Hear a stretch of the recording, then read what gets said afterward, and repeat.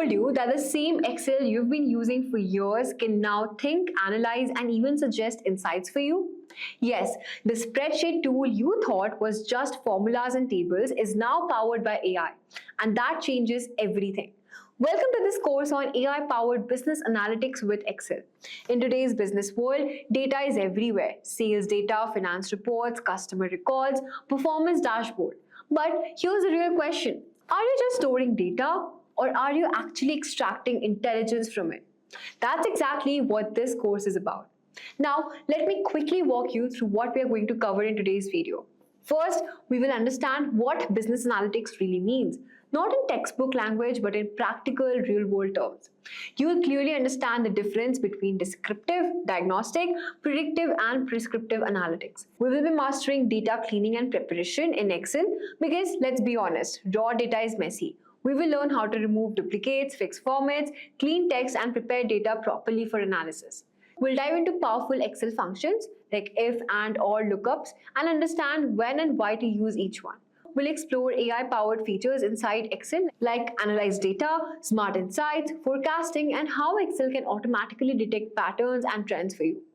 We'll also build real business dashboards like sales analysis, profit tracking, month-on-month comparisons, budget versus actual analysis, the kind of reports that managers and leadership actually uses to make decisions.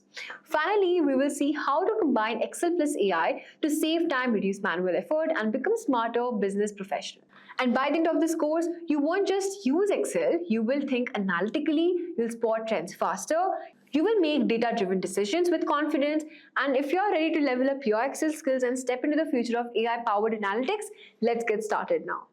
Also, if you're interested in boosting your career in business analysis, do not forget to check out our AI-powered business analyst course. This course is perfect for professionals who are looking to enhance their skills with the latest tools like Power BI, Excel, SQL, all while gaining hands-on experience with real-world projects. You will also learn how to leverage generative AI for smarter, faster decision making. Our program is IIBA Babcock B3 aligned, and it will help you prepare for certifications like CBAP, CCBA. You'll be engaging with 10 plus industry projects, 40 plus practical activities, and benefit from live online sessions led by experts. And with Simplilearn Job Assist program, you get the support you need to land your next big role. So what are you waiting for? Hurry up and enroll now. You can find the course link below. Before we move ahead, let's start with a quick quiz to see where you can stand. The question is, which of the following best describes AI-powered business analytics in Excel? Your options are only creating charts and tables, automatically cleaning data without any effort, using Excel with AI features to generate insights and support decision making, just applying basic formulas like sum and average. Take a moment, think about it, and drop your answers in the comment section below, and let's see how many of you got the correct answer. So without any further ado, let's get started. So welcome you all to this course on AI-powered business analytics with Excel. Now, what is analytics? Let us just get started with this. So analytics is analyzing the data. So guys, there is a small situation, okay, scenario. Just imagine you have noted down all your daily habits in a journal. See, do you have the, by the way, do you have the habit of journaling your daily activities? So if you have had the habit of journaling your activities daily in a diary or in some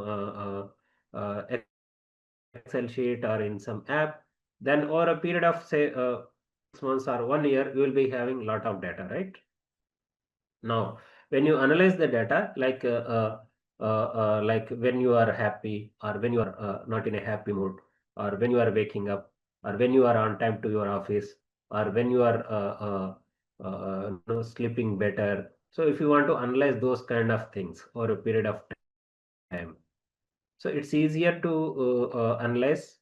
Having captured the data, you can just use some techniques in the Excel, and you can analyze the data. Okay, so that you can find out the insights, the underlying insights, like when you are happy or when you are sleeping. When you are sleeping, like when you feel that when you are waking up in the morning, when you felt fresh, like you have had enough sleep. Okay, so those kind of things you can monitor, like based on your number of hours of sleep or the time at which you are starting the sleep. Okay, So those kind of insights you can generate.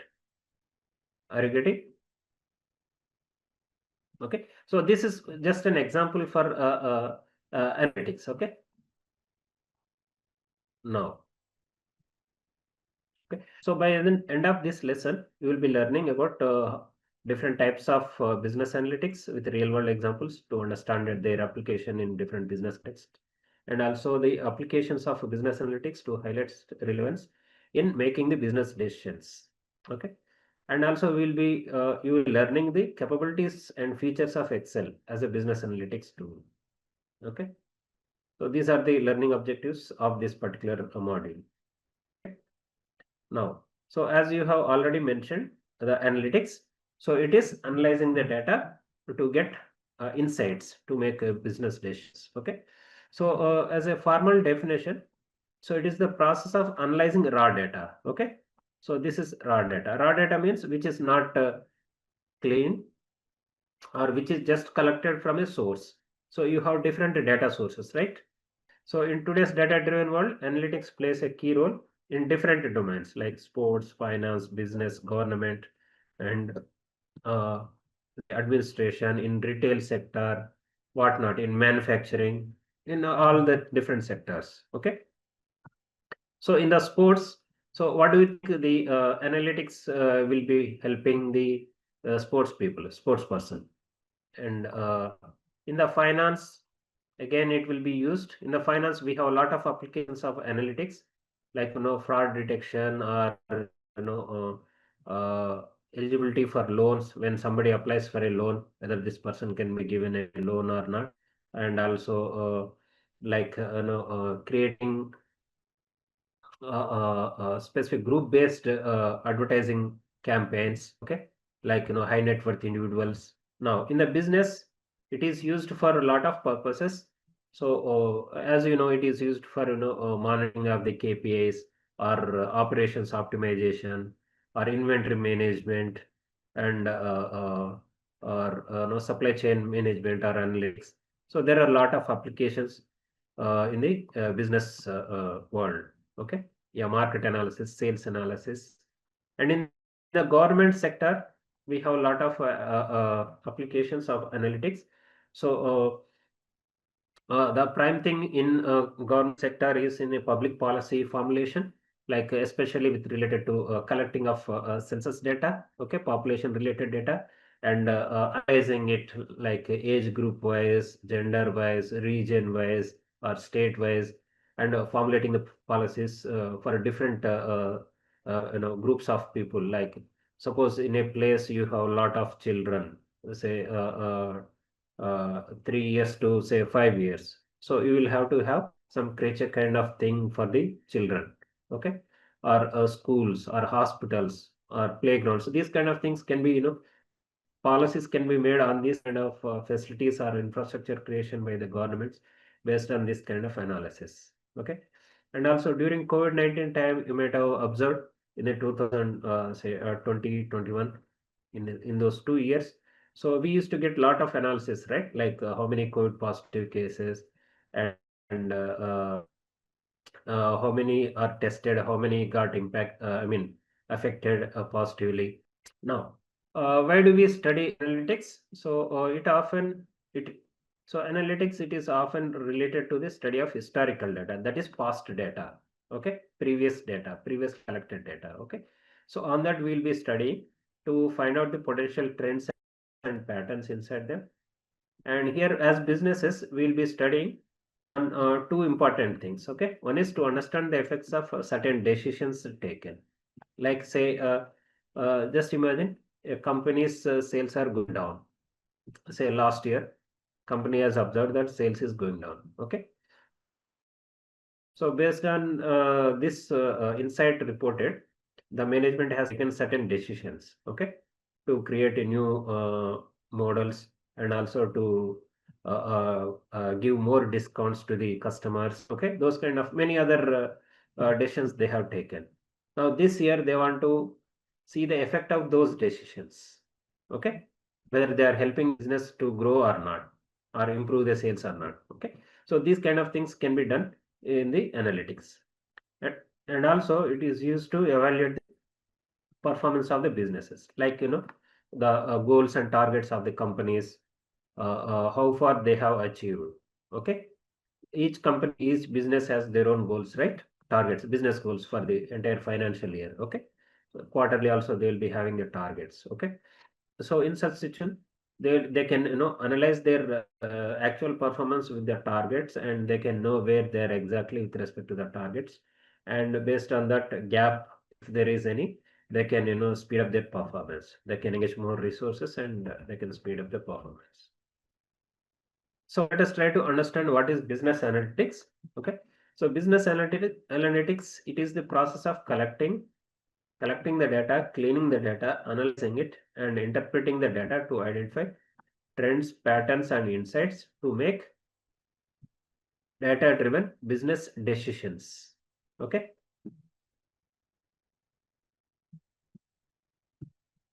to make business decisions, guys. So this business analytics is useful to make business decisions. So that is very important. Okay, data driven business decision. So you will be collecting the data related to the problem that is at hand, and cleaning the data and analyzing it and interpreting the trends. Okay, interpreting trends, patterns, and insight. So this will help the businesses to take the decisions. Okay, so like say a company sales is going down. Okay, now this task has been assigned to you to provide, to analyze the data, sales data, why the company sales are going down, and to provide recommendations. Okay, so you have analyzed the data, you have found out that some products are not doing well in certain regions. Okay, and because of a competitor effects and also market situation, so you have come up with some recommendations. Okay, saying that you will have to increase the features or reduce the pricing, or you will have to deliver it faster than the competitors. Okay, those kind of recommendations you have provided. So these decisions, I mean, once you have provided the recommendations based on your analysis, so the business, the person who is in charge, like it could be president or CEO or the general manager, whoever it is, so they will take the decision to implement those recommendations. Okay, so these kind of decisions are called data-driven decisions. Is it clear, everyone? So business analytics is more related to the decision making. Based on your analysis, you are going to take decisions. Those decisions are going to be implemented in the business for the benefit of the business. Okay. Now let's get into the another business analytics scenario. Okay. So just imagine a store manager of a clothing retail chain is facing challenges with inconsistent sales performance across different locations. So imagine that the person has this clothing retail chain has their stores in different cities. Okay, say one in New York, one in London, one in Delhi, another in Mumbai. Okay, like this. So here the problem is some stores frequently overstock certain items while others quickly run out of best sellers. Okay, so to solve this problem, company launches a business analytics initiative to study the sales data, inventory movement, and seasonal trends and regional buying behavior. Okay, so data such as store ID, product category, sales volume, inventory turnover, and local events are collected and analyzed to generate meaningful insights. So in this situation, in this particular example, so you will have to analyze like what are the stores where you are seeing overstock. That is, stock is not at all moving, and for what products, what items it is not moving, and for how long it is not moving. Okay, so that is about the overstock. And for the other stores where it is running out of the stock for the bestseller products, so you will have to find out where, in which stores it is running out of the stocks, how frequently it is running out of the stocks. Are there any events around which it is running out of the stock, like New Year or Christmas or Diwali? So around this festival seasons or any such seasons, are they running out of the stock? Okay, so those things you will have to analyze and find out. And inventory, are you maintaining sufficient inventory or not? Okay, And is there any seasonal trend or not around these festival seasons? Is the stock out is happening more frequently? So these kind of things have to be discovered using business analytics. Okay, and then we'll have to balance the based on the insights that we found out. Okay, so the steps include: first we need to detect the issues, that is wherever this overstock or running out of stock is happening. And then we have to analyze the demand trends. Okay, we have to track regional buying trends like on festival seasons or seasonal, any other seasonal events, so where demand is more. And then we have to optimize the stock distribution. So we have to balance the things based on insights. Now guys, so let us try to understand different types of business analytics. So here we have these four different types of distinct types of business analytics are there. Okay, so the first one is descriptive analytics, and the second one is diagnostic analytics, third one is predictive analytics, fourth one is prescriptive analytics. Okay, so what is descriptive analytics?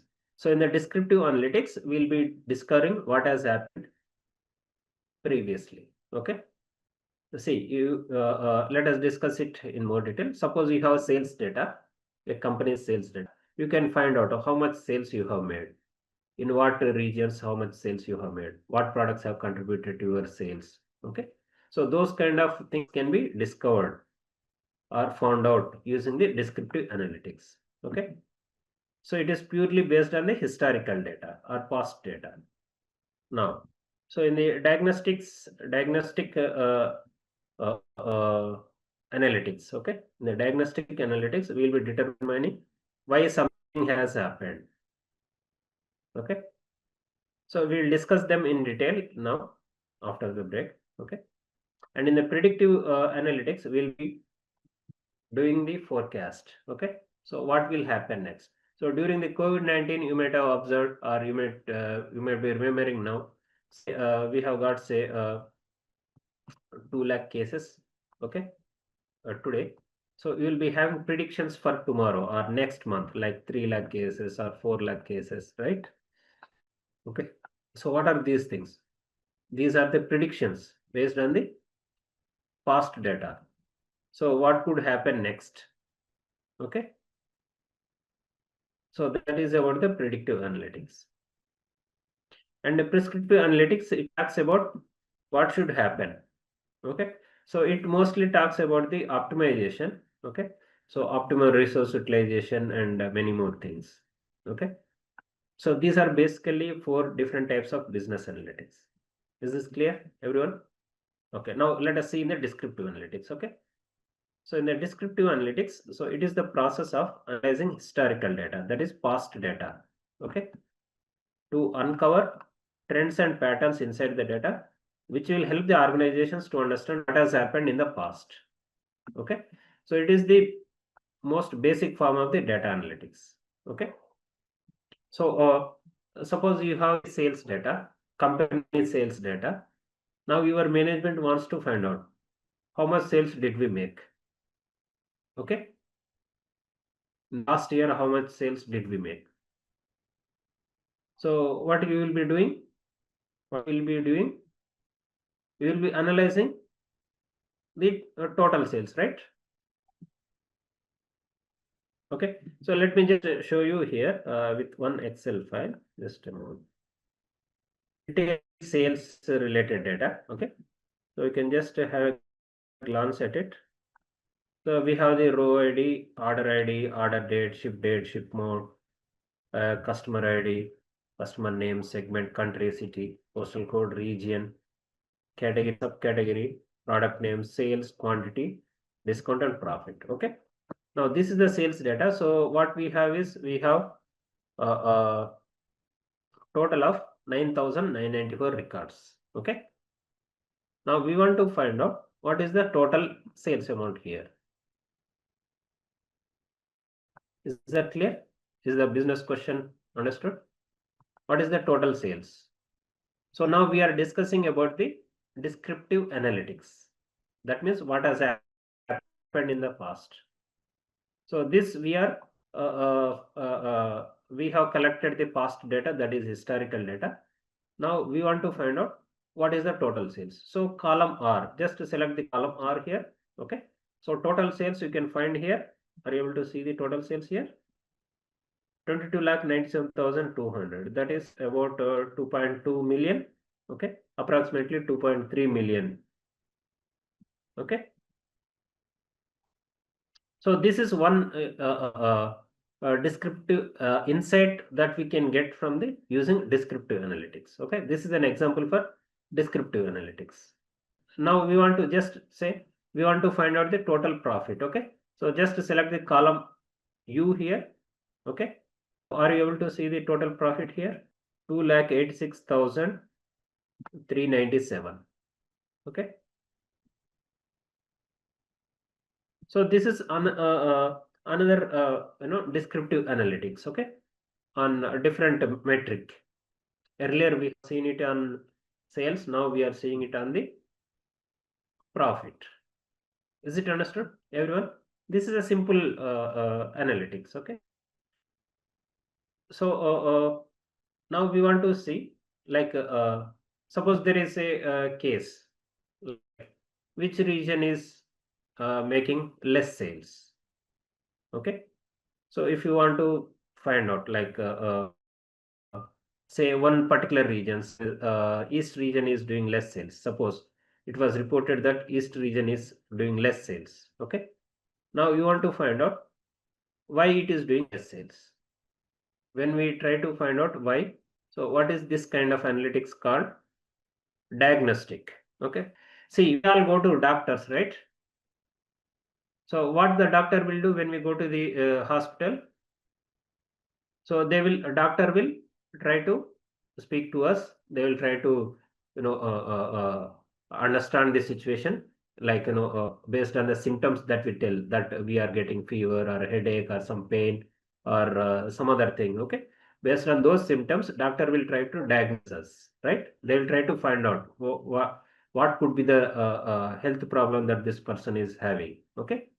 And if it is not confirmed through the tests that the doctor is doing using his equipment, he will send it to advanced testing. Okay, like MRI scan or CT scan or many other things. Okay, blood test, many other things. Okay, so using those test results, doctor will diagnose us, right? They will try to find out what has happened really. Okay, why the person is getting these symptoms. Are you all getting? Why the person is getting say fever continuously, say for 10 days or 15 days. Okay, though many kind of things. Okay, so here doctor is diagnosing the patient. Okay, similarly here also, when we diagnose the data, it is called diagnostic analytics, like where exactly it is happening, why, because of what reason it is happening. Okay, are you all getting? So here profit is this much. Okay. Now if you want to see in which region is profit more and or less, why it is less. Okay. Say we'll select this one. Okay. And let us just create a pivot table, random pivot table. Okay. We'll be doing this later on as well. Okay. So here we'll just select the region and say profit. Okay. Now, are you able to see here which region is having the less profit? East region is having the lowest profit, right? 19,522. Okay. So if you want to drill down more, why it is less in the eastern region? So basically, this diagnostic tool is diagnostic analytics is nothing but, so you will be using drill downs. You will be using a lot of other analytical tools to find where exactly the problem is. Okay. So you can use, say, some kind of, say, category. So you can use category here to find out which region is having less profit. You can see here in the eastern region, furniture is having the lowest profit, only 3,000. You can see here. Okay. So that means furniture is contributing to the lowest profit in the eastern region. So this is one of the contributing factors. Are you all getting? Okay. So these kind of insights we can get using the diagnostic analytics. Okay, let me just show you. Just a moment. Let us just remove the category. Okay. So central region is having the lowest profit, that is 39,706. Okay. So here that is central region. Okay. Sorry, category. So when we bring the category, you can clearly observe here. Okay. Central region furniture. Okay. Furniture category is in the negative. That is, it is causing the loss. Okay. So this is one of the contributing factor for the central region profit to be low. Okay. Now inside the profit, inside the furniture, now you can find out what exactly is this subcategory. Okay. You can just find out more details. Okay. So inside you can see here.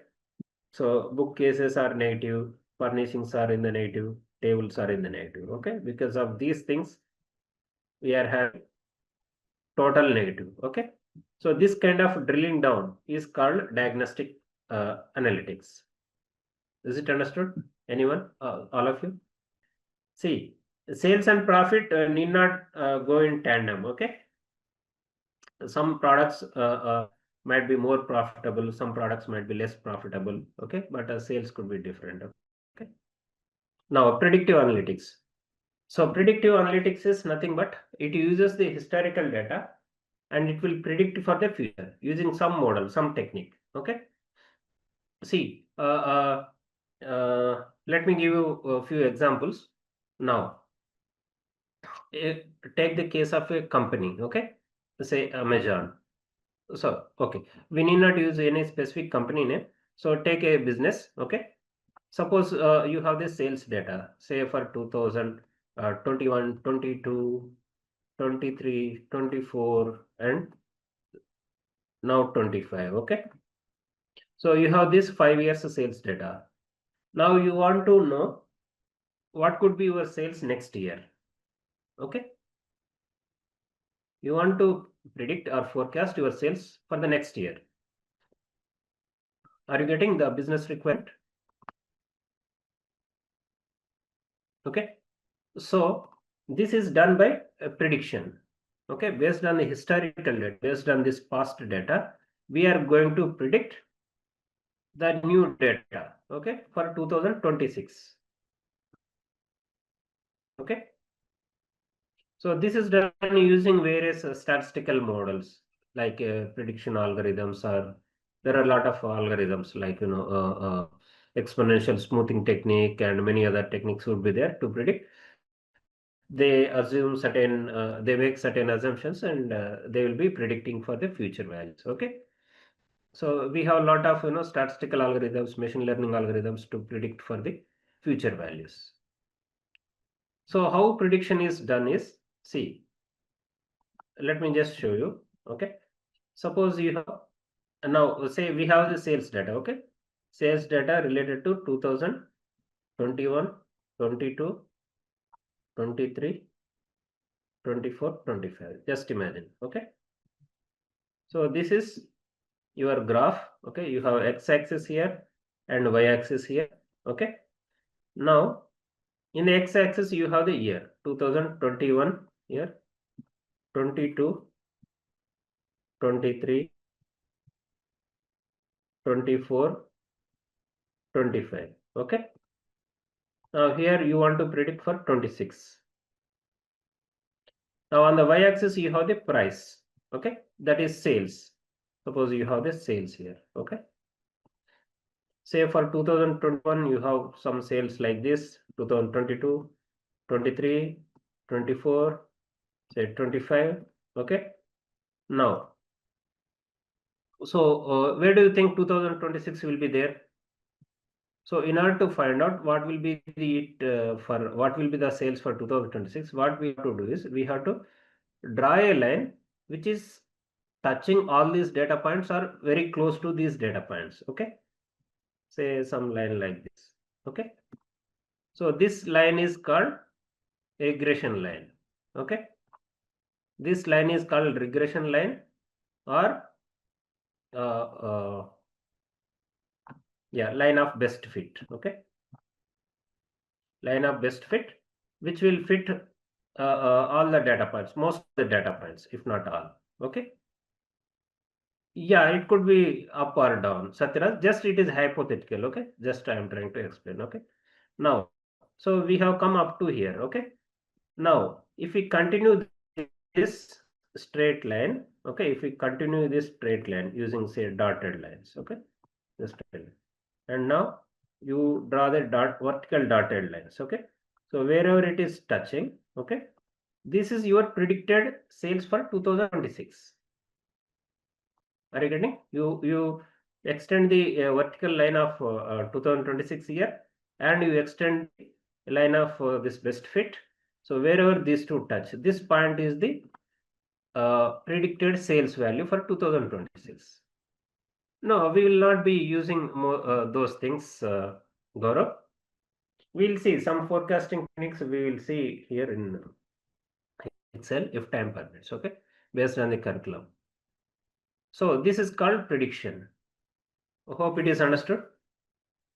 See, we have a lot of applications of prediction, guys. Okay. See, you might have used this weather forecast. I think all of us have used weather forecast, right?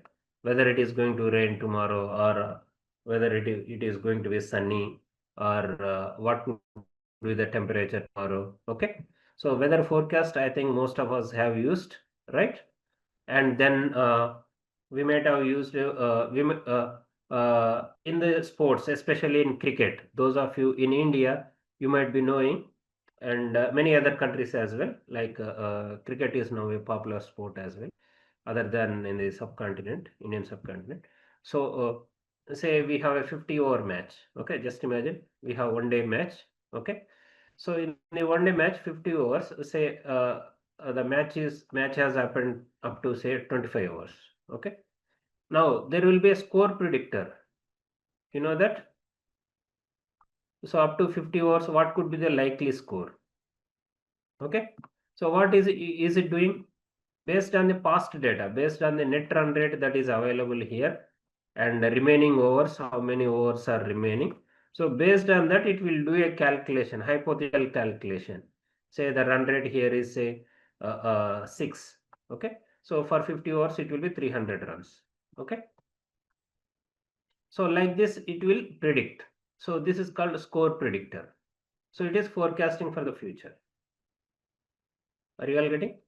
Similarly, we have these forecast applications in many applications, like COVID-19. You might have extensively seen that, seen those things like a prediction of positive cases, deaths, and also many other things.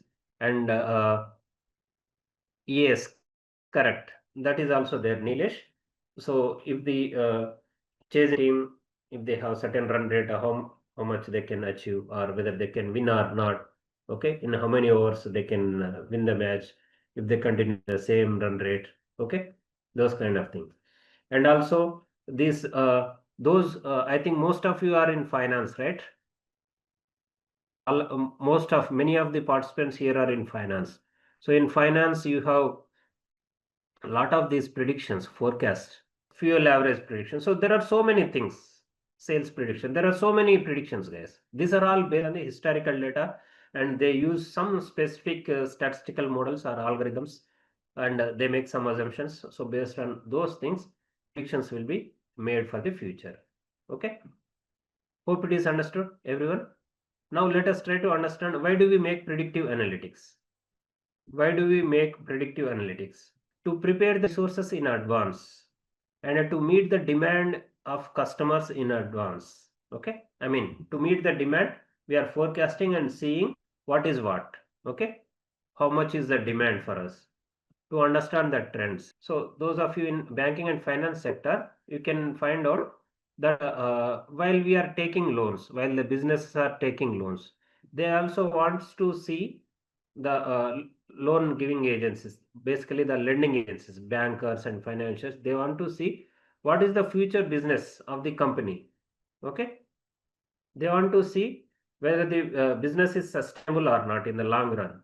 Okay, they want to see the predictions for the future, next 2 years, 5 years, something like that. Okay, so based on that, they will gain some confidence and they can grant the loans or any such thing. Okay, so there are so many yeah, credit ratings also, risk related things also, future loan forecasting also, how much loans might be required for different segments. Okay, those kind of things.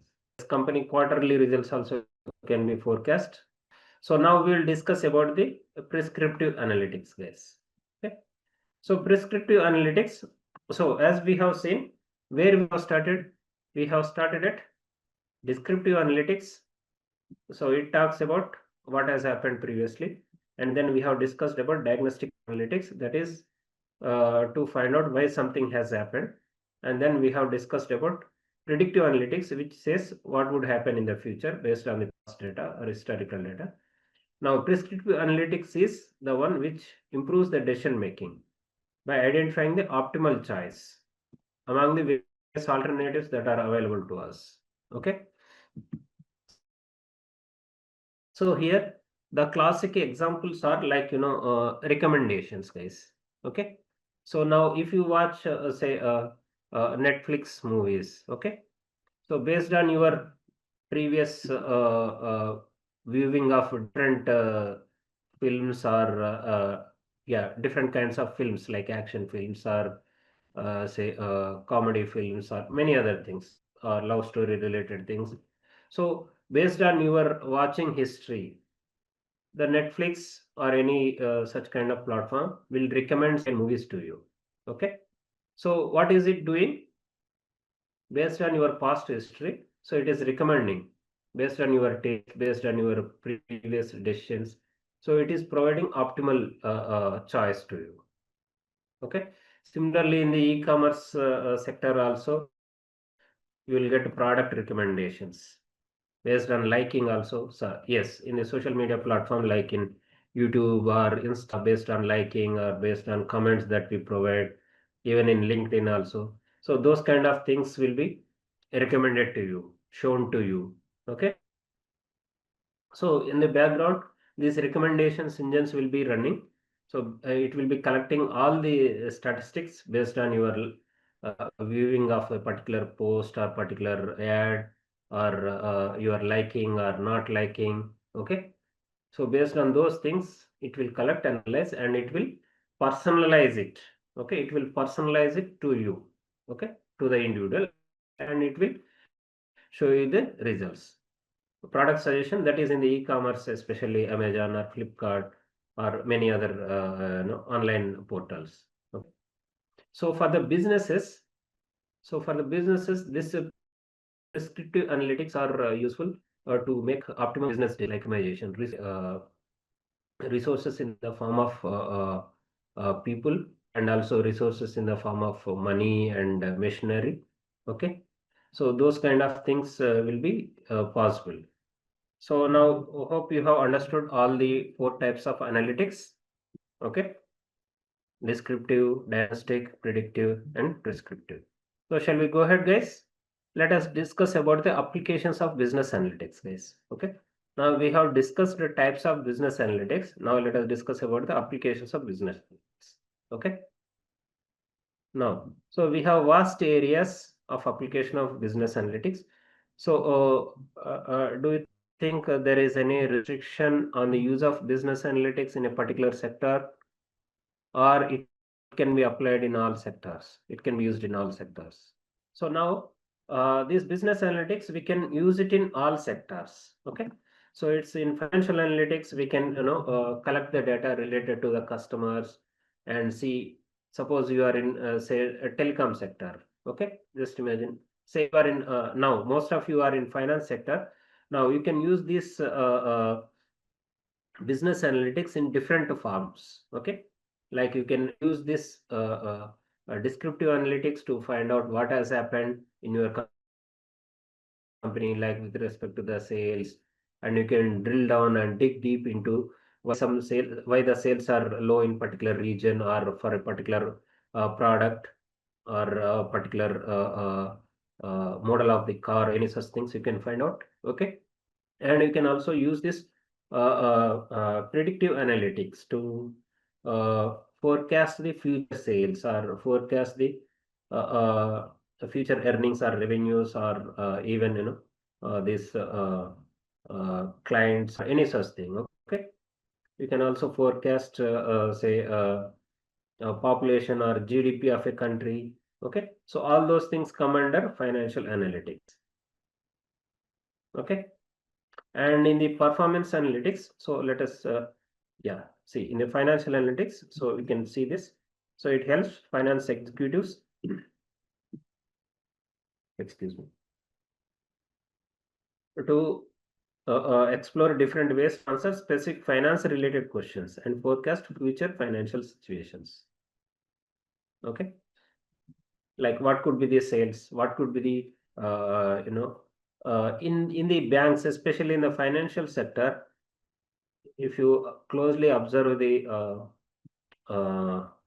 balance sheets, balance sheets are the annual statements, okay, annual financial statements of the companies.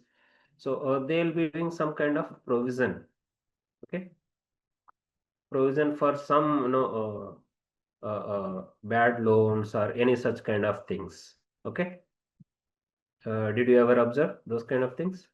So these provisions, how do they come? How do they arrive at these provisions? They will be doing the forecast based on the previous data that is available. They will be forecasting for the next year. Okay, then they will be providing that much amount, say 10 crores. Okay, 10 crore rupees as write off or something like you know like loans which cannot be recovered. Okay, those kind of things, right? And also you can use this kind of financial analytics to maximize the investment value. So this investment value, especially with the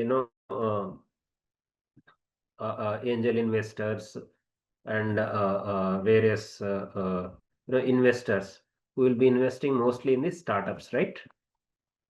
Okay, so nowadays this trend is very high in Indian market as well. Okay, so these investors, they will be looking at the startups, and then they will be based on their confidence and based on their financial soundness, they will be investing in the particular startup to maximize their investment value. Okay, so if they invest in some particular company, how much growth they will show us, how much growth they will get in say 2 years, 3 years, or 5 years. So they will try to maximize their investment value. Are you getting? So investors will look for such kind of opportunities. Suppose you have say two companies, okay, two startups, say startup one and startup two. See, one is in retail sector and say one is in IT sector. Okay. Now there is an investor. Okay. Now investor, he will try to find out if he invests say 100, say $10 million, say in this one and this one. So how much maximum value, investment value, ROI he will get, he or she will get. Okay, in the retail sector and in the IT sector. AI is trending, right? So as an investor, if you invest in AI technologies, okay, so you will be able to get maximum investment value. Okay, so investors will always be looking at this aspect, how to maximize their investment value. Okay, now we can also use financial analytics, we can use it to gain multiple views. Like if you have the sales data, you can view it region wise sales or category wise sales or segment wise sales or a combination of these things. Okay, so that you can take better decisions. So if you remember earlier what we have done drill down, so diagnostic analysis, so where we have seen that a central region and a furniture category is doing the lowest sales profit. Okay, so those kind of multiple views can be seen there. Okay, so this is with respect to the financial analytics, guys. Hope it is clear. Now, coming to the performance analytics. So performance analytics, it is used in the businesses for different things. Okay. So for planning the strategies, suppose you have, say, sales. Okay. A company products are being sold. Okay. Now, so here in the performance analytics, so for planning of the strategies, like where to invest, like here, suppose if you have say a car manufacturing company. Okay. Now you want to say what is trending in the cars nowadays.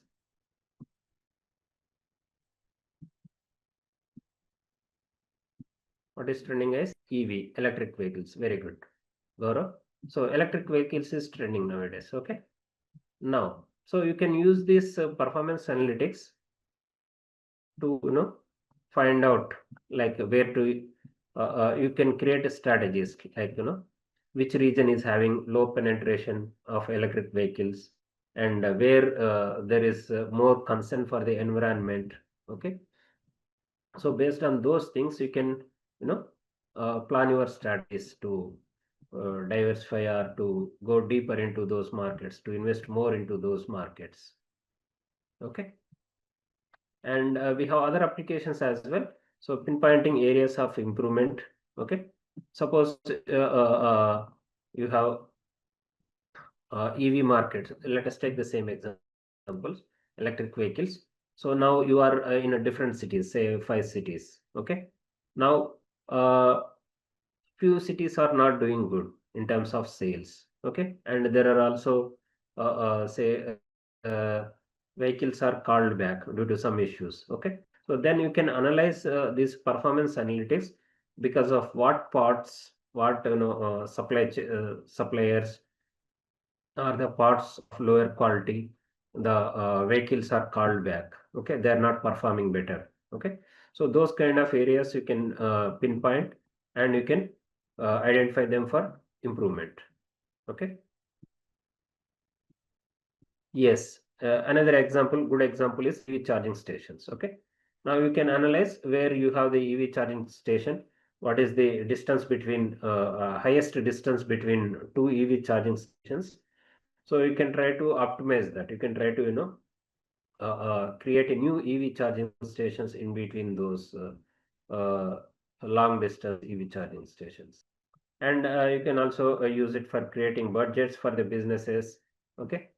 Like if the suppose if you are doing in a project, suppose you are a IT project manager. Just imagine you are IT project manager.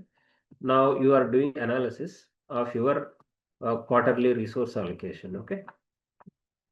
So when you are doing quarterly resource allocation, I mean analysis, quarterly resource analysis, you found that you are not able to do the work towards the third or fourth quarter. Okay. So there is a lot of work pending in the third or fourth quarter. So what can you do about it? Hope it is understood. So like this, you have managing daily operations in the shop floor or any such things, and here meeting service level agreements. So this is especially useful for service companies. Okay. So when they are providing some software or some services, say you have tickets. Okay. So when you want to monitor these tickets, okay, so tickets means these are the issues, that basically these are the issues that the customers are reporting. Okay. So each issue is given a ticket. Okay. So these tickets have to be addressed by the companies. Okay. So they will be having some service level agreements. Okay. Like within 1 day, these many tickets of critical nature have to be addressed, or moderate nature have to be addressed in 2 days, or less moderate, I mean low priority items can be cleared or addressed in 3 days, like this. Okay. If you have these kind of service level agreements, so you will have to see how far you are able to meet those service level agreements. Okay. So to do that kind of monitoring also, we can use performance analytics. So and also see, in software companies you will be having these target deliverables, right? Based on some time and project milestones, there will be deliverables. Okay, so to monitor those kind of deliverables, whether they are being done on time or not, also you can use this performance analytics. Now, customer analytics, it is a huge area, especially. So where do you think this can be used, customer analytics? So customer analytics can be used telecom sectors, retail sector, aviation sector, and social media platforms, right? Retention of the old customers. So churn rate, okay, the way who are going away from the existing service provider to new service provider. So it happens in the telecom sector and internet and broadcasting sectors, and TV channels, those many things, many other things. Even banking also it happens. Okay, so in these sectors, so this kind of analytics, customer analytics will be done by different parameters, guys. Different parameters, say by age, okay, by gender, by region, by education, okay, and by income levels, okay. So by these many parameters and many more, these are only a few things I can just quote you. So there will be many more dimensions by which this customer segmentation will done. Okay, and then customer retention, new customer acquisitions, loyalty programs to the customers, additional services, bundling of the services, like in the telecom sector, like you can add more value added services like more data or more voice or SMS related things, or additional free OTT platforms. Those kind of things can be given to you. Enough things for analyzing the customer data and providing campaigns for, say, reduced interest rates for your credit cards or loans, or giving higher margin for the loans. Those kind of things can be done. Okay. So here, critical decision making, this is for customer retention and also loyalty programs. You can use the customer analytics and market segmentation, predictive analytics. So in the predictive analytics, you can use like which customer is likely to churn, and you can apply these analytics to uh, retain the customer, to provide loyalty programs to that. Okay. Yeah, product mix preference. Yeah, customer lifetime value also can be calculated. So enhancing prediction of customer behavior.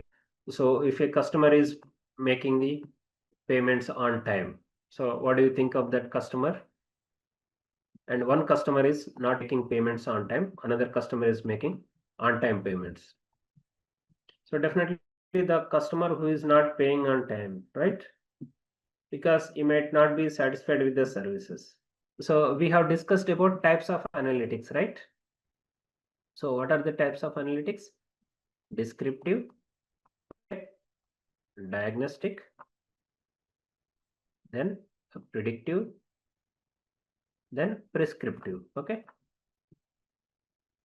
So we have discussed about these four types of analytics. Now, all these four can be applied on all the four areas, like finance, excuse me, then customer analytics, then performance analytics, and then risk analytics. Okay. So it is 4 by 4. So it is 16 possibilities are there. Avinash, are you able to get it? So in the finance sector, you can use, as we have also discussed, right, in detail, Avinash, if you remember. So we can use descriptive analytics, like what has happened, okay, and why something has happened, and what could happen in the future, okay, what is the optimum one, okay. So these can be used in all these four types of analytics can be used in all these four areas of applications, okay. And these four areas of application, these are only few things that are said here, okay. It's not restricted to only these four types of analytics.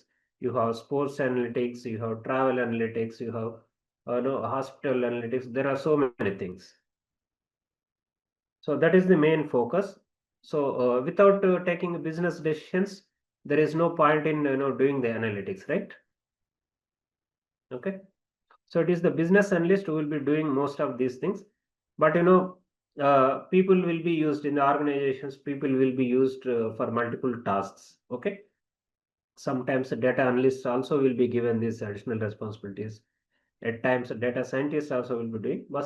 But in my opinion, most of the time, business analysts will be doing this kind of analytics. Risk analytics. So in the risk analytics, so this is mainly used in projects like if a project could run into risks like missing the deadlines or any you know uh, like supply chain related issues like supplies not coming in time, okay, or resources not available, okay, those kind of risk analytics can be done here. So this forecasting can be used to predict the uncertainties, okay, some kind of uncertainties, so that project can be evaluated whether it might be successful or not, okay. And here, managing and mitigating the risks across business operations is another important aspect. So once you know the risks, then we have to come up with the mitigation plans, like how to uh, reduce its impact. Okay. Suppose you have a situation where supplies are likely to be affected. Okay. So what will you do? Suppose you have only one supplier supplying a critical component. Okay, and supplier is in a situation where he cannot supply the material due to some external factors like war or earthquake or cyclone or any such situation, natural calamities or man-made calamities, okay, it could be due to any such thing. So what will you do to meet your project deadlines? So here, this risk analytics is especially important from in the finance sector and also banking sector, and then in the project management. Okay, so what can go wrong? So like in terms of delivery, in terms of cost, or in terms of timeliness. Okay, those kind of things you need to look for and have plans to mitigate the effects or impacts. Now, so let us just have a look at the Excel file and various menus and ribbons available in the Excel. Okay. So as you all know, Excel is a very powerful spreadsheet software which is developed by Microsoft company in 1985. Okay. To be precise, September 1985. And it is used in almost all industries, guys. It's not restricted to any particular industry. So it can be used across the different sectors like manufacturing, power, oil and gas, aviation, IT, retail, whatnot, hospitality, medical, all the sectors can be used. All the sectors can use or they are using Excel. Okay. So it is used for data analysis, management, and visualization. Okay. So here, let's try to understand its key features. Okay. It is extensively used for business analysis. Okay. So data in Excel is used, if data is available in Excel file, it can be analyzed for, finding out the descriptive analytics or diagnostic analytics like KPIs tracking or visualizations. Okay. For so many different purposes, data can be analyzed. Okay. So, and the next thing is data storage. Okay. So Excel file as such is used for storing the data. So it can store up to 2 GB data maximum, and it can have 1 million records, 16,348 columns. Okay. So it acts as a data storage system as well. And it can be used for reporting purpose. So this reporting purpose in the form of, say, charts, graphs, and dashboards, summaries, and pivot tables. Okay, so many such things can be used as part of reporting. And educational purposes, so for training purposes, for students to become data analysts or business analyst, this Excel can be used heavily. Okay. Is this understood, everyone? So other capabilities include, like, it has got extensive analytical and statistical analysis. Like we can do ANOVA analysis or chi-square test, and also we can do hypothesis testing in the Excel. Okay, and it offers intuitive analytical features to model and analyze the company's data. Like you can create a lot of visualizations, charts. Okay, and it's a tool of choice to start the journey of data analytics. So as we have discussed, you can just use the basic features of pivot tables or visualizations or summaries or group by. There are so many other things which you can use to start the data analytics journey. And it comes with in-memory technology, which is compatible with millions of bytes of data. So here, especially this in-memory technology is nothing but, here we can use Power Pivot. Okay, so Power Pivot is used for basically data transformation techniques. Okay, and it has added advantage of flat learning curve. That is, it is easier to learn. So it's not a complex software to learn. Okay, it's easy to learn. Okay, and it performs necessary analysis without dependent on specialized solutions. That is, as it is easier to learn, and most of the times, like drag and drop or using some formulas, so you can easily do the analysis. Okay, and also other advantages of Excel as a business analytical tools is, like, it makes exploring data and deriving results easily. So you can explore the data. That is, you can use like pivot tables or visualizations to see what is there inside the data. You can also clean the data, you can transform the data, you can prepare the data to do the analysis. Okay, and we have also have AI capabilities, like you can integrate AI tools like ChatGPT or many other tools. Okay, Copilot can integrate into Excel, and you can uh, derive the insights very quickly. Okay, you can do the data analysis very quickly. Okay, so you can use powerful data analytics with a few clicks. Like we have, you know, these data tables. Under what if analysis, you have a lot of analytical tools, like a scenario manager, data tables. Okay, and it serves as widely accessible BI tool, business intelligence tool, for diverse organizational needs. So you can create a lot of visualizations, dashboards, or reports using the Excel. Okay, so it empowers robust data analytics through advanced functions and formulas. So we have a lot of formulas and functions inside uh, Excel. Okay, like we have finance related functions, engineering related functions, mathematical functions, and we have logical functions, text functions, data related functions. So a lot of functions are there. So based on our type of data that we handle, so we can do the analysis accordingly. Okay. So as we have discussed, we can integrate Excel with the ChatGPT and a spreadsheet. So ChatGPT is for a text related, like it is like a Q&A type of thing. Okay, question and answering. So it is basically on the foundation of NLP. Okay, natural language processing. So you ask a question, and it will try to retrieve the answer from the existing data. And this spreadsheet AI is for machine learning purposes. Okay, like predictions and many other things. Okay, so these are the capabilities that we have in Excel. Okay, now let us discuss about data cleaning. Okay, and process preparation. So guys, why do we need to do data cleaning and preparation? See, we have to start with why. Okay, anything we have to start with why. Why do we need to clean the data and prepare it? Now, just to think of this business scenario. Okay, like you are analyzing large regional sales report for an upcoming executive meeting. So as you explore the data, you notice customer names spelled differently. Okay, dates entered in different formats, and some sales figures are missing, and few entries are repeated multiple times. Okay.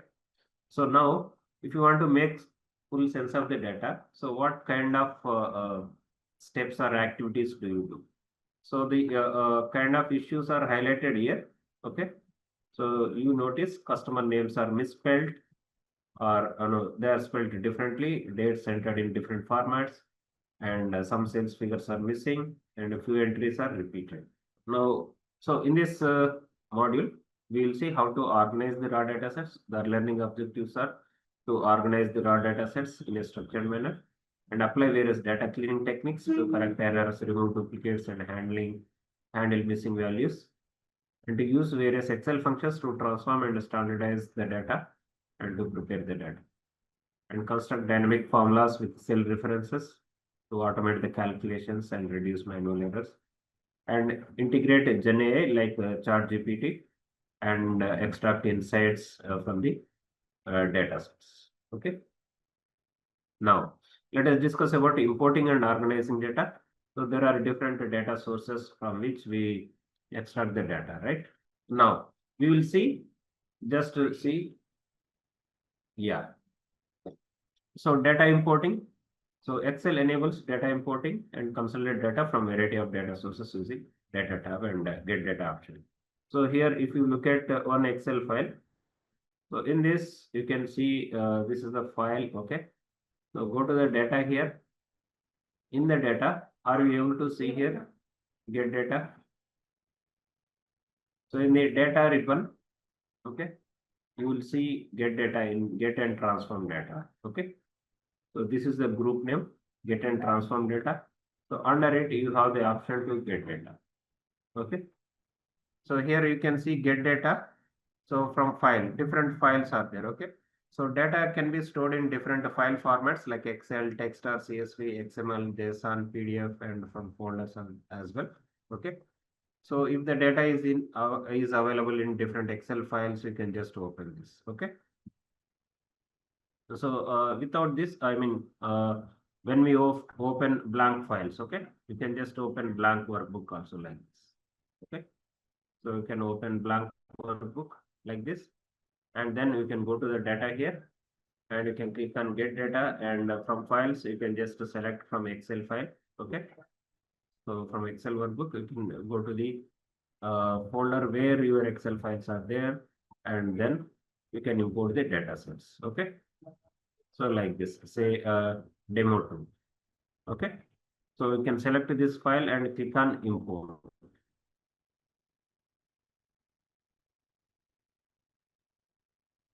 Okay. So we'll see the data in a while. Okay. So are you able to see this? So you can just select this sheet 1. So this is very similar to what we see in Power BI. Okay. In Power BI also, we will be connecting to different data sources in similar manner. So it is very similar. See, if you have opened the data from an Excel file, that's okay. And if you want to extract from some other Excel file, that is the, in such scenarios, we can extract the data. We can import the data using this get data. Are you all getting? Okay. So here, let us just click on get data, and from file from Excel workbook, say, let us take demo 1 and import. Okay. So just select the file and click on import. So here, what we will do is we can just preview these things. So this is the data. So this screen, this navigator is pretty much similar to what we see in Power BI also. Okay. So you can select this particular thing and you can load it. Okay. So processing queries. So here in the Power Query editor. Okay. So it is taken as a query. Each data set is taken as query. Are you able to see here? So this automatically converts the data into Excel table. So this is called Excel table. Okay. Okay. Now let us see how to import the data from a text file. Okay. So go to the data again, and here from file, you can select text or CSV. Okay.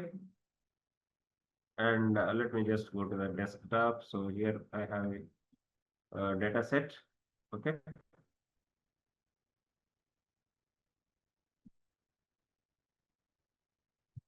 Okay. So I am having this data set, small data set. Okay. So I am loading this as well. Okay. So are you able to see? So whenever we extract data from different data sources, so a new sheet is created for those things. Okay. And now we can try to extract from, say, another file, JSON file. Okay. So let me just show you how JSON file looks like. Okay. So some of you may be entirely new to JSON file. Yes. So guys, this is the JSON file. So here JSON file, it is called, key value pair. Okay.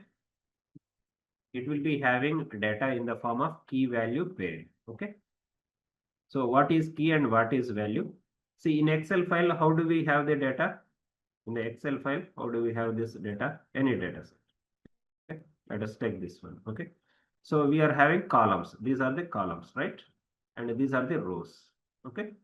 So we'll be having the data in the form of columns and rows. So this is called structured data format. Okay. JSON file is called semi-structured. Okay.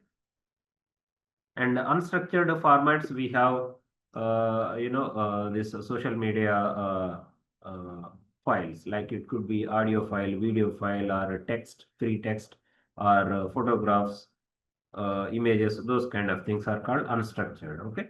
So basically we have these three types of data sources, uh, three categories. Okay. So it is called key value pair, guys. Okay. So this key serves like a column name. Okay. So here, are you able to see age, job, marital status, education, default? These are all called keys. Okay. They are nothing but column names. And these values are nothing but these data points: 58, management, married, territory, tertiary. No, these values are called, these are called values. Okay. So now what is a record in JSON file? So this record is stored in the inside this curly braces. Okay. So from this curly brace to this curly brace, this is one record or one row. Is it understood, everyone? So this is a JSON file. So it is called key value pair. And in the Python language, if you are aware, it is called a dictionary. Okay. So this kind of data arrangement is called a dictionary in Python language. Okay. Okay. So let us just be aware of these things. And now you can see how does the next record look like. Okay. So next record after a comma, next record again starts with the curly braces and ends with the curly braces. Okay. Now let us try to import this data set into Excel here. Okay. So guys, here I'm just clicking on get data. So go to from file and select from JSON. Okay. And just yeah. So I'm selecting the JSON file and importing it. Okay. So it directly opens in the Power Query editor. So once it opens in the Power Query editor, so you can just click on this. Okay. So each record, you can see the records. Are you able to see the records? Okay.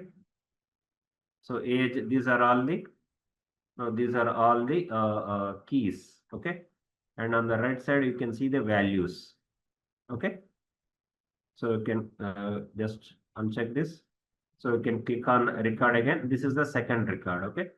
So this applied steps is the place where it will store all the data transformation steps.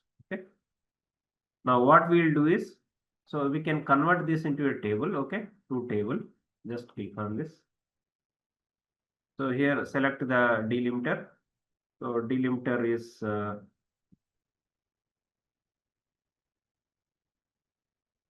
yeah, comma. Okay. and let us click OK here. Just a minute. Okay. So what we'll do is let us just go to home here and let us close and load. Okay. On the on the top left side you have the close and load. So just close and load, and here, yeah, close and load. Let us just use close and load.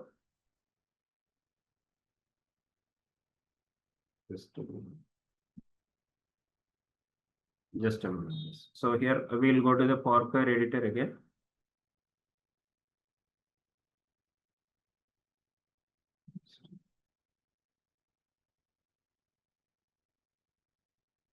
Yeah.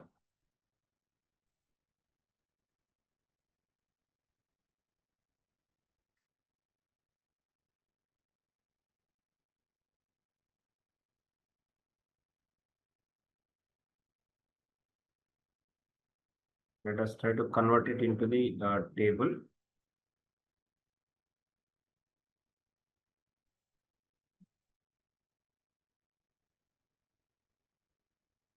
Okay. Yeah. Now are you able to see here? It is in the form of table. Okay. Now what we can do is we can just close it and load it. If you want, you can also change the names, column names. So it is taking some time to load the data. Okay, are you able to see the data in the form of columns and rows? You can also get the data from other things like PDFs or XML files and data source databases. Okay, if we have any database. Okay. So from SQL Server, if you have SQL Server installed in your laptops or computers, you can just connect to those things and you can extract the data. Okay. So here you will have to provide the SQL Server name, and you have the advanced options like you can write the queries as well. Okay. So this is pretty similar interface that we have in Power BI. Okay. So do you want me to show this SQL Server database? It might take a little while to connect to the database. Okay, just a moment, guys. Let me just show you this, and we'll get into the next topics on this. Okay. So I have Microsoft SQL installed in my computer. Now, guys, we will see how to connect to the SQL server. Okay. So I have just opened my SQL server. Let me just connect to this.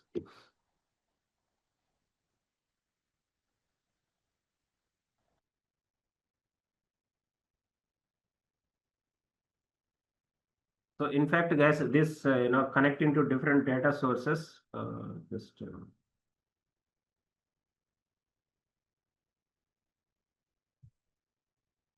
Just a moment.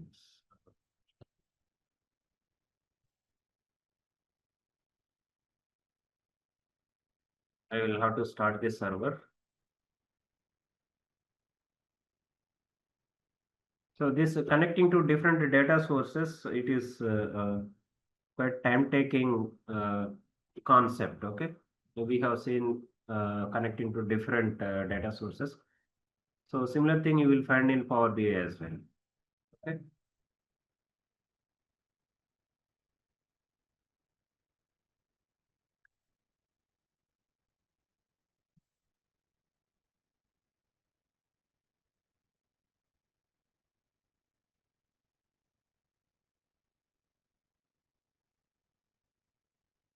So the server is getting started here.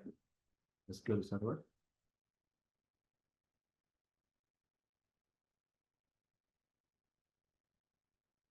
Okay, it's running.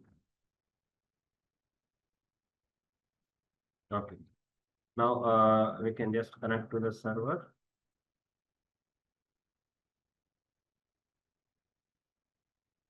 Okay, guys. So this is my SQL server, Microsoft SQL server. So in this, I have few databases. So you can see these are the three databases that I have: data science, portfolio project, tutorial DB. So let me open one database, tutorial DB. So within this, you can see there are different tables. Okay.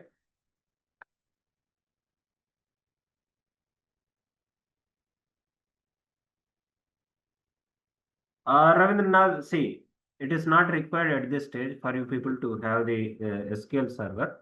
So if you want to get into advanced analytics or based on your interest, you can install the SQL server.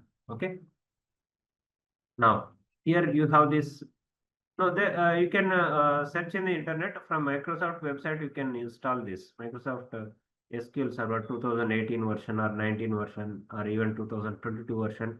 There are free versions available, so you can install those things. Okay, you can just search in the Google.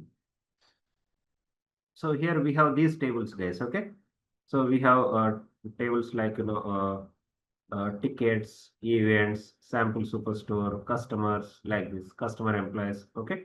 So let us just click on this event, right click, and let us select the top 1,000 rows. Okay. So you will see a query is written for us and data is extracted from the SQL server, SQL table. Okay.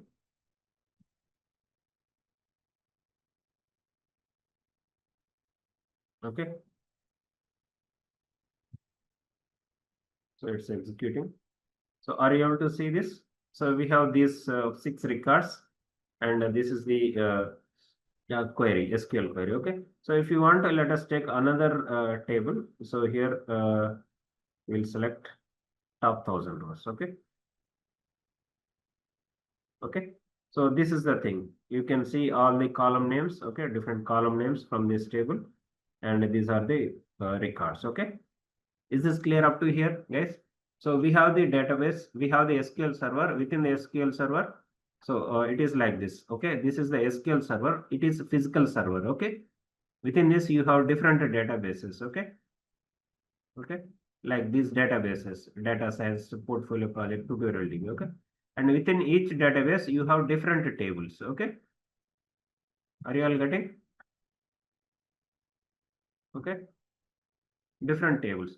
So within each table you have data like this in the form of columns and rows. Is that clear, all of you? Now we are going to access this data. We are going to access this data from the SQL, so from the Excel. Okay. Now, so let us go to the Excel here. Okay. Let us try to connect to database. Okay, from SQL Server database. Okay. Now here we will have to specify the SQL Server name here. Okay. So my SQL Server name is this. Opening backslash SQL Express. So providing this database is optional, and let us just click OK. Okay.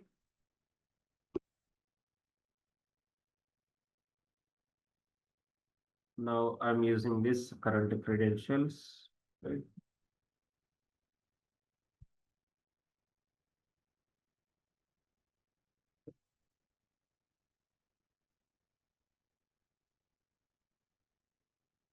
Just a moment, guys. Are you able to see this, guys? So this is the server. So it is successfully connected from Excel file to SQL server. Successful connection has been established. Okay. Now you can see the databases, 3 databases. Is this clear up to here, all of you?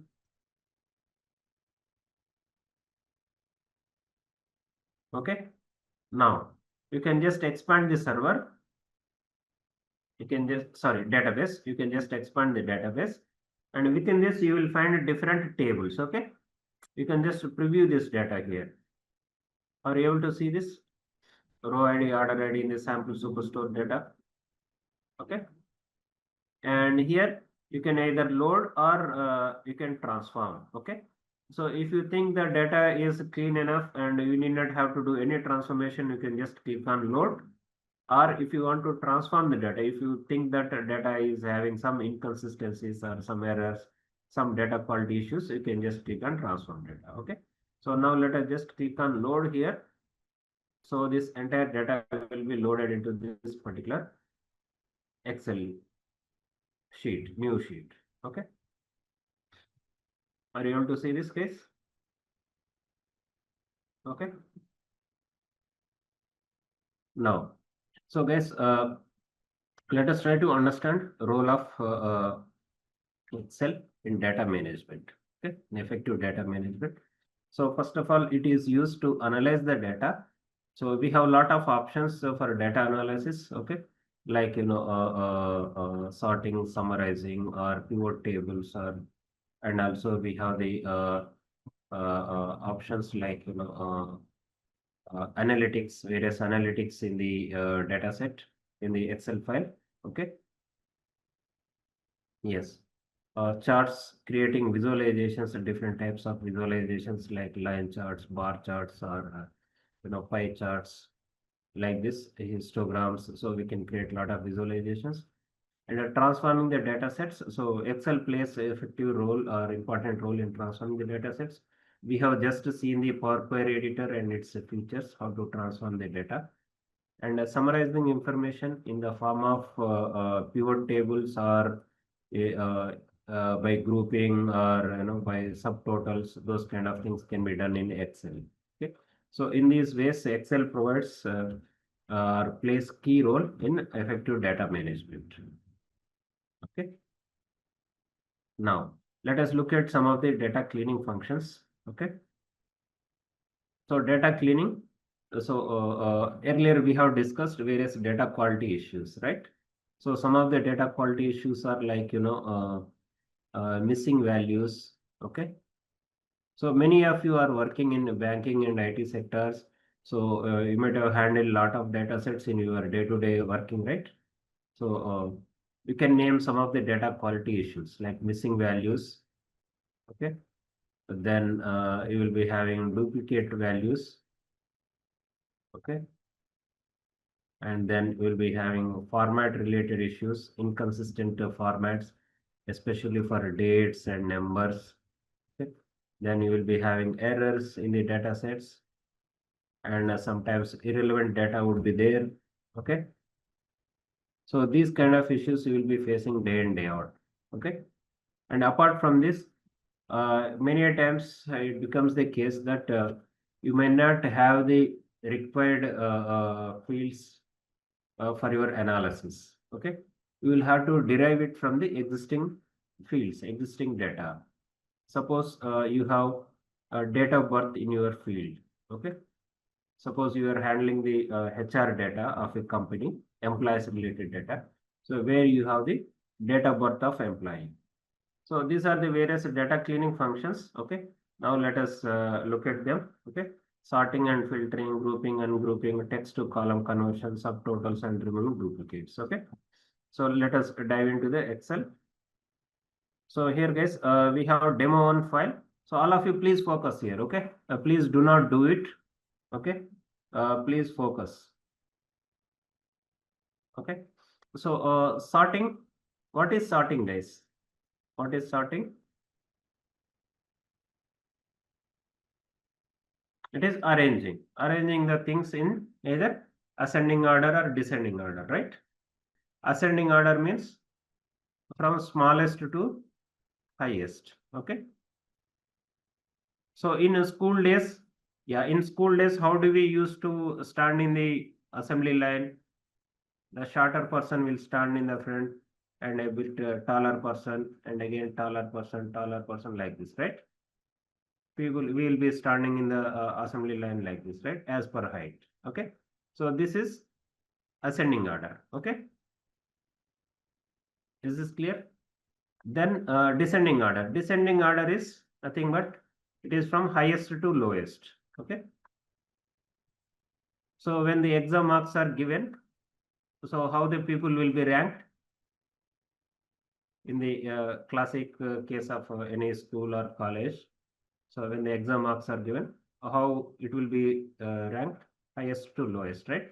So the person who has got highest marks, he will be put on the list first. Then it will be reducing marks, decreasing. So this is called descending order. Okay. Is this clear, everyone? So in sorting we will be doing like this. Okay. So here under the data ribbon, here you can see all of you. Under the data ribbon, we have the option called sort. Is this clear, everyone? Okay. Now we will see how to apply this sort. So guys, whenever you are you want to sort, okay, sort the data, you can select a single column or you can select entire data set. Okay. So it is recommended to select the entire data set, guys. Okay. So let us say here we have the sales amount. Now we want to sort in the descending order. We want to find out which is the highest sales. Okay. Or who is the person, who is the salesperson who has done highest sales. Okay. So now what do we want to do? How do we go about it? So when we want to find out who is the person who has made highest sales, so we have to sort the data in the which order? Ascending or descending order? Order, right? Very good, Javed. So what we'll do is, let us just select this column. Okay. So let us select this sales column. Okay, sales amount column, and let us click on sort. Okay. So it will give you this warning. So do you want to expand the selection? So let us select expand. Okay. So when we expand the selection, all the records will be selected. Okay. So just this radio button needs to be selected and click on sort. Okay. Now here you have the option to add different levels. Okay. So all the columns which are available there will be, which are available in the dataset will be available under sort by, and then you can select the order, either ascending order or descending order. Okay. So all of you please focus here. So you can just choose sales amount here, and here we want to arrange it in descending order. Okay. You can select largest to smallest. Okay. So you can click OK here. Now, are you able to see all the records have been rearranged? Okay. So you can see the top sales, highest sales as 1500, which is done by Eve. Okay. Next highest is Carol, 1400. Next Alice, 1300, and again Alice 1200, like this. Okay. So this is descending order, guys. So we are selecting, we want to see the business cases, we want to see, say this time we want to see who has done the lowest sales. Okay. So we want to find out that person, salesperson who has done lowest sales, and we want to give him proper training or more training so that he can do better sales. Okay. So we have selected the sales amount column and click on this sort option. Then you expand the selection to the entire table. Now you can see here. So here let us select the sales amount. Okay. Column. By which column you want to sort the data. Now we will select smallest to largest. So this is in the ascending order. Okay. So let us click OK. So you can see here, Bob has made the lowest sales of 100. Okay. Next is Frank, Carol, like this. So this is in the ascending order. We can also apply multiple levels of sorting. So you can just click on this sort again. Okay. So now we have applied the sales amount. So we want to select by category. Okay. So category A to Z. Okay. And sales amount, let us say largest to smallest. And let us click OK. So you can see here. So category first we have done the sales amount highest to lowest. Okay. And then category. So within electronics, you can see these are the sales. Okay. And then home goods. And then electronics here. Okay. So next is the filter function. Okay. So filter function, what is the purpose of filter function, guys? So suppose you have 1000 records in a data set, which belongs to say different countries, say US and say UK and say India. Okay. Like this. Now you want to work on only data related to India. Just imagine. Okay. Now, so we can just select the the country as India, and you can just work on that particular data set. Okay. So filters, what they will do is they will restrict the data to whatever selection we have made. Okay. They will limit or restrict the data based on our selection. Is that clear, everyone? Okay. Now, how do we apply the filters? So by default, you will be in the home tab. So you will have to come to the data tab here, data ribbon. Okay. So are you able to see the filter here, all of you? Okay. Just select any of the field and click on filter. Now you can see filter icon is available or applied to all the fields, all the columns. Okay. Are you able to see this? Drop down menus are applied to all the columns. Okay. Now you can apply the filters. Okay. So you can just see here, suppose in this region, you want to see the data related to only Europe. Okay. You can just unselect all the values here. You can select only Europe. Okay. And you can click OK. Are you able to see here? Only Europe related records are shown here. And within this, if you want to apply another category, another filter, okay. Suppose you want to see only data related to electronics, okay. So then you can select the category and then you can see, you can select electronics, okay. So here we have applied multiple filters, more than one filter. First we applied region filter for selecting data related to Europe, and then we have selected electronics category, okay. So this is how you can apply multiple filters to see the records, to see the data which you are interested in. Is that clear, everyone? Okay. So you have different types of filters, guys, here. So based on the data type, you have different filters. Okay. Like a text data type or a date data type or a numeric data type. Okay.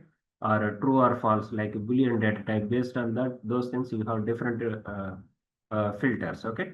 So here for the sales amount, so you can see number filters. Okay. You can either use this checkbox selections, okay, or you can use number filters, equal to or does not equal to, greater than or greater than or equal to, less than or equal to, or in between these values. Suppose here you want to find out all the sales which are greater than 1,000. Okay. So you could just select this sales amount, go to the number filter, and here you can just use greater than. Okay. So you can provide greater than 1,000.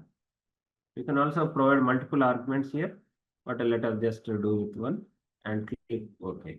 So are you able to see here? We are now seeing the data related to, data which is having more than 1,000, sales amount more than 1,000. So like this, you can apply numerical filters. Okay, you can clear the filter.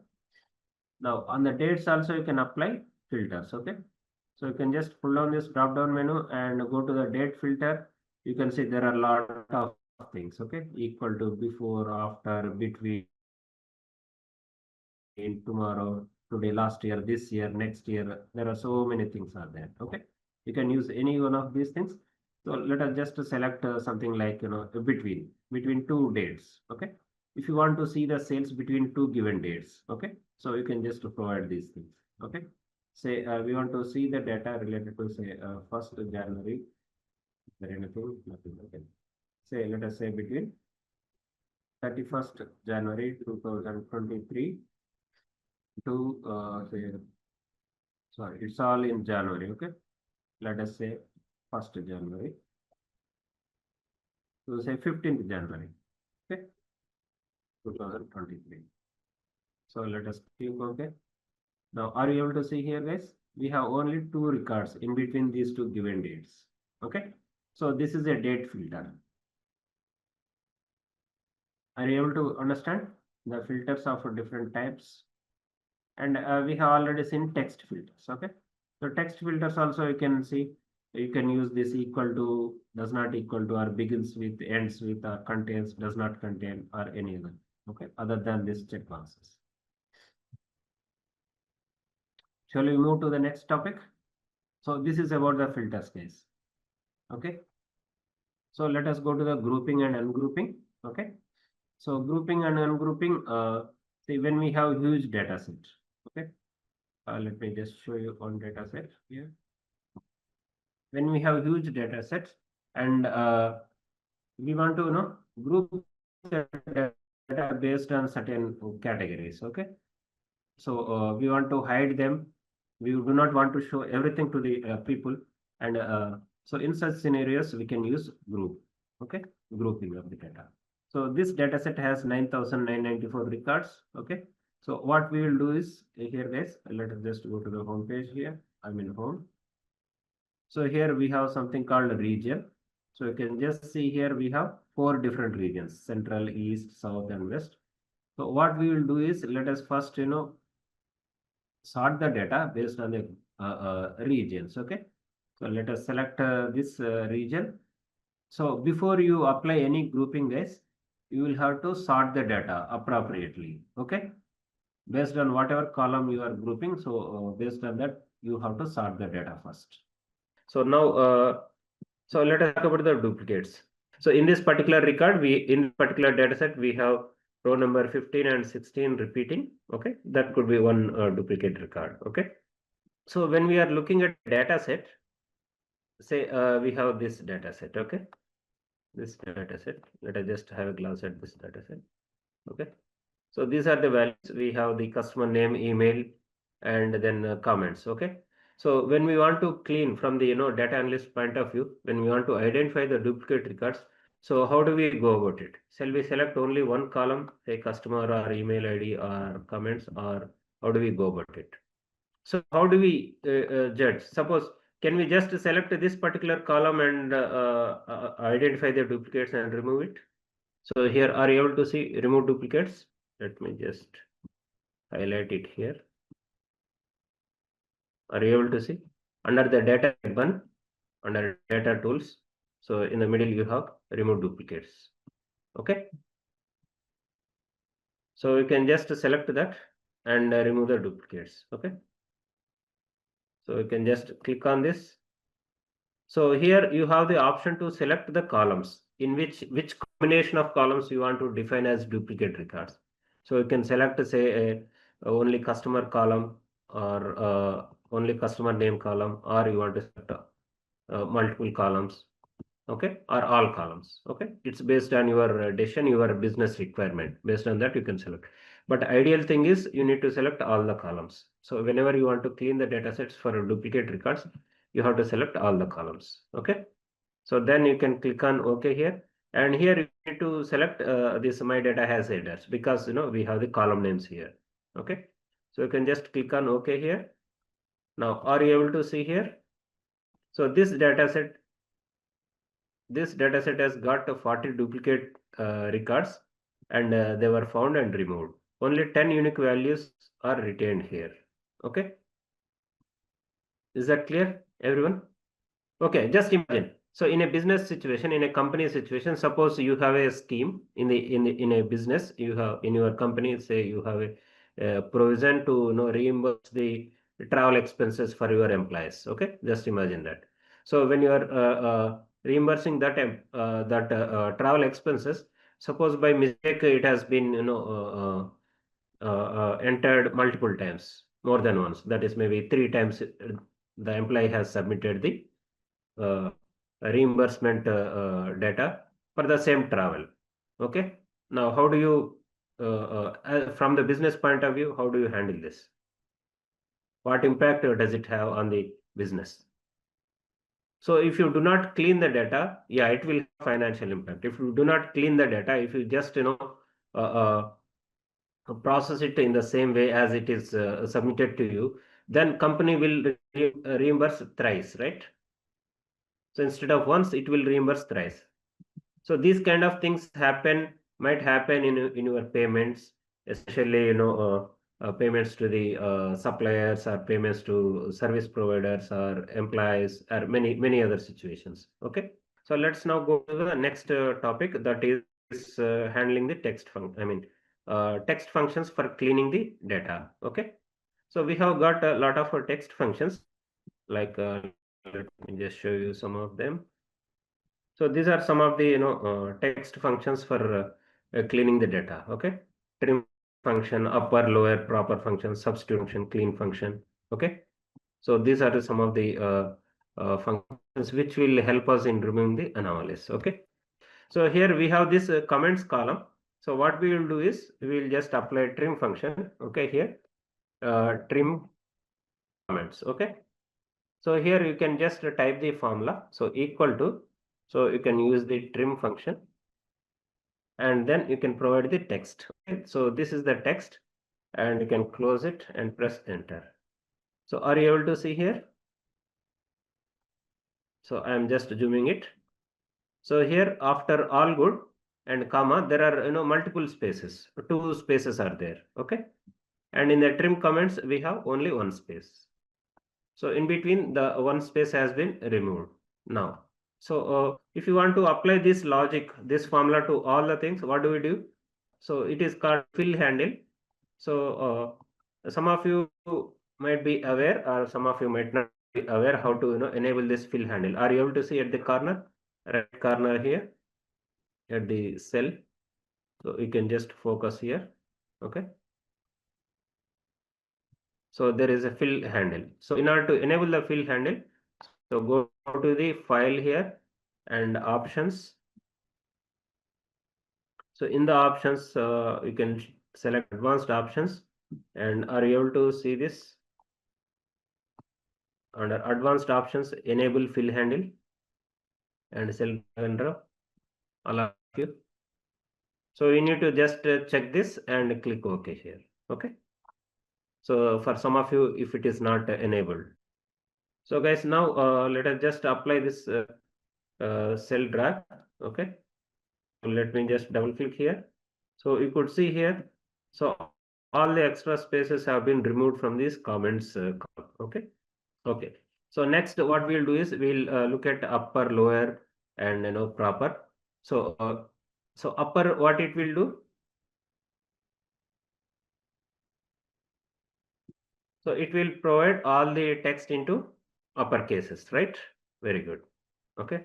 So here you can use upper function, and you can provide the this cell reference. Okay. And close the parenthesis and press enter. Okay. So you could see everything is converted into uppercase, and you can just double click here. Okay. So all the comments are translated or transferred into or modified into uppercases. Okay. Now similarly we have the lower case. Okay. So you can use lower comments. So you can use lower formula, lower function, and you can select this cell. So you could see here it is transferred into modified into lower cases. Okay. So you can just double click here. Now here we have the proper case. So in the proper case, what does it do? So each word, the starting of each word, the first letter of each word will be converted into uppercase. Okay. So these are the some of the text related functions. Okay. Then yeah. Okay. So then substitute function. So substitute function, what it will do is we can find out some particular word, and in that if that word can be substituted with some other thing. Okay. So here let us just use substitute. So here we can use the formula substitute. So here we have to provide the text that we want to substitute. Okay. So in what text we want to substitute? Say in all good here. Okay. With say what do you want to substitute it with? Say let us put great. Okay. And we can close this parenthesis. Okay. So are you able to see here? So in this particular cell, wherever good is occurring, so it has replaced, substituted that good with great. Okay. So this way we can substitute if there are any, you know, text that we do not want it. So let us use replace here. Just replaces part of the text string. Okay. So here we provide the number of characters. The difference between substitute and replace is in the replace. We can provide the starting number, starting location, and the end location, so that we can replace only in between those characters. Is that clear? And how many characters you want to replace? Those things we can specify. Okay. So here let us select this. Okay. This is the old text. Okay. And comma. So starting number. Say we want to start from say 7th. Okay. And how many characters you want to replace? Okay. Say 2 characters. Okay. And what is new text that you want to put there, fit there? Okay. Say yeah, just okay, and close the parenthesis. So are you able to see here? So this AA has come here. So it has replaced the space and the U. Okay. So you can provide the location references in the replace function. Is that clear? So you can also use this replace function for masking of certain data. Okay, like your email addresses or or mobile numbers. You can take mobile numbers. So if you do not want to show all the mobile number, all the numbers in the mobile, okay, or in any social security numbers like Aadhaar or any specific numbers, you want to hide certain numbers in between. You can just use this as data cleaning activity. Okay. So we have this clean function. So clean function, what it do is it will try to remove the unprintable characters. Okay. Like if there are any uh, uh, if there are any formatting related issues or special characters, those kind of things which could not be printed. Okay. Uh, so those things will be removed when we use the clean function. Okay. Now let us go to data preparation functions. Okay. Yeah. Yeah. So let us just understand the data preparation functions. Okay. So it is the process of cleaning and organizing and transforming the raw data into format that is suitable for the analysis. Okay. So here, to save time and efforts and to improve the accuracy in the insights that we generate and to reduce the noise in the data. So noise in the data could come from irrelevant data or errors or sometimes outliers, those kind of things. Okay. And it also helps us in identifying the data quality issues like duplicate values or missing values, or if there are any mismatches, format issues, those kind of things. Okay. So it helps us, this data preparation helps us in understanding the data in much better way. So now some of the best practices for data preparation are consistent data formatting. Okay. So this is especially important for date formats. So if you are handling data from different geographies like different countries or different time zones, okay, those when so the date format could be different. Okay, suppose in India we have date format as DD, MM, and YYYY. Okay, so in Western countries, say US and maybe European countries, so they have the date format as MMDDYY. Okay. So when you are handling data sets related to multiple geographies like this, okay. So you need to ensure that the data format is same. Okay. So either you convert this into this format or this into this format, so that you have uniform dates. Okay. Similarly, numbers also. So numbers sometimes it will be in thousands, sometimes it will be in millions. Okay. So you need to be very careful about the units in which numbers are represented. Okay. Especially for the sales values or for the energy metrics or any such kind of things. Okay. And another best practice is take regular backups. So whenever you are storing the data in servers or in your own laptops or systems, try to take regular backup so that if something goes wrong. Okay, if the server is corrupted or any such thing, so you can recover the data from the backup storage devices. Okay, and next you can use data validation features. So Excel has good data validation features. Okay, like if you are capturing the data in Excel. Okay, so we have some data validation features. Let me just show you one or two so that you will have a good idea. So here, suppose we are collecting a mobile number. Okay.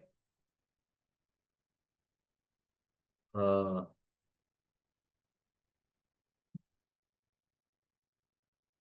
okay.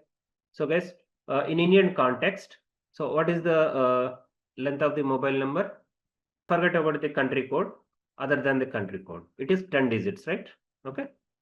Suppose here we are capturing the mobile number. Just imagine you have given this particular format to your say sales team to capture the mobile numbers of your customers. Okay.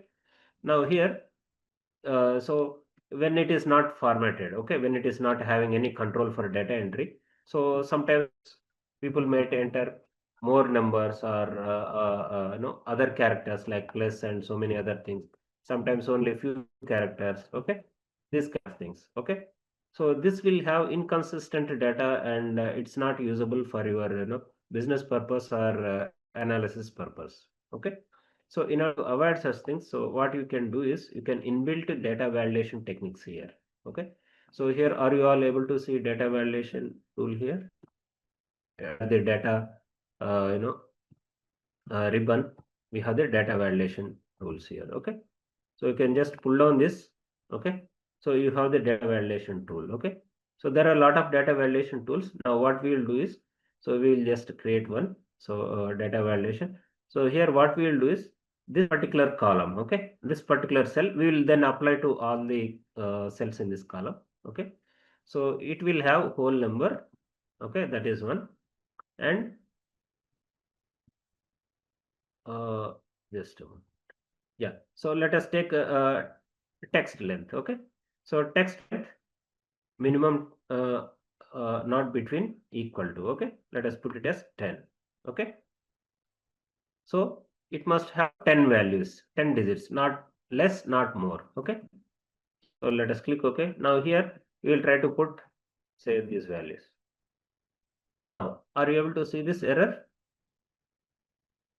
So this value doesn't match with the data validation restrictions defined for this particular cell. Okay.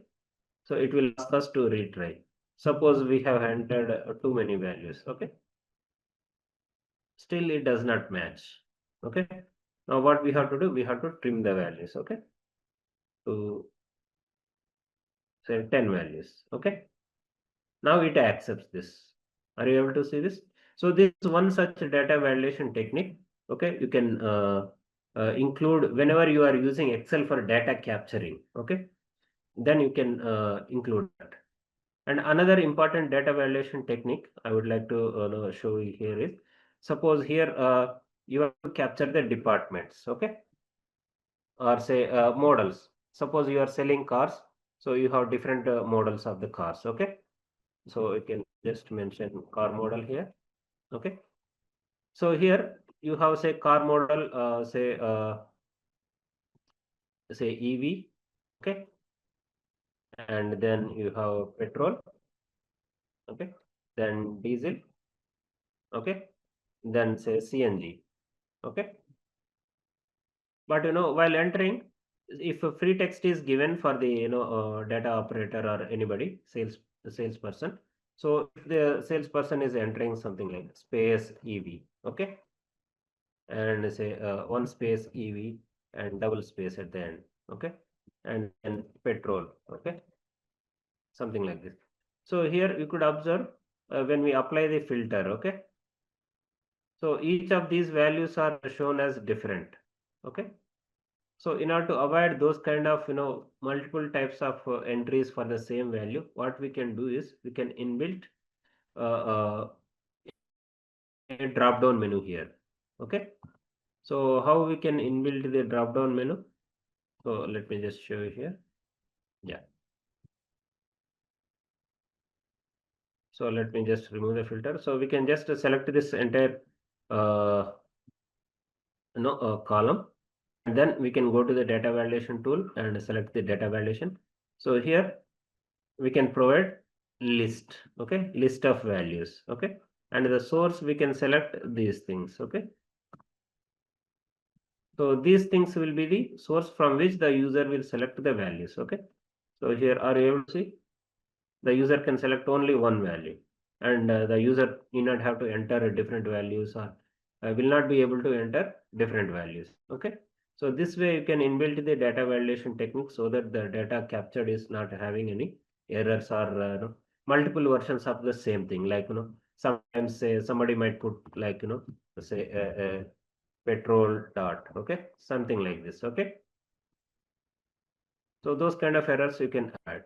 So now we also here, yeah, we have explored data validation features here, okay, and then documentation and comments. So here we can add comments in the Excel, okay, like here you can see here in the Excel file. So when you want to provide more information to the users, so you can provide the comments, okay. So just right click here and you can provide new comments, okay. So like this you can provide the comments, test comments like this, okay. So like this you can provide different comments so that it is more readable, more understandable by the users, okay. So we can test and verify the data for its correctness and the formulas, accuracies and other things, okay. Yeah, we have seen some of the text functions, additional text functions we can explore, like text concatenate left. So this what it will do is, see, concatenate, you can join two or more columns, okay, two or more text together. So text function, it will convert numerical values or dates into text format. And left function, it will in the text that is available.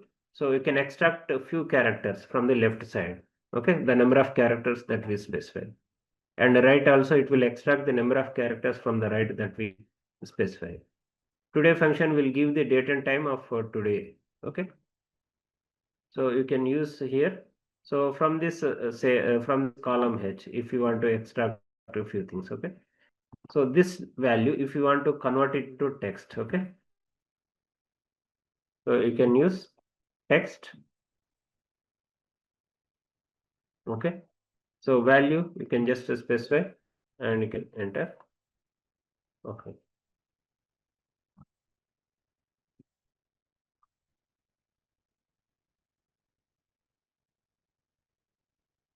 So here format text you can specify. Uh, Like let us take a date here, okay. So when we can use the date format, suppose here we have a date, say 15th October 2025.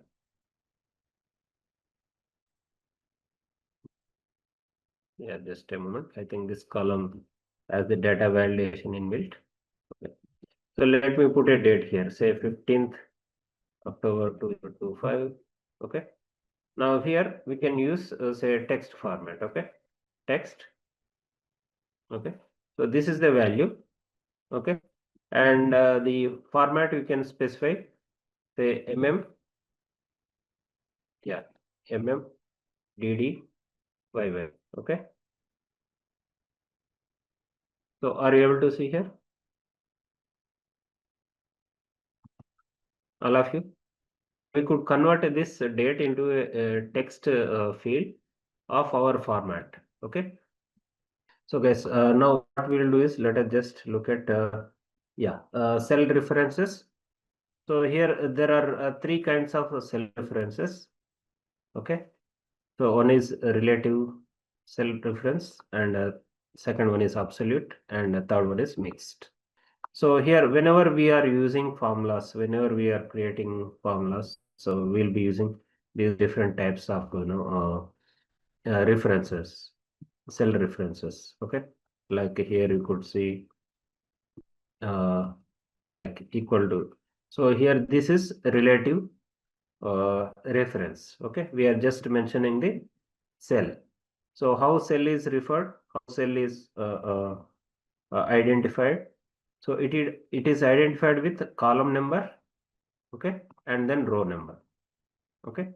So each cell is identified with column number and row number. So if you look at this, so this is a blank sheet. So here you can observe. So these are the columns, okay, A, B, C, D, and these are the rows. So if you want to identify this particular cell, so what is the cell number here? It is C, column C, and the row number is 2. Okay, it is C2. So when we use in the formulas, when we use these cells, okay, so you can see C3, C4, C5, C8, C9 like this. So these are relative references, okay. And at times you will have to use fixed references, absolute references, okay. So at that time you can use suppose here we are calculating some uh, incentives. Suppose we are calculating uh, uh, uh, say incentive, okay, just imagine incentives, okay. So here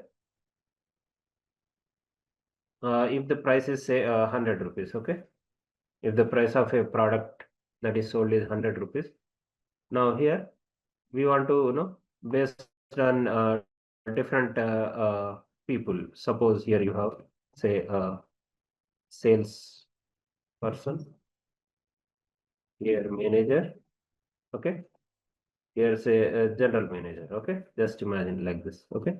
So incentive for this person is, okay, for salesperson on this sales amount, okay, say 10%, okay. So here what we'll have to do is we can use say 0.1 multiplied by this particular cell, okay. Now, so when we want to drag this, suppose for all the people we want to use the same thing, okay. So this value G3 has to be constant, okay. So when you drag like this, when you just double click like this, you could see here it is changing to G4 and G5, okay. So it is taking the subsequent cell values, these values, but that is not correct, okay. So in such scenarios we want to fix this particular cell reference here, okay. So in order to do that, you can use dollar sign before the column and before the row also, okay. So now you can use the uh, cell drag and drop, okay. Now you could see the same value is referred here, okay. This is called absolute reference. Is this clear, everyone? So when we want to use fixed values, I mean fixed cells, cell values which are the values inside the cells to be fixed, then we use the absolute reference. Okay. So when we drag and drop these particular cell references, so they will not change. Okay. Next we have the mixed reference, like either column or rows. Okay. Then after this, yeah. So name cell references, naming of cells, ranges, and tables. So this we can use it as part of these calculations. Okay, let me just show, not this, just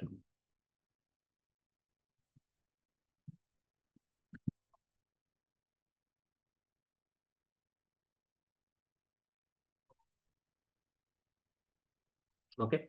So here this naming of the cells. Okay, so naming of the cells. So if you want to use this across the different sheets, okay, we can use those named cells or named range of values or tables. Okay, so here this, yeah. So in this, suppose here we have this sales value, right? Sales column. Okay.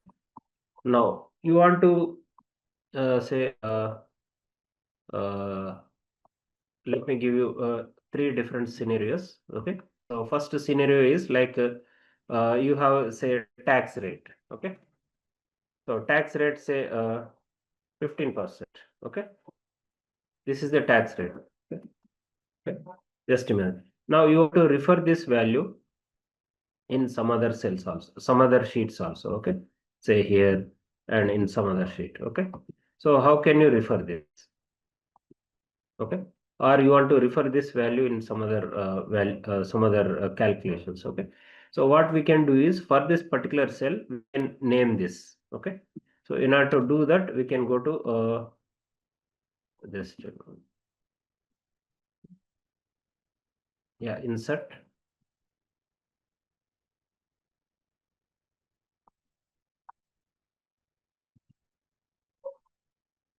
Yeah, in the formulas.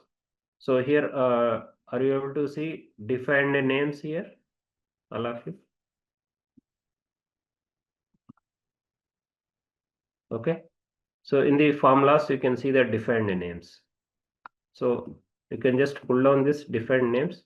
So as of now there is no defined name. So what you can do is you can just select a defined name. Okay. So here you can mention this tax rate. Okay. For this particular value. Okay. So it refers to the conditional formatting sheet and N2. Okay. N2 cell. Okay. You can click OK. Now are you able to see here? The name of the cell, name of this particular cell is changed to tax rate. Okay. So value is 15%. Now you can use this particular tax rate in any of sheet. Okay. Suppose here. So suppose here we have say 2000. Okay. Now here you have to calculate the tax value. Okay. So suppose this is the sales amount and here you want to calculate tax amount. Okay. So tax amount is equal to, you can use this value multiplied by tax rate. Are you able to see the value here? Named value that we have created, tax rate at the bottom, all of you. Okay. So you can use this. Okay. Are you able to see the value? 300. Okay. So this way you can use this named references. Okay. Is that clear, everyone? So here, if you want to convert it into, if you want to refer this value into in a new sheet. Okay. So here, let me just do this. Yeah. Okay. So here, suppose say 100. Okay. I think it will not be available in new sheet, new workbook as such. So it will be available within the same workbook. Okay. Now, what we can do is we can create a range of cells also. Okay, named range also. So here, if you want to say calculate say total sales. Okay.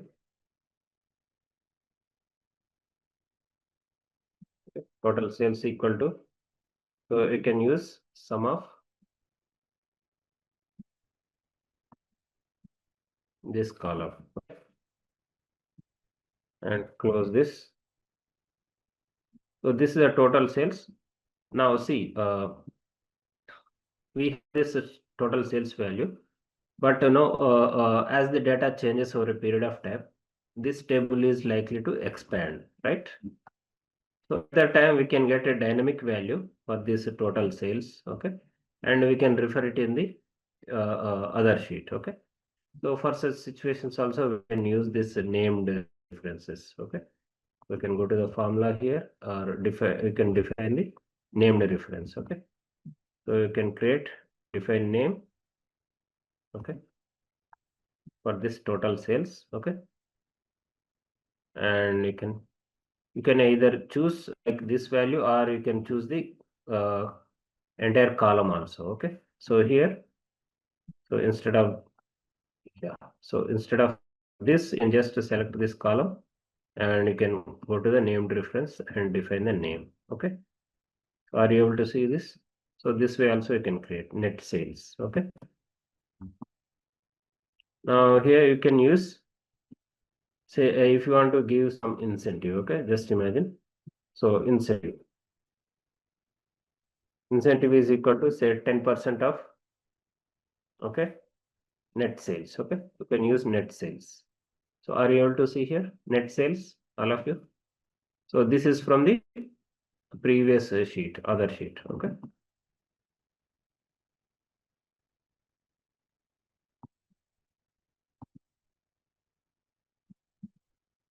Oh, this term, I think it is having the multiple values. It is getting multiple values.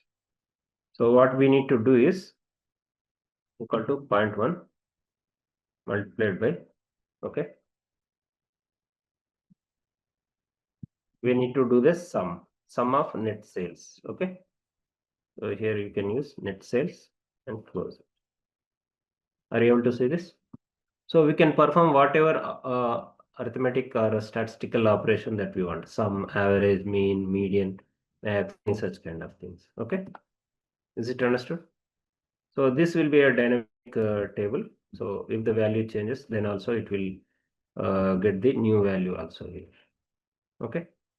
So what we will do is, let us first see how to integrate ChatGPT into Excel. Okay. So guys, in your Excel, see, we have this data set. Okay. So in order to integrate the ChatGPT or any other plugins, okay, any other tools, advanced tools into Excel, so you have something called add-ins here. Are you able to see here add-in, all of you? In the home ribbon, you have the add-ins. Okay. So just click on the add-ins. So click on it. So you will get this new window.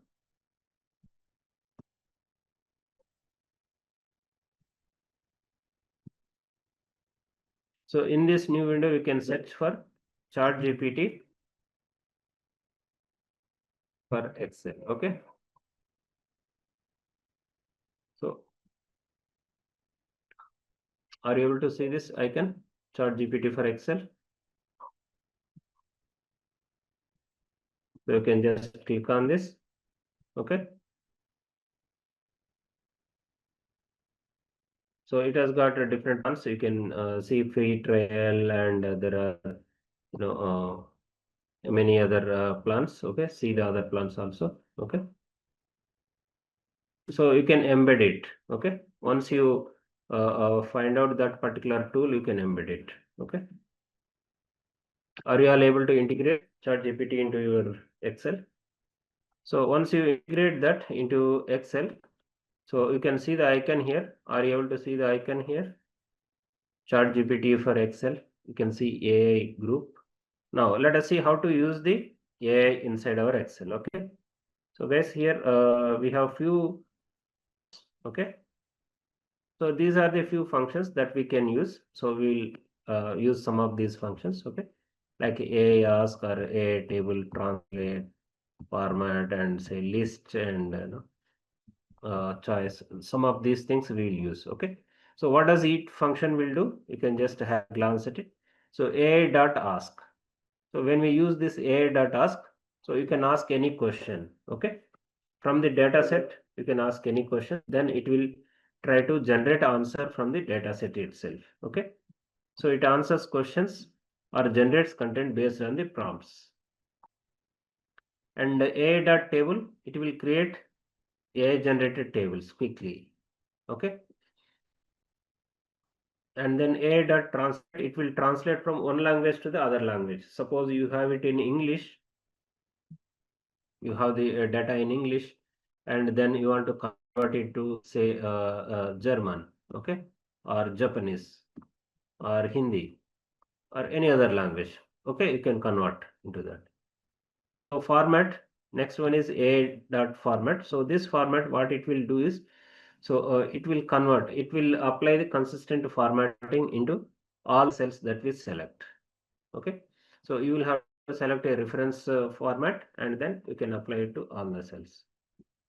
And this AI dot fill, so it is useful to fill the missing values in the columns. Okay. Next is the AI dot list. So this list, it will generate the list of values, okay, in a separate row. And AI dot choice, it selects the most appropriate value from the list of choices. Okay.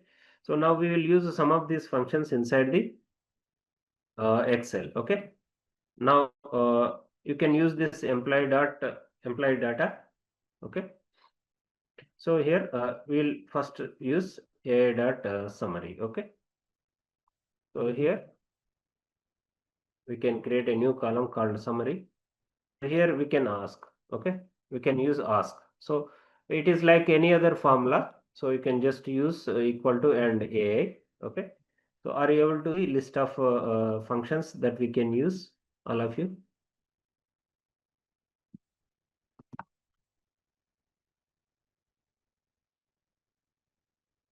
Okay.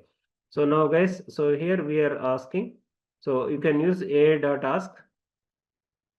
You can select. We have to provide the prompt and give a range of values also. Okay. From which the summary has to be generated. Okay. So here, let me just give this summary, give this question.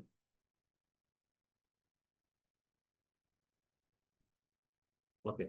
So I'm just asking it. We have to provide it in within the codes. Okay. So summarize the employee data with key observations. Okay. So this is the question that we are asking. This is the prompt that we are giving. Okay.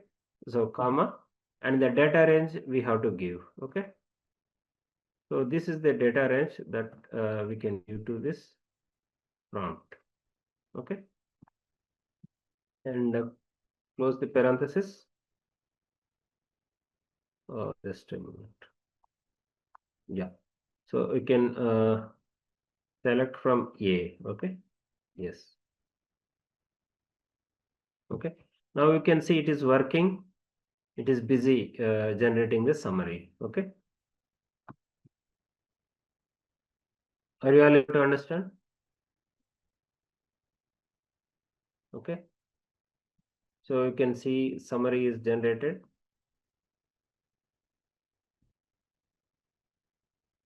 Sorry, B1.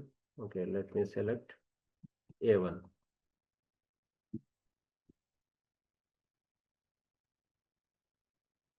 Okay.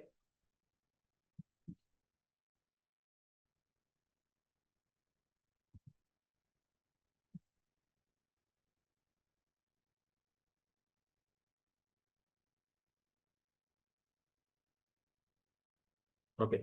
So you could observe here. So we will just use it. We'll just format this.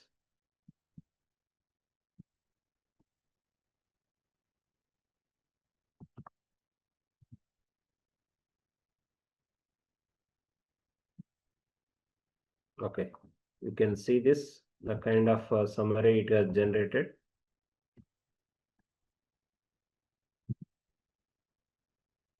Sorry, just a moment.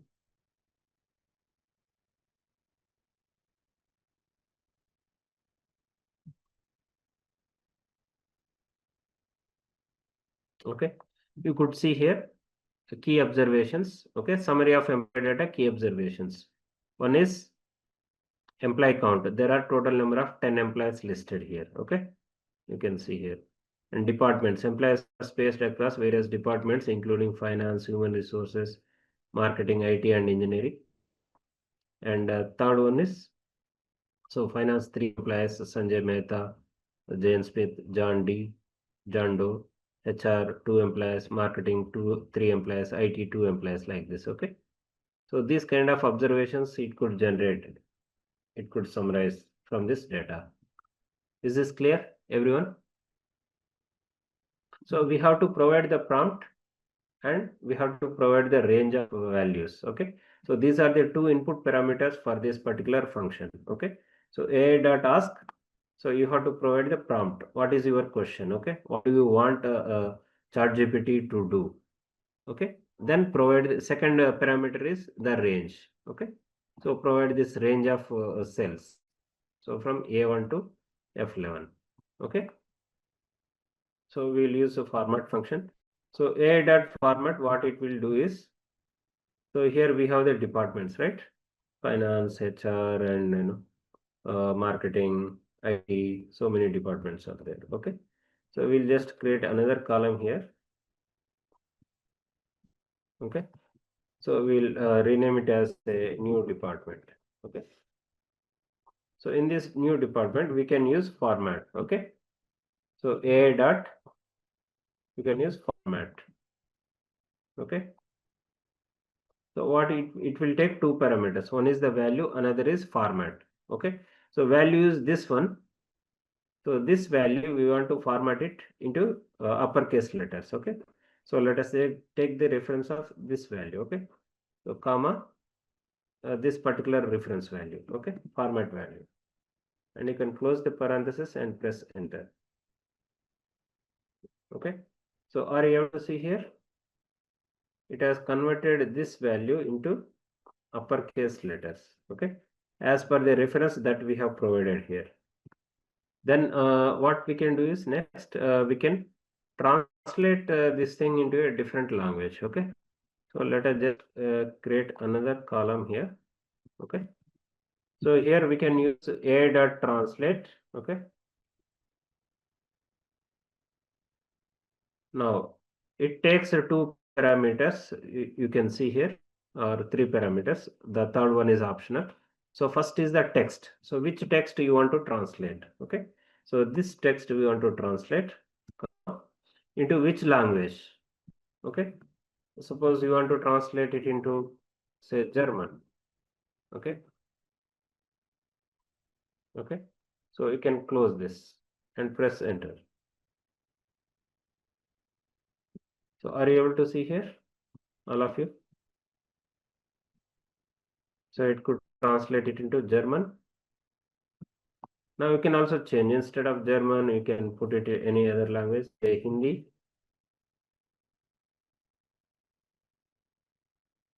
Are you able to see this?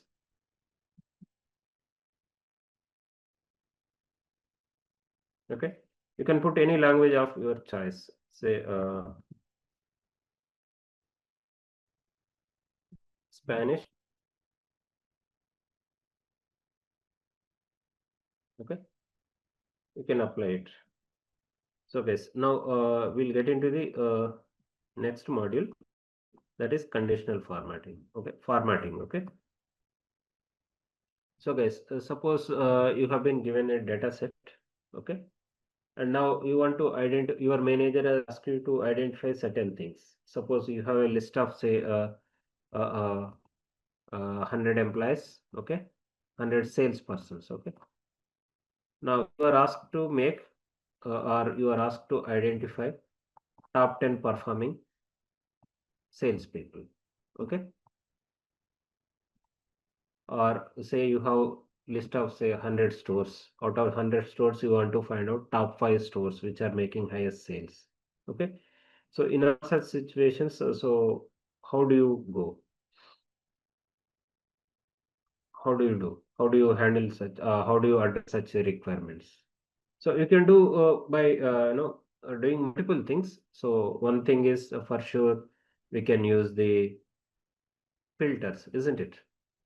And there are other things like formatting issues, like like this customized formatting. Okay. So in this we'll discuss about formatting. So what is the purpose of formatting, guys? Okay. So you might have done a lot of formatting, right, in your day-to-day handling of the Excel files.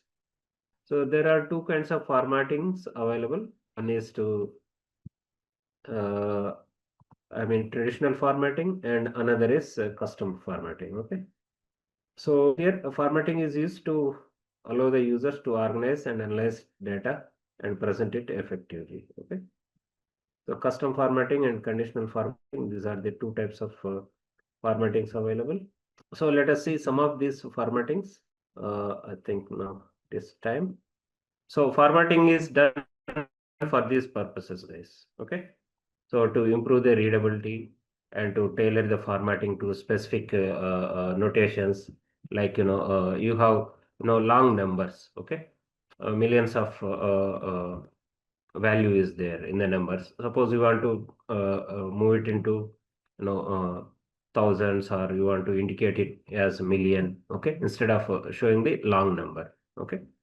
And it will also give you consistency and the style. So consistent formatting will be given, okay. So key info emphasis, this is also important. So when we want to extract some key insights quickly from the data, that also we can get from the formatting, okay. Data validation is also possible in the custom formatting, okay. So now let us just do the custom formatting for numbers and date functions, okay. So guys, we have this data set called formatting dataset, formatting.xlsx file. So here we have the net sales. Are you able to see here net sales? All of you in the column G. Okay. Now here, if you want to format it into, say thousands. Okay.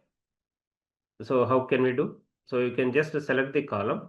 So here you can just click on this number format. Okay. Just pull down this arrow mark. Okay. Click on the arrow mark. So it will open this one. Okay. This window will open. Here you can select a custom. Okay. So here this is the format that is as of now available or applied to this particular column. Okay. So if you want to give any other format, like you can mention hash, comma, you can mention a triple hash dot 00. So you want to have two decimals, and comma if you want to mention the number in thousands. So you can specify K. Okay. K stands for kilo.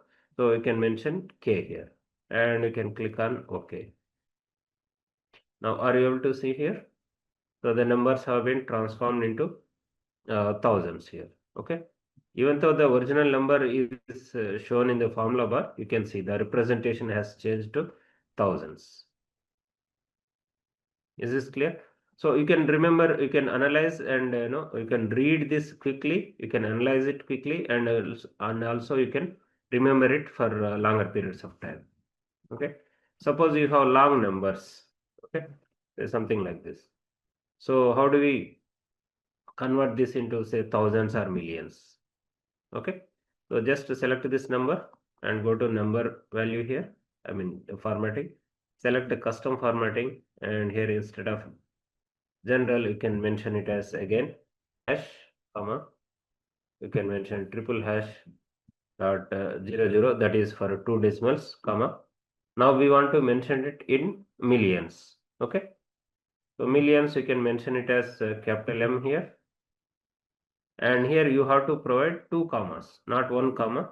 So after the decimals you have to provide two commas. Okay. So then it will show in the form of million. Are you able to see here million? Okay. So similarly, if you want to put it in billion, you can put it in billion. Say we have this number. So generally, when the numbers are long, you can see this, this kind of automatic display in Excel. Okay. So when you want to convert into billions, you can just select again the number formatting here and select custom. So instead of general, you can mention it as hash, a triple hash, comma, a triple hash dot 00. So that is for the decimals, comma. So here a single comma will translate this number into thousands, okay, and double comma will translate this number into millions, and triple comma will translate it into billions, okay. So you can put quotes, within the quotes you can put B. Okay. So you can give a space also if required, okay. Are you able to see here? So this way we can convert the numbers, format the numbers to make them more readable. So let me put the formats here.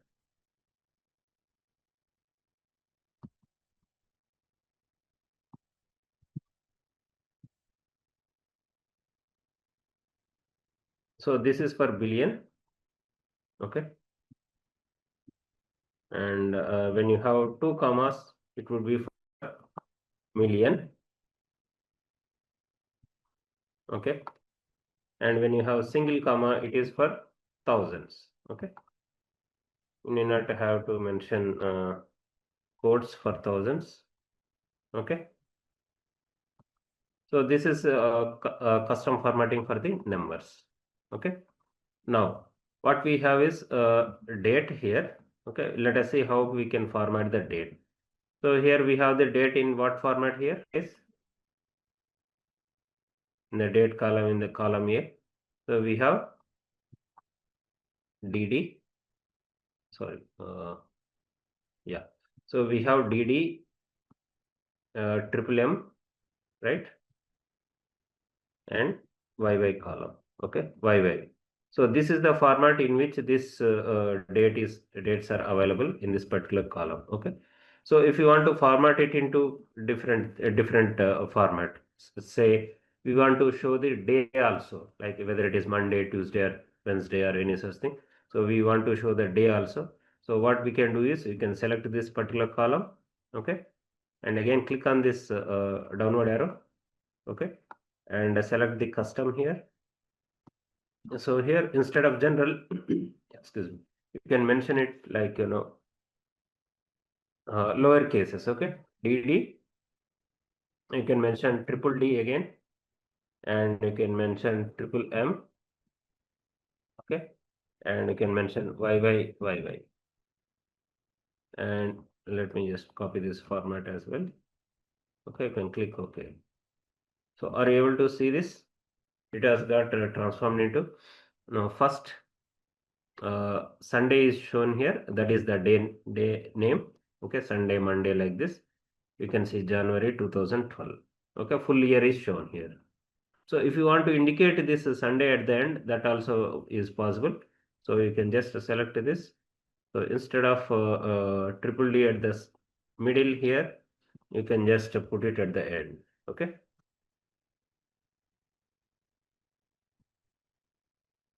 So are you able to see here?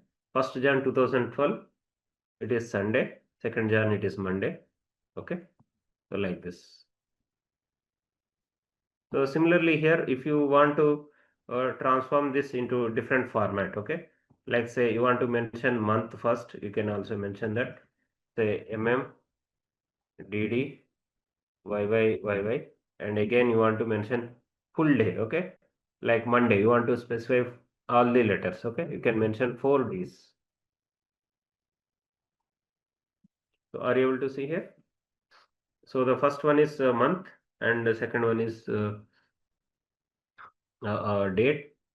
Third one is year, fourth one is day. Okay.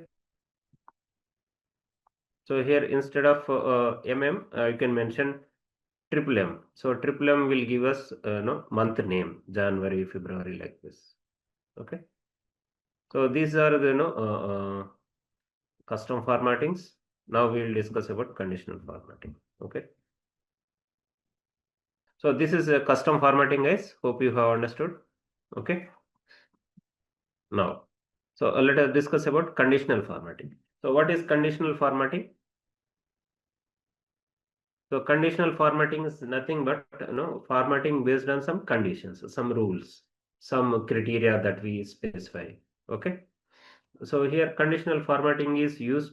See, when we have large data sets, so it's not possible for us to scroll through all of the things. Okay, all the data sets.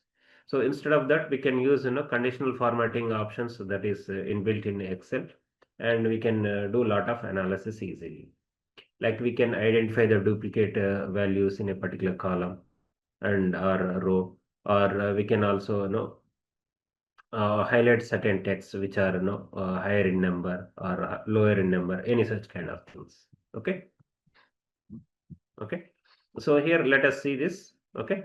So here we have the order ID. Okay, let us just imagine we have the order ID here. So you can just select this particular column, and in this column, suppose you want to find out the duplicate records, duplicate values of order IDs here. So here are you able to see here in the styles? Okay, so you have the conditional formatting here.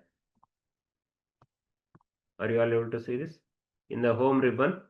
Okay, in the styles group, conditional formatting is there. Okay, so this is very useful quick analytics tool. Okay, So guys, so what we'll do is we have selected this column B for already, and go to the conditional formatting here, and here you have different things. Okay, you can highlight cells which are greater than or less than or in between or equal to, or top 10% or top 5% or bottom 10% or bottom 5%, any such kind of things you can use. You have data bars, you have icon sets. Okay, you have color scales, lot of things are available. Okay, so now what we'll do is, so here in the yeah, in the highlight cells, so we'll use duplicate values. Okay, so in the highlight cell rules, you can just see here, are you able to see this duplicate values? So you can just click on this duplicate values. Now are you able to see the duplicate values are highlighted in red color? Okay, dark red, light red fill, and dark red text.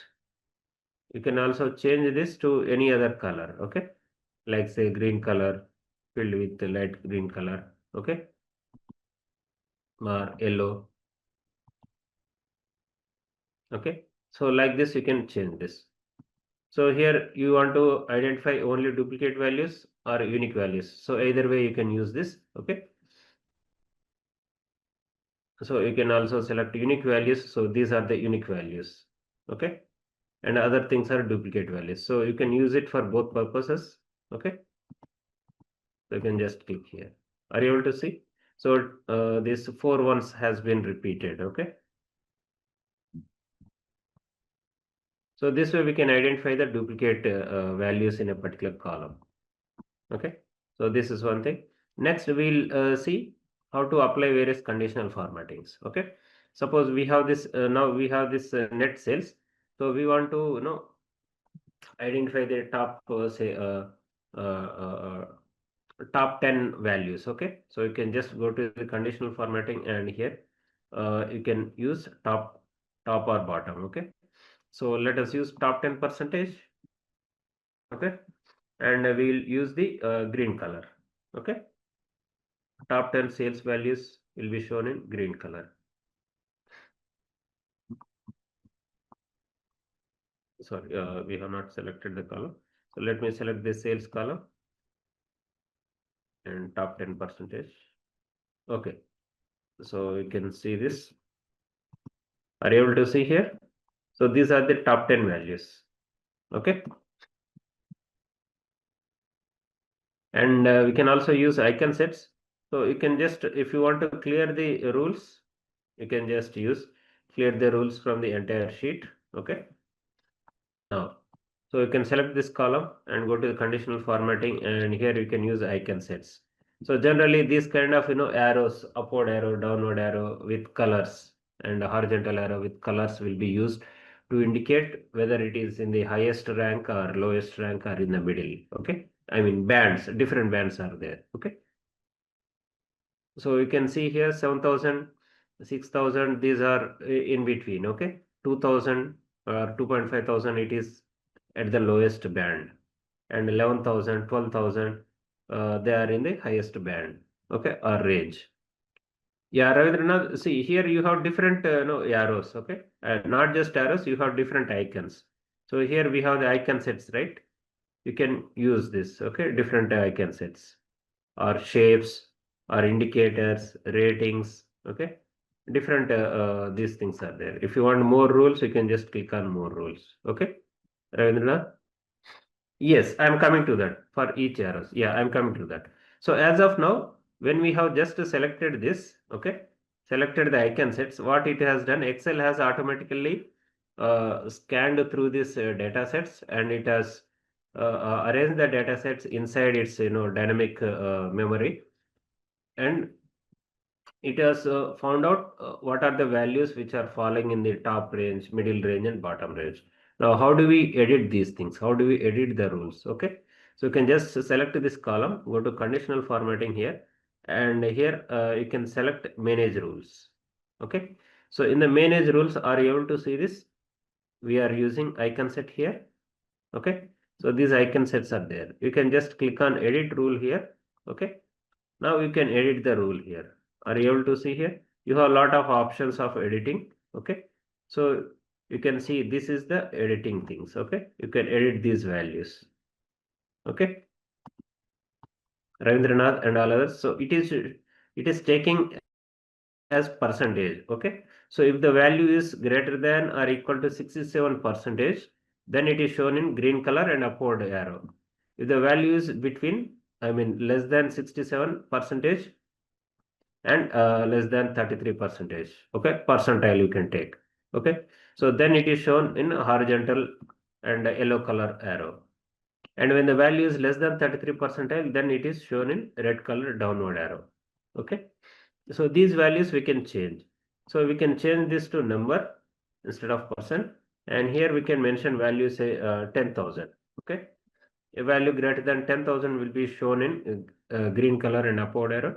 And again, we'll change this also to number, and a value less than 10,000 and say greater than 5,000. Okay, will be shown in horizontal arrow, and any value less than 5,000 will be shown in red color arrow. Okay, is that clear? Okay, so this way we can edit the values, and then you can just click on apply and click close. Okay, now are you able to see here? So all the values greater than 10,000 are shown in upward arrow. Okay, and in between horizontal arrow, and less than that, I mean less than 5,000, they are in downward arrow. Okay guys, now what we'll do is, let us do one more thing. So yeah, so here you can just select this column, sales column, and if you want you can apply, data bars as well. Okay, like solid fill, like this. So this is data visualization itself within this Excel. So you can see the length of the bar is proportional to the value that it contains. Okay, the higher is the length, that means higher is the value. Okay, longer is the length of the bar, higher is the value. The smaller is the, I mean, shorter is the length of the bar, the smaller is the value. Okay, so you can see here, these are called data bars. Okay, so they are inbuilt into the cell itself. Okay, so let me just clear out this formatting. Okay, now there is another kind of formatting, the conditional formatting. Suppose you want to highlight the entire record, okay, based on some condition. Okay, so how can we do that? So that becomes a necessity, right? Many a times in your day-to-day data analysis and reporting or presentation. Okay, so in such situations, what we can do is you can select the entire table. Okay, Control Shift, rightward arrow and downward arrow, and then you can go to the conditional formatting, and here you can just click on new rule. Okay, so in the new rule, now Ravindranath, I think you have asked how we can use the formulas. So you can just click on use formula. Okay, so in the use formula, now you can put so equal to, okay, if, okay, if you can put dollar h, column h, okay, is greater than, say 5,000. Okay, so if the column h is greater than 5,000, yeah, you can put say h1. Okay, so 5,000, then you can put it as true, else make it as false. Okay, so this is the formula, conditional formula that we are creating here. And in order to format the text into, I mean, a row into some color, so here you can click on format here. Okay, you can select a color of your choice. Okay, so just let me click on the format. So now you can choose any color of your choice. Okay, let us say we'll select blue color here. Okay, let us click OK, and now let us click OK here. Okay, now are you able to see? So wherever profit is greater than 5,000, you can see the entire record is highlighted in blue color. Okay,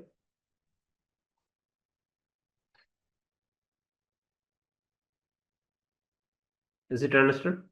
Now we'll discuss about the logical functions. Okay. So there are different types of functions are there. So let us discuss about the logical functions. Okay. So what are the logical functions? So why they are used? Any idea? What are the logical functions and why they are used? So logical functions are used to check some conditions. Based on the conditions, you want to format the data, or you want to make some new calculations, or you want to calculate some other thing. Okay. So for such purposes, you want to also check the data integrity. Okay, there are a lot of things. So now here we have this data set. Okay, so this data set, you can just have a glance at it. It is same data set, like we have the date, order ID, product name, and then we have no salesman, region, and so and so. So here, see, as a finance person, you would like to calculate the commission for each and every order. Okay. So you want to calculate the commission percentage. So how you can calculate the percentage? Okay. So here business rules are like this. Okay. Your no, organization has set this scale. Okay. So this is your business rule. Okay. Like when the sales amount is greater than or equal to 10,000, you will be providing 5% commission. Okay.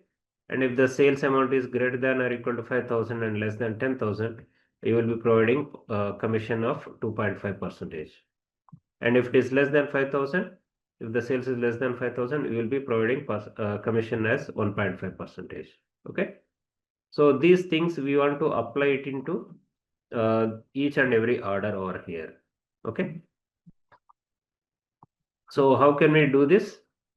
So we'll have to use various logical functions and also nested logical functions. Nested means one inside the other. Okay. One function inside the other function. Okay. So all of you please look at this. So let us try to build the logic here. Okay. So first we need to use the equal to sign to start the formula. Okay. Now what is the function that we need to use here? First function. So we'll have to use if condition first. So if is also part of the logical condition. Okay. Then open the parenthesis.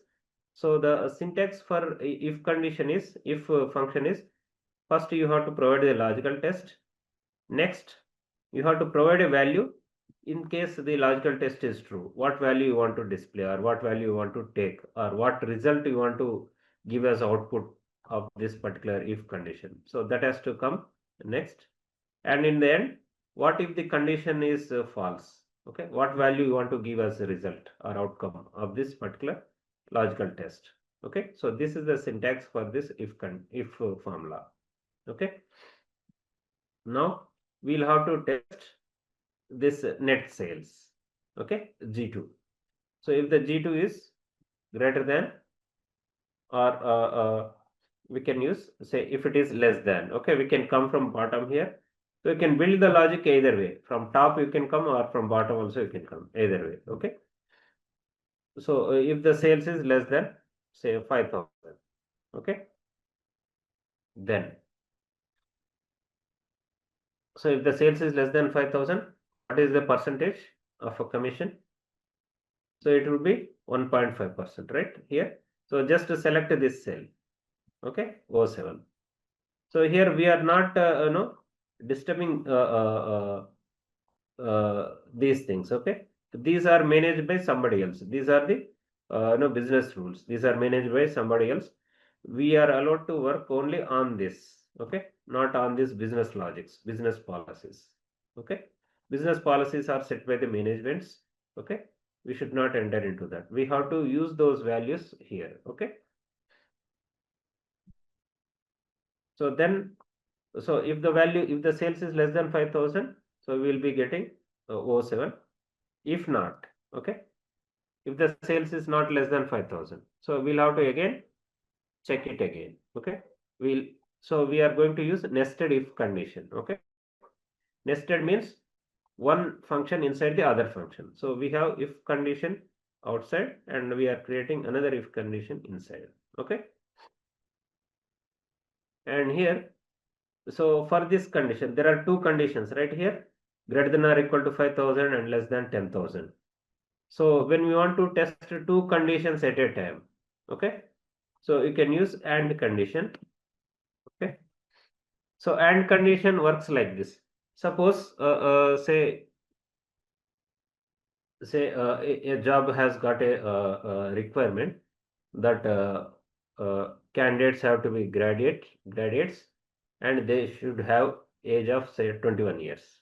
Okay, now say 100 people have applied for the job, and some are graduates, some are not having age of 21 years. Okay, different types of people are there. So how do you filter those who are eligible for interviews?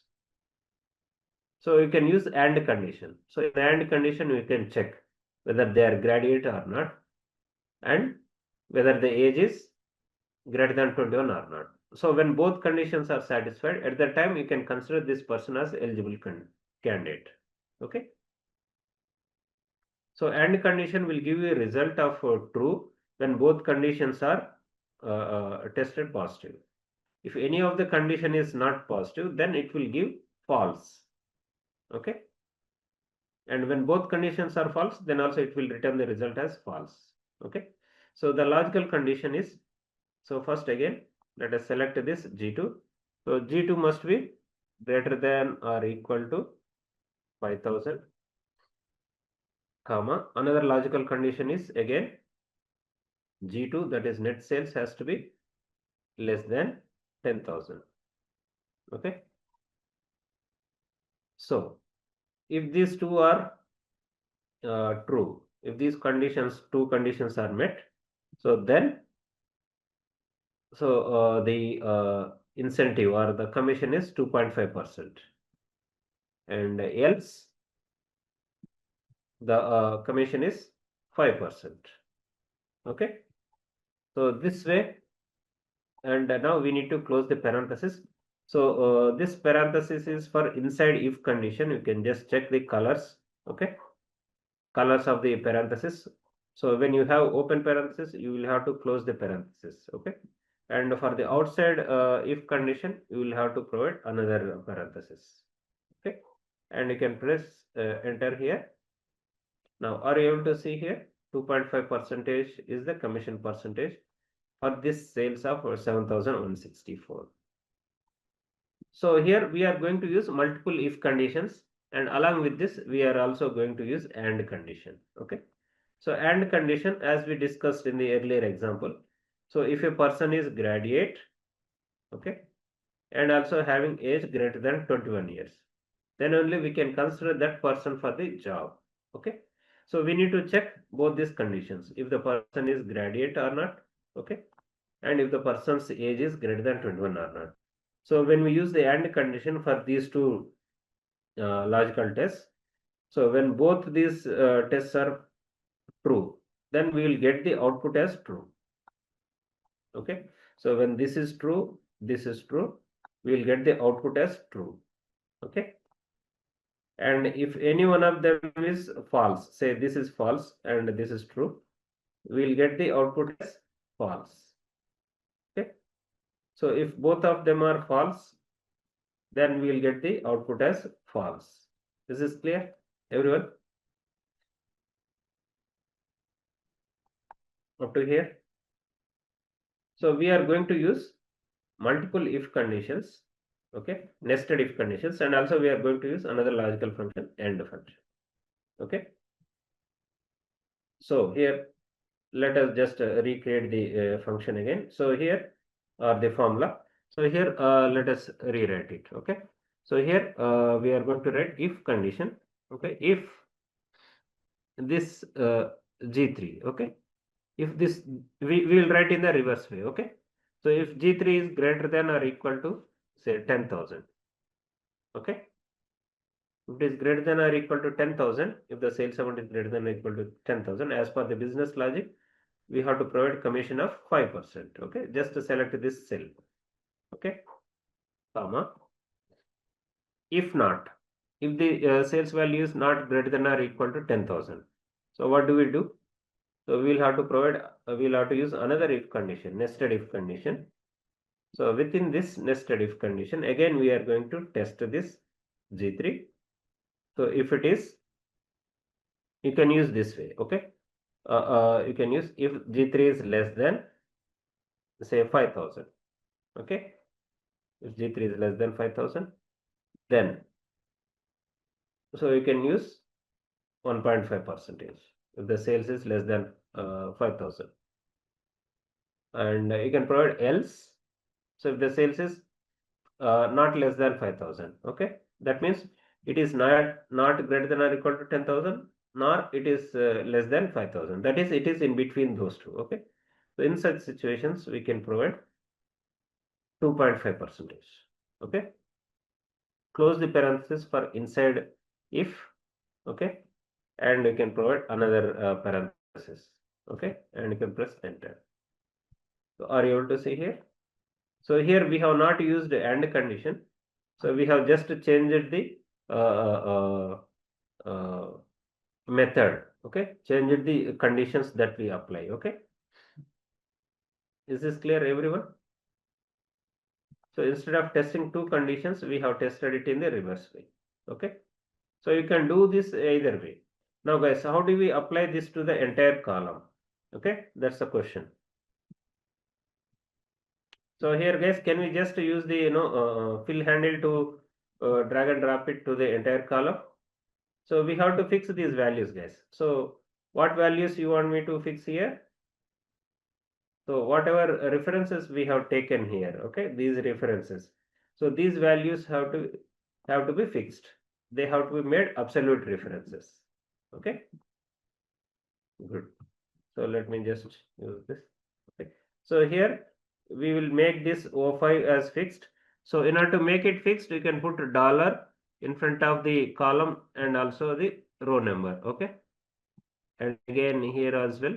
So you can also, what you can do is you can just select this entire column, entire cell reference, okay, like O7, and you can press F4. Okay. So when you press F4 in your keyboard, so it will make it as absolute reference. Sorry. Is it understood?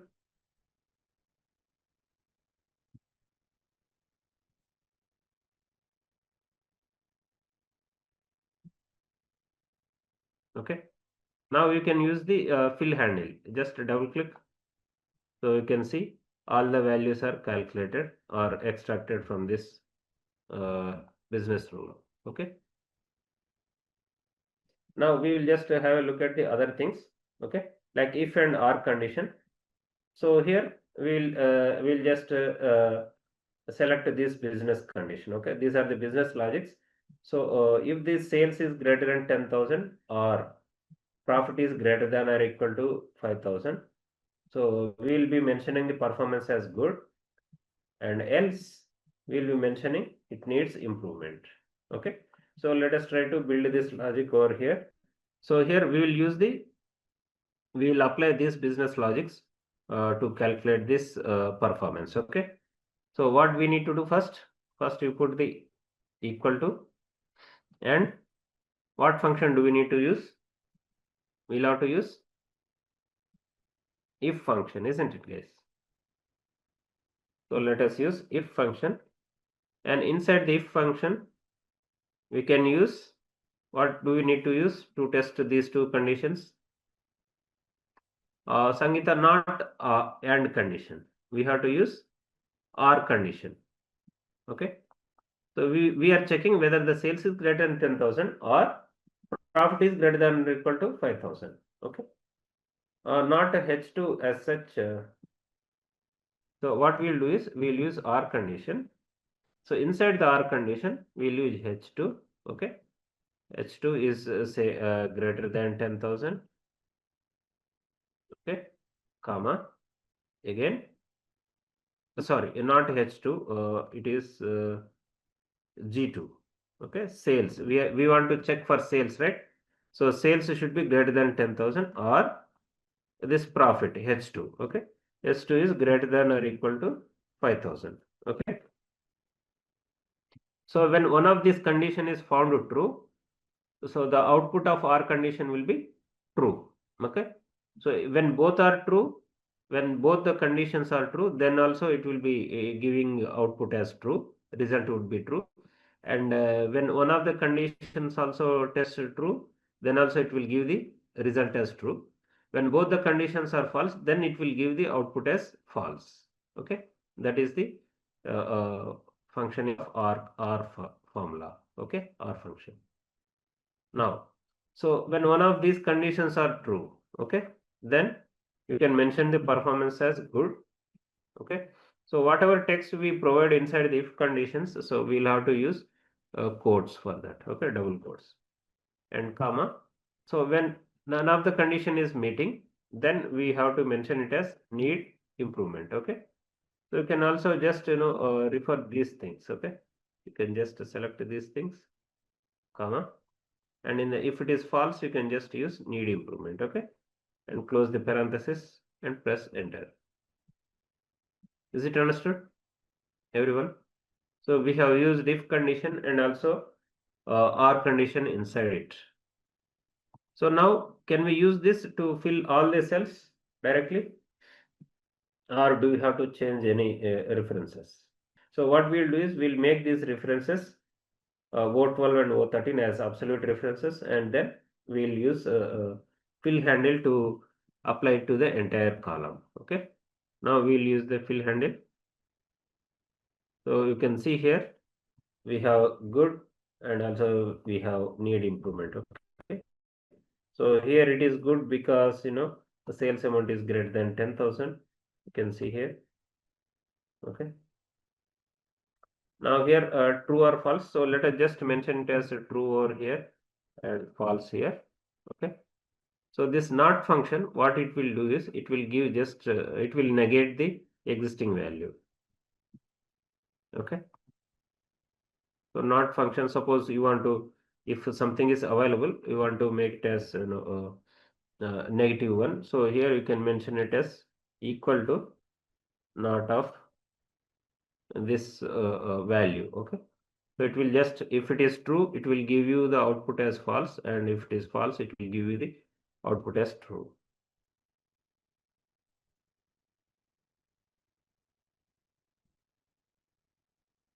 Okay. So this way. So these are the logical functions. Okay. So now what we will do is we will discuss about lookup functions. Okay. So lookup functions are used for searching the items. Okay. Searching the items and finding out relevant data. So you can do this within the same Excel, I mean same workbook from within the same sheet, or within multiple sheets, or in other sheets, other workbooks also. Okay, you can use the VLOOKUP function. So here we have a small data set. So you can see order ID, products sold, salesman, and net sales. So using the VLOOKUP, we want to find out net sales for whatever is the order ID that is mentioned here. Okay. So here we can write the VLOOKUP function. Okay. All of you please focus here. So you can just see here it's a description, or what does the function do. So it looks for a value in the leftmost column of the table, and then returns the value in the same in an ascending order. In an ascending order means, see here VLOOKUP, how does it function is, it will check for the whatever value we want to search, it will check for the value in the leftmost column.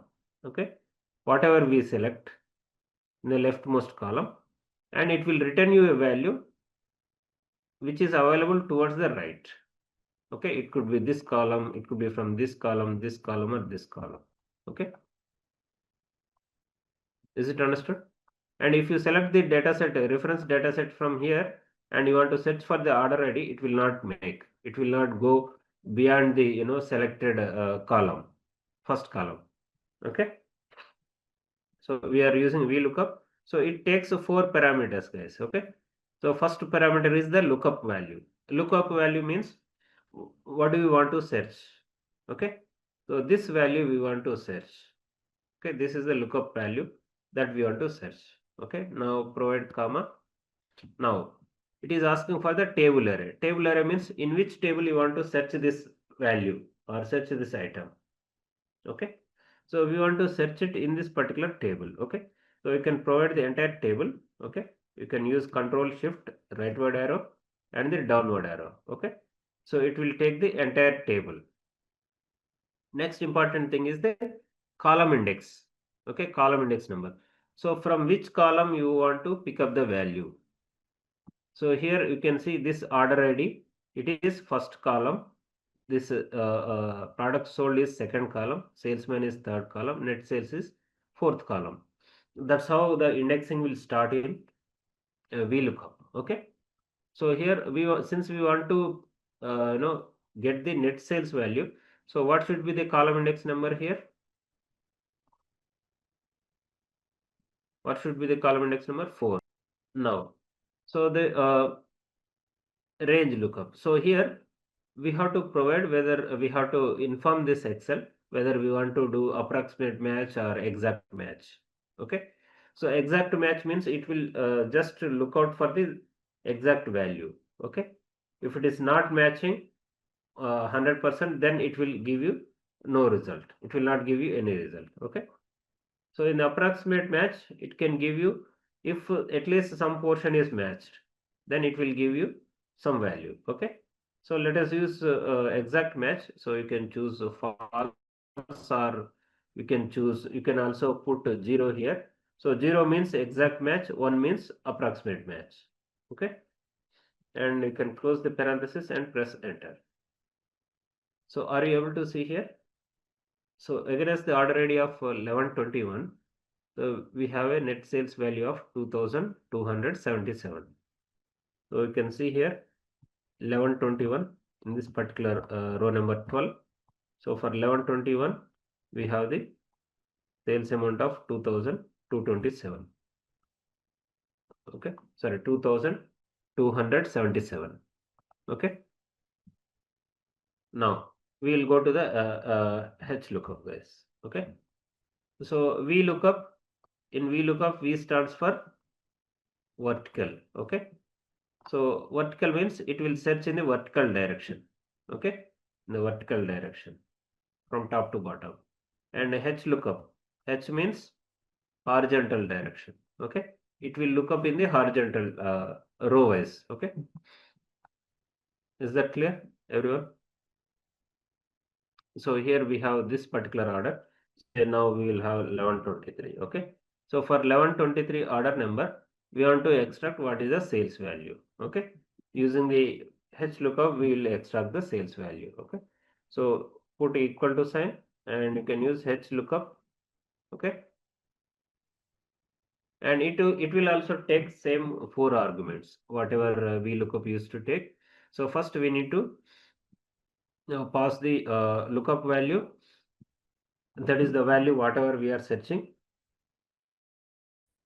and the table array. Okay, so this is the table array. You can just put the cursor in the first cell and you can use a shift control shift and rightward arrow and then downward arrow, so that it selects the entire table array. Okay, and then comma, and now we need to provide the row index. Okay, third parameter or third input is row index.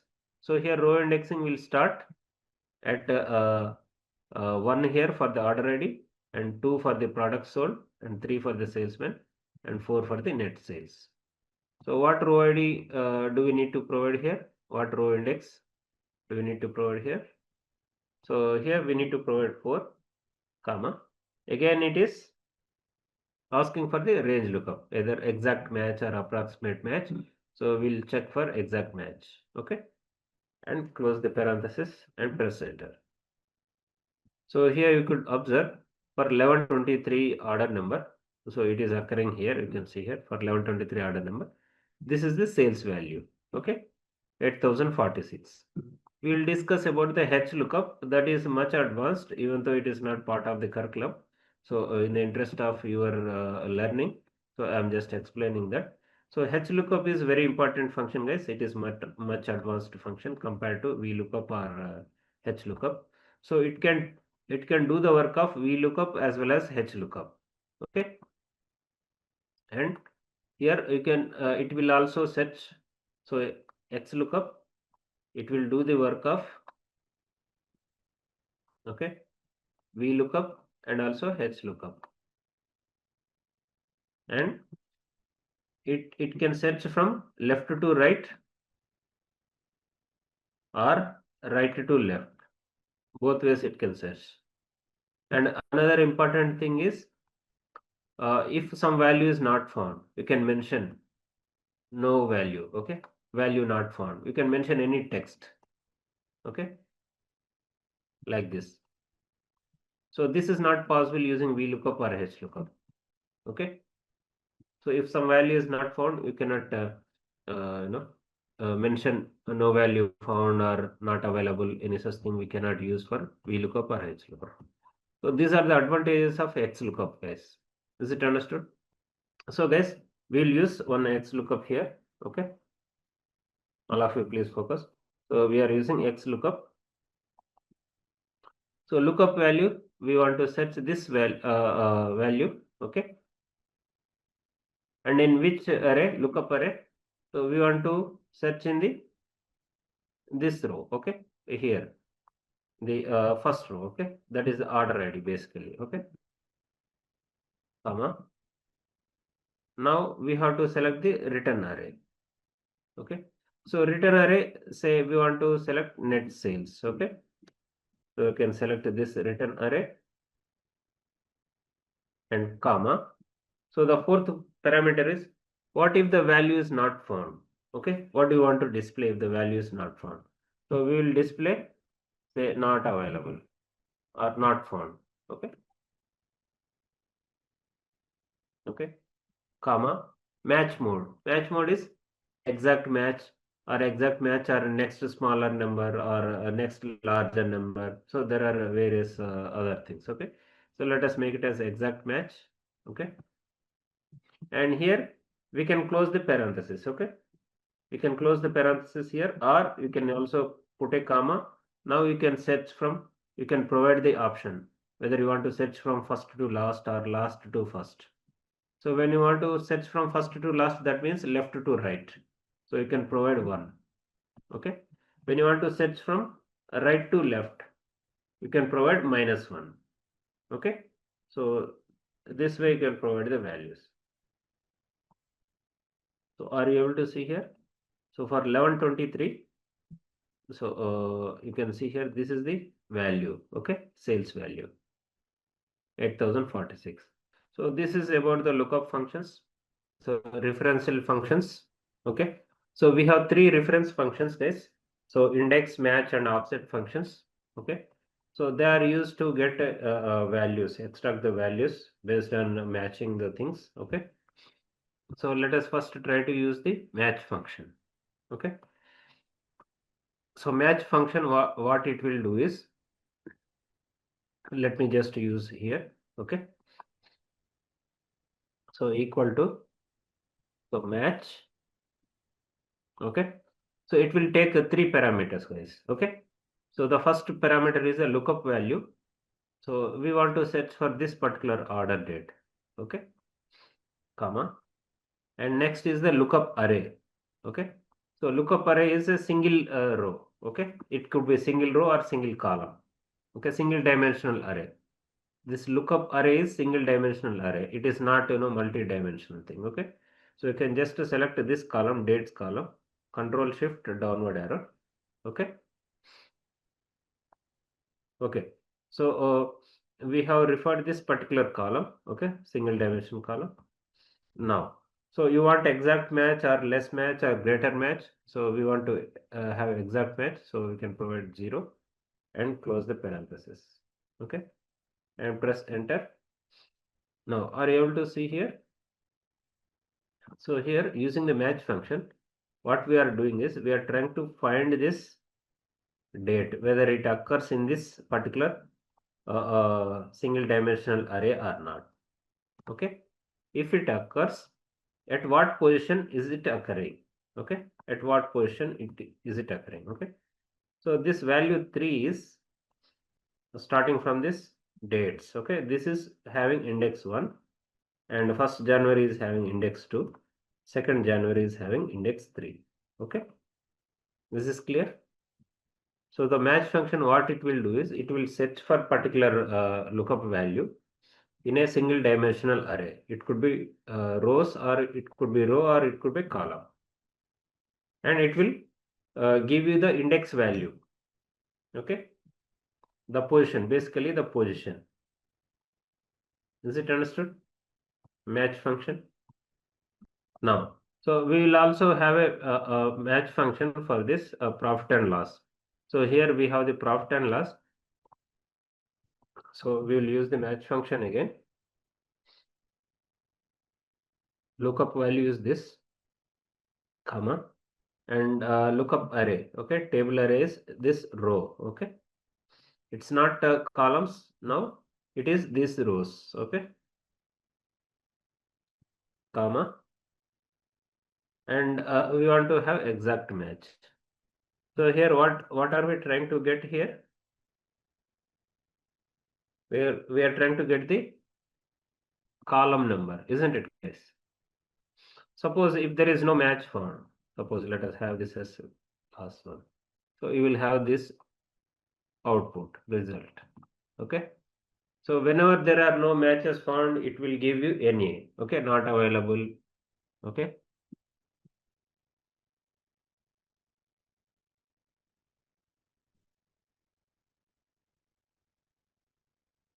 Okay. Now we have found out. So this is the column number. Okay. And these are the row numbers. Is this clear, everyone? So we have found out row numbers and column numbers for these different dates. Okay.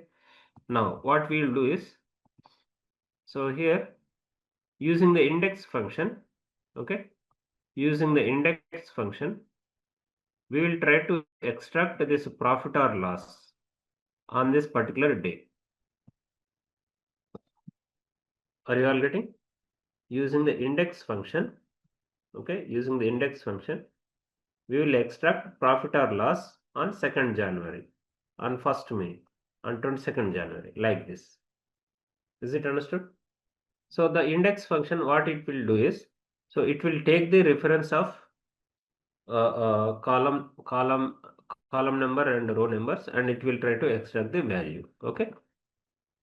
So here for the index function, so you can just use equal to and index function. So it returns the value or a reference of the cell at the intersection of particular row and column in the given range. Okay. So first we need to provide the array. Okay. So this is the array. So you can use Control Shift right and downward arrow. Okay. So this is the total array. Okay. Basically the table array, entire table array. So you select that and comma row number. So where do we get the row number? Where do we get it? So we can get from this match date, right? Match for date. Yeah, B18. Yeah, we have used match function, right? Match for date. Okay. From that we will have to get it, Javed. So row numbers we have to get from these things, and this is the column number. Okay. Okay. So in this function, let us pass the row number as this one. Okay. E5, comma column number. So we have to give this E3 as the column number. So close the parenthesis. Is it understood up to here, all of you? So at the intersection of this row number and column number, whatever value is there in this entire table array, so that value will be picked up. Okay. Okay. So you can just press enter here. So are you able to see here? On 2nd January 2012, okay, that is this particular thing. So we have a profit of 3,376.632. So you can just have a look at it on 2nd January. So profit is this 3,376.63. So here index function, what it will do is, first it will take the reference of the table, okay, data set, and then we provide the row number, okay, horizontal row number, and then the column number. So at this intersection, whatever is there, so row number and column number, whatever is available at this intersection, this value will be picked up and shown as the result here. Is it understood, everyone?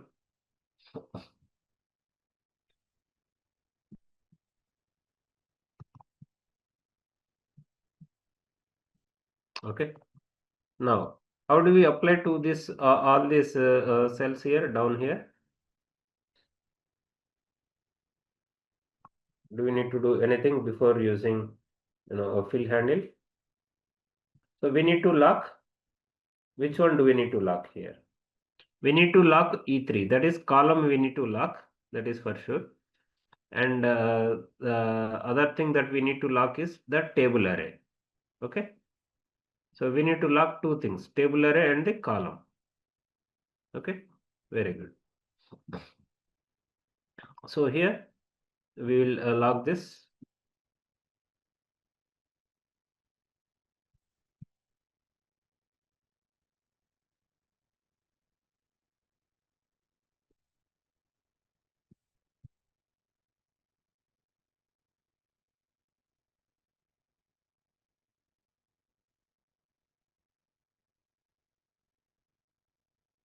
Okay, and a column also we need to log it.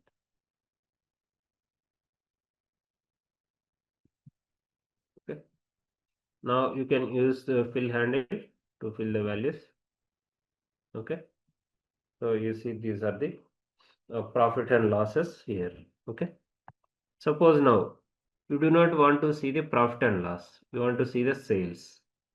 So here we need not have to rewrite anything. Okay, we can just change the value over here in this particular cell. Instead of profit and loss, we can mention it as sales or net sales.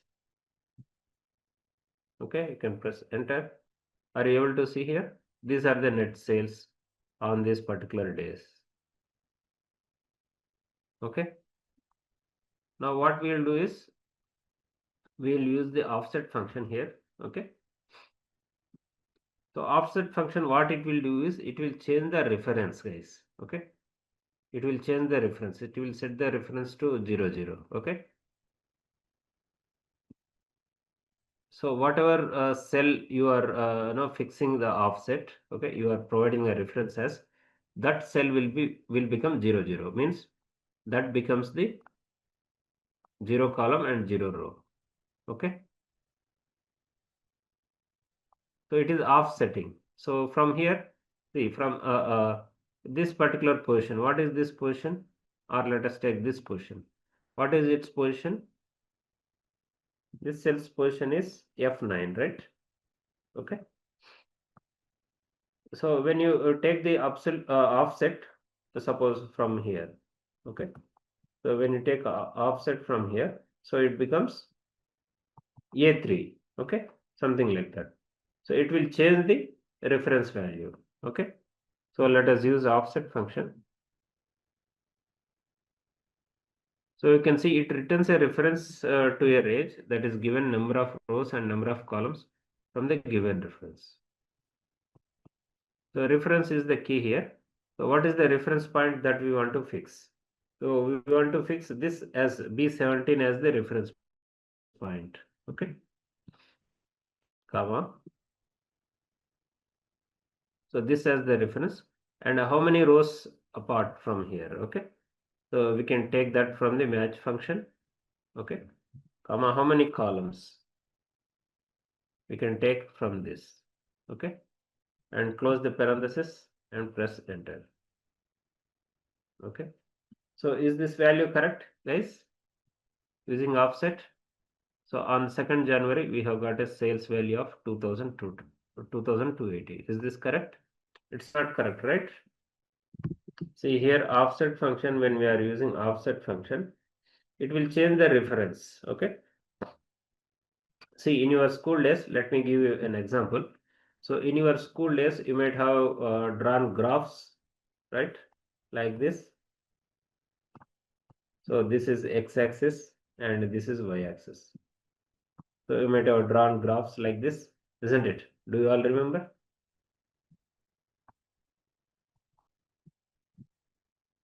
Okay. Now, so what is this position? This position. What is its index? XY positions 0, 0. So this is 0, 0. Okay. This point it is 0, 0. Okay. So this is X and this is Y. So as you move from here, the X value will increase. As you move from here, Y value will increase. Okay. Now, so at times when the values are large, when X say Y values are large, okay, and even X values are large. So this indexing, it will not start at 0, 0. You can have it some say at say 10,000, right? When you have large values. Suppose all the values, all the data points values are greater than 10,000, say 15,000, 20,000, 25,000, so many things. Okay. So in such situations, we need not have to start the indexing at 0, 0. Okay. We can start from 10,000, 10,000. Are you all getting? So this is nothing but you are offsetting. Okay. You are taking a different reference. Instead of 0, 0, you are having a reference of 10,000, 10,000. Is it understood? Everyone? Okay. So from here, whatever extra amount, yeah, changing the starting point, yeah, or interval. So from this, whatever extra amount you have, say if you have say 12,000, okay, so you can plot at a 2k interval here, okay. This will be 10k interval, 10k starting point. So this will be 12k, okay, at 2k interval, okay, like this you can plot, okay. So this is called the offset method, okay. So similarly here in Excel also when we are using offset method, so this cell it becomes 0, 0. Is it understood? And in offset method indexing will start at 0, 0, not at 1, 1. Okay. In other methods like index or even V lookup, H lookup or X lookup, so their indexing start at 1, 1. Okay. But in offset method indexing starts at 0, 0. Is it understood? That is the difference between index method and offset method. Okay. So since it is 0, 0, okay. So column number is 0, row number is also 0. So what is this column number? What is its column number? It will be 1, right? Next it is 2. Salesman is 3. Region is 4. Okay. Customers is 5. Net sales 6 and profit or loss 7. Okay. Is it understood? So its column number is 7 from here. Okay, profits column number is 7. Is it understood, everyone? Okay. Similarly, row numbers. So the 1st January is having row number of 1. 2nd January is having row number of 2. Like this. Okay. Now let us see this in the formula here. Okay. So you can use offset method. Okay. So reference, we are taking this as the reference. This we are setting as 0, 0, comma, rows. How many rows? So we want to have this match rows. So do we need to do anything over here? Since the indexing starts at 0, 0 and we have the value as 3. So we have to subtract 1. Whenever we are using offset method, so we have to subtract 1 since the indexing starts from 0, 0. Okay. So E5 minus 1, comma. What are the column numbers? So column numbers is E3. Okay. So column numbers also same issue. So you can provide minus 1. Okay.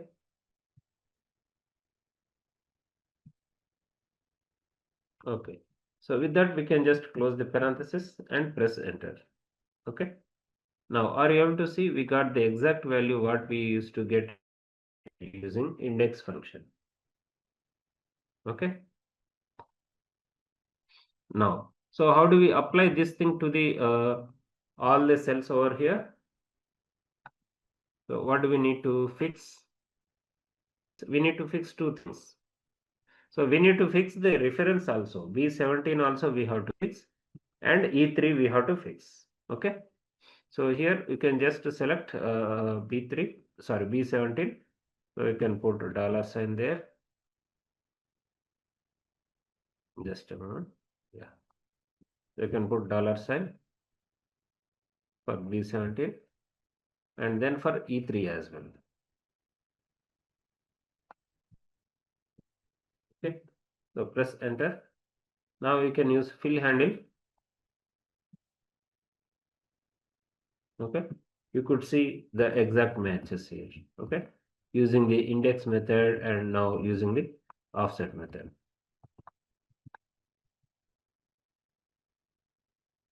Okay.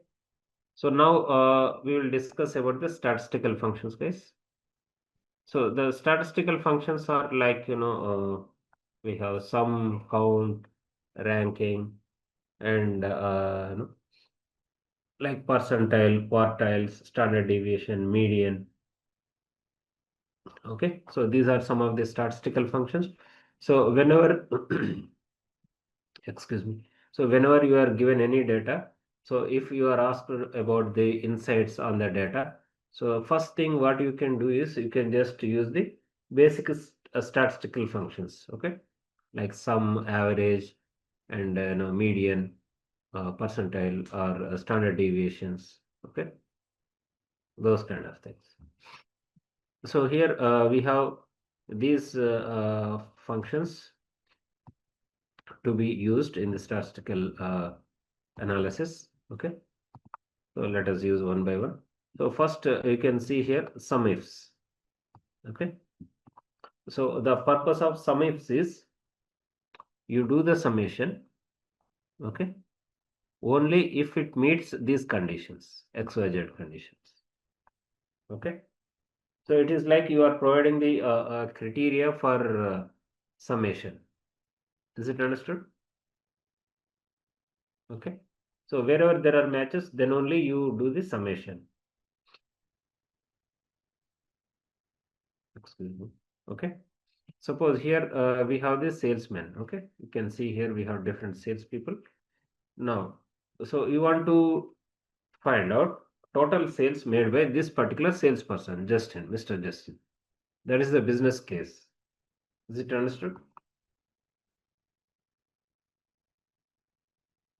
Okay, so based on the conditions, I mean, based on whether the salesperson is Justin, then only we want to sum up the values and we want to show. Okay, so how do you do that? So here in the under the result cell, so you can use equal to. Okay, so first type in sum ifs. Okay, so guys here you might also get sum if. So sum if will take only single condition. This is sum ifs will take multiple if conditions. Okay, you can check for multiple conditions, and when it meets multiple conditions, you can execute some business logics. Okay, okay, sum ifs. So it takes these parameters. First sum range. So what is that you want to sum up? Okay. So we will select this net sales. Okay. So the first cell, control shift, downward arrow. Okay. Is it understood, everyone? So this sum range we have selected. Now the next one is the criteria range. In which particular column you want to search? Okay. So we want to search in the salesman column. Okay.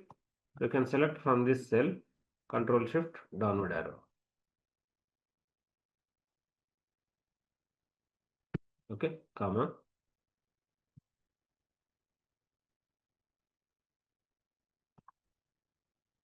Okay. So comma here. Now we have to provide the criteria. What is the criteria? What is the condition? What's our requirement? We want to find out all the sales done by Justin. Okay. So then you can just select this criteria. Okay. And now you can close the parenthesis and press enter. Okay. So are you able to see here? This is the result. This is the total sales done by Mr. Justin.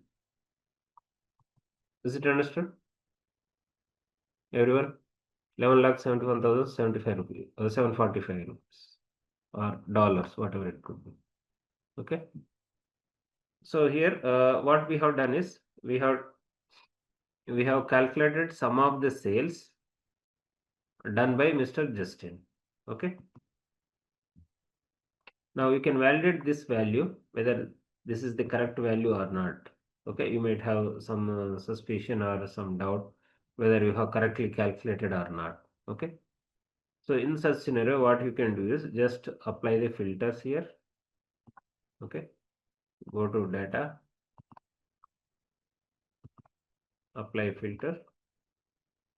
Now what you can do is you can select the salesman. So here you can search for Justin. Okay. And click OK. Now you can just select the column net sales. Okay. So are you able to see the net sales over here at the bottom right? 11,71,745.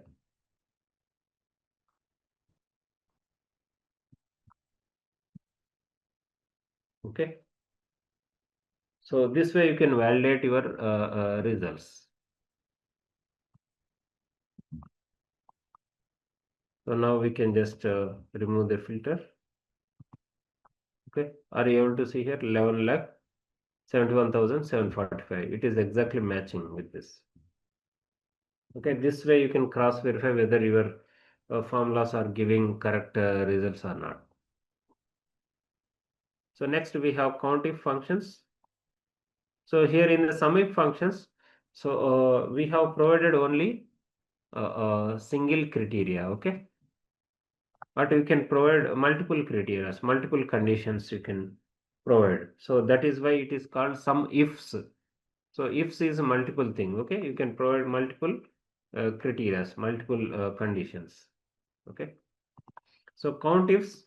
So count ifs, what it will do is it will count the details if the condition is met.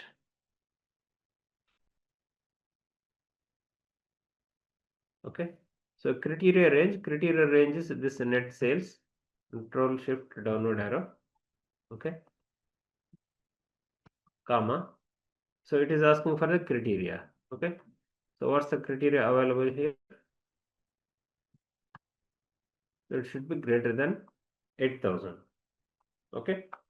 So we want to count all the sales which are greater than 8,000. Close the parenthesis and press enter. So are you able to see here?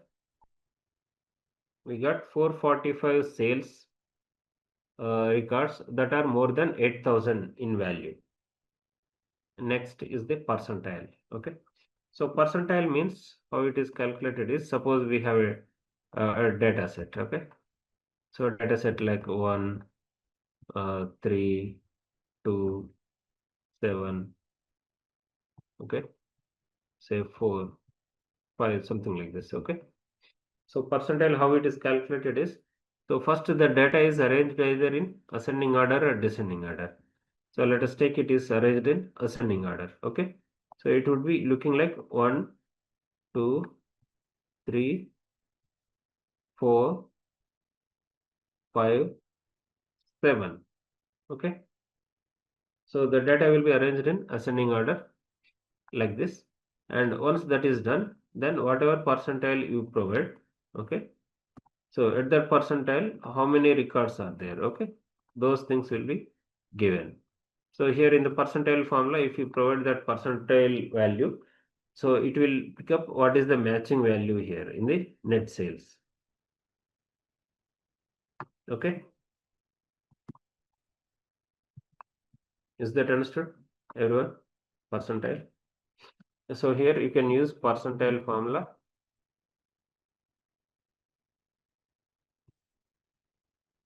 and the array. You have to provide the array. So within the sales, so you can select from one row bottom.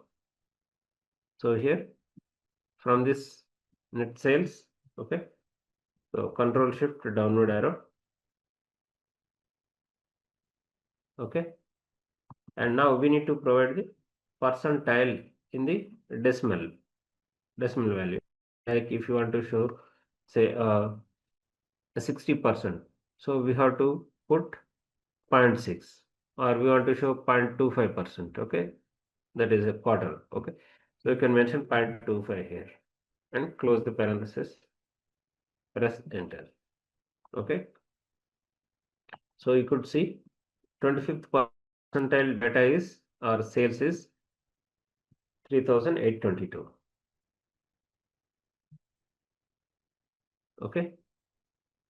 Now quartile works in similar way as to percentile. So quartile actually, you can understand this using box and whisker plot, okay.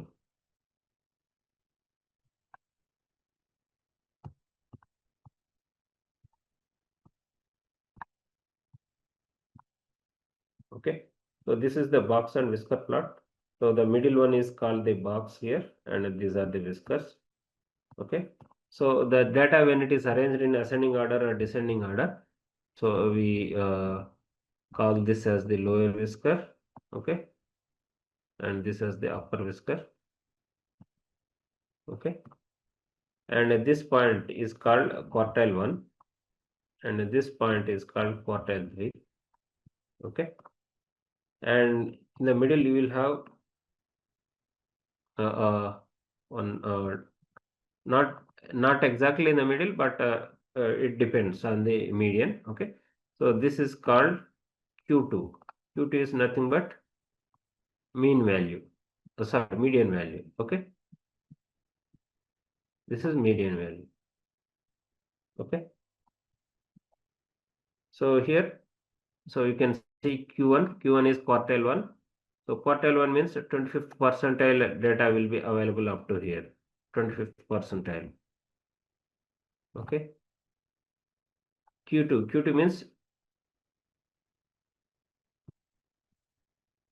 okay, Q2 means it is the median value, okay. So at that one, percentile would be 50 percentile, okay. So next we have the Q3. Q3 is at 75th percentile, okay. So like this. So now you can extract these values from, I mean, by using quartile function here, okay.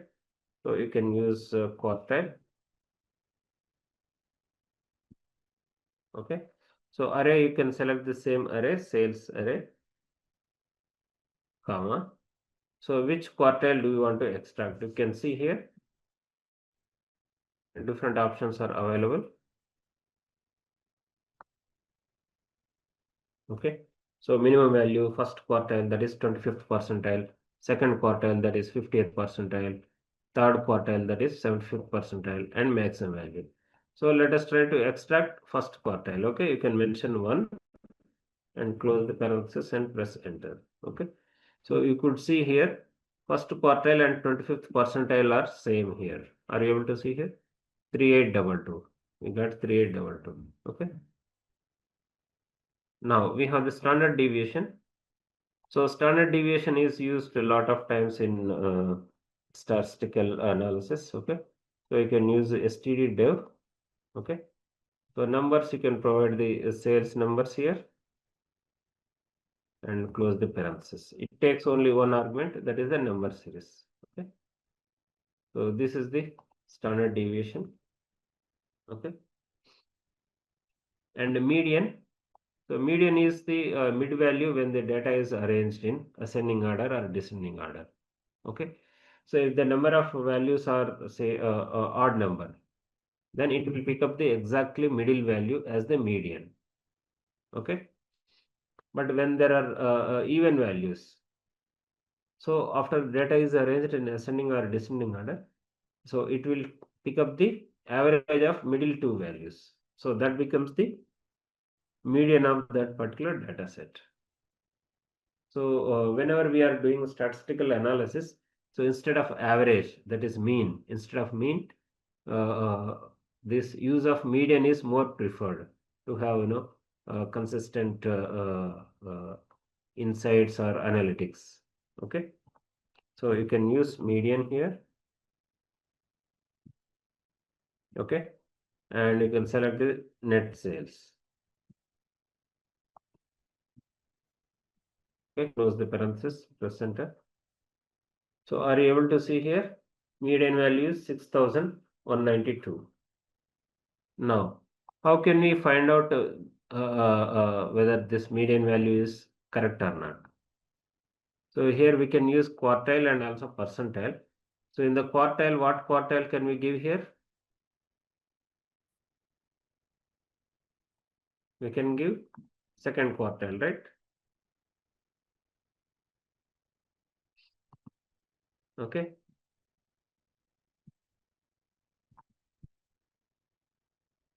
So you can give 2. Okay. So are you able to see here? Second quartile, that is 50th percentile is 6192, which is exactly matching to this median value. Okay. Now percentile also we can correct it. Okay, instead of 25th percentile, you can mention of 50th percentile. Okay, that is 0.5. You can press enter. Now, are you able to see here? All the values are same, 6192, 6192 and 6192. So this way we can validate the median calculation value. Okay. Now rank function, guys. So see, suppose we have 100 students. Okay, in the session 100 students are there. Now their exam marks are released. Okay. Okay. Now you want to rank the students, right? When the exam marks are released, you want to rank them as rank 1, 2, 3, 4, 5, 6 like this. Okay. So when you say rank 1, so which way is rank 1 here in the context of exam marks for the students? Which way is it rank 1? Is it the person who got the lowest marks is given rank 1 or the highest marks? Highest marks, right? So ranking is done from the top level to the bottom level, right? Okay. That means in the descending order. Are you getting? So based on the marks in the descending order, ranks are given. Okay. Now you can also rank them in the reverse order, right? In the ascending order as well. So if you remember maybe in your school days or college days, so when these kind of exam marks are declared, suppose you have a friend who got low score. Okay. So imagine you got the highest score and your friend has got the lowest score. So you might say rank 1, I am the first ranker, and your friend also might say I am also first ranker. Okay, and both are correct, isn't it, guys? Both are first rankers only. Okay, logically both are correct, but one is you are from the when the data is in the descending order, that is highest to lowest, you are the first ranker, and your friend is the first ranker when the data is from lowest to highest, that is in the ascending order. Okay, so this order decides the ranking. Okay, either ascending or descending. You have to be careful whenever you are using the rank function. Okay, is it understood, everyone? Okay, so now let us use the rank function here quickly. So you can use rank function.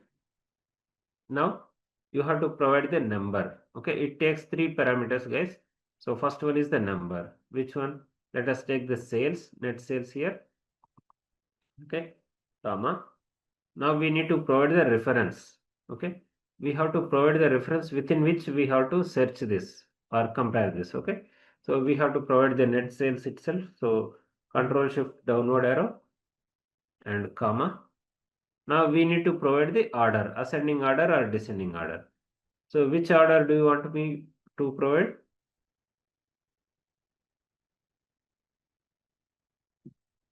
Okay, ascending or descending? Descending. Okay, let us take it as descending.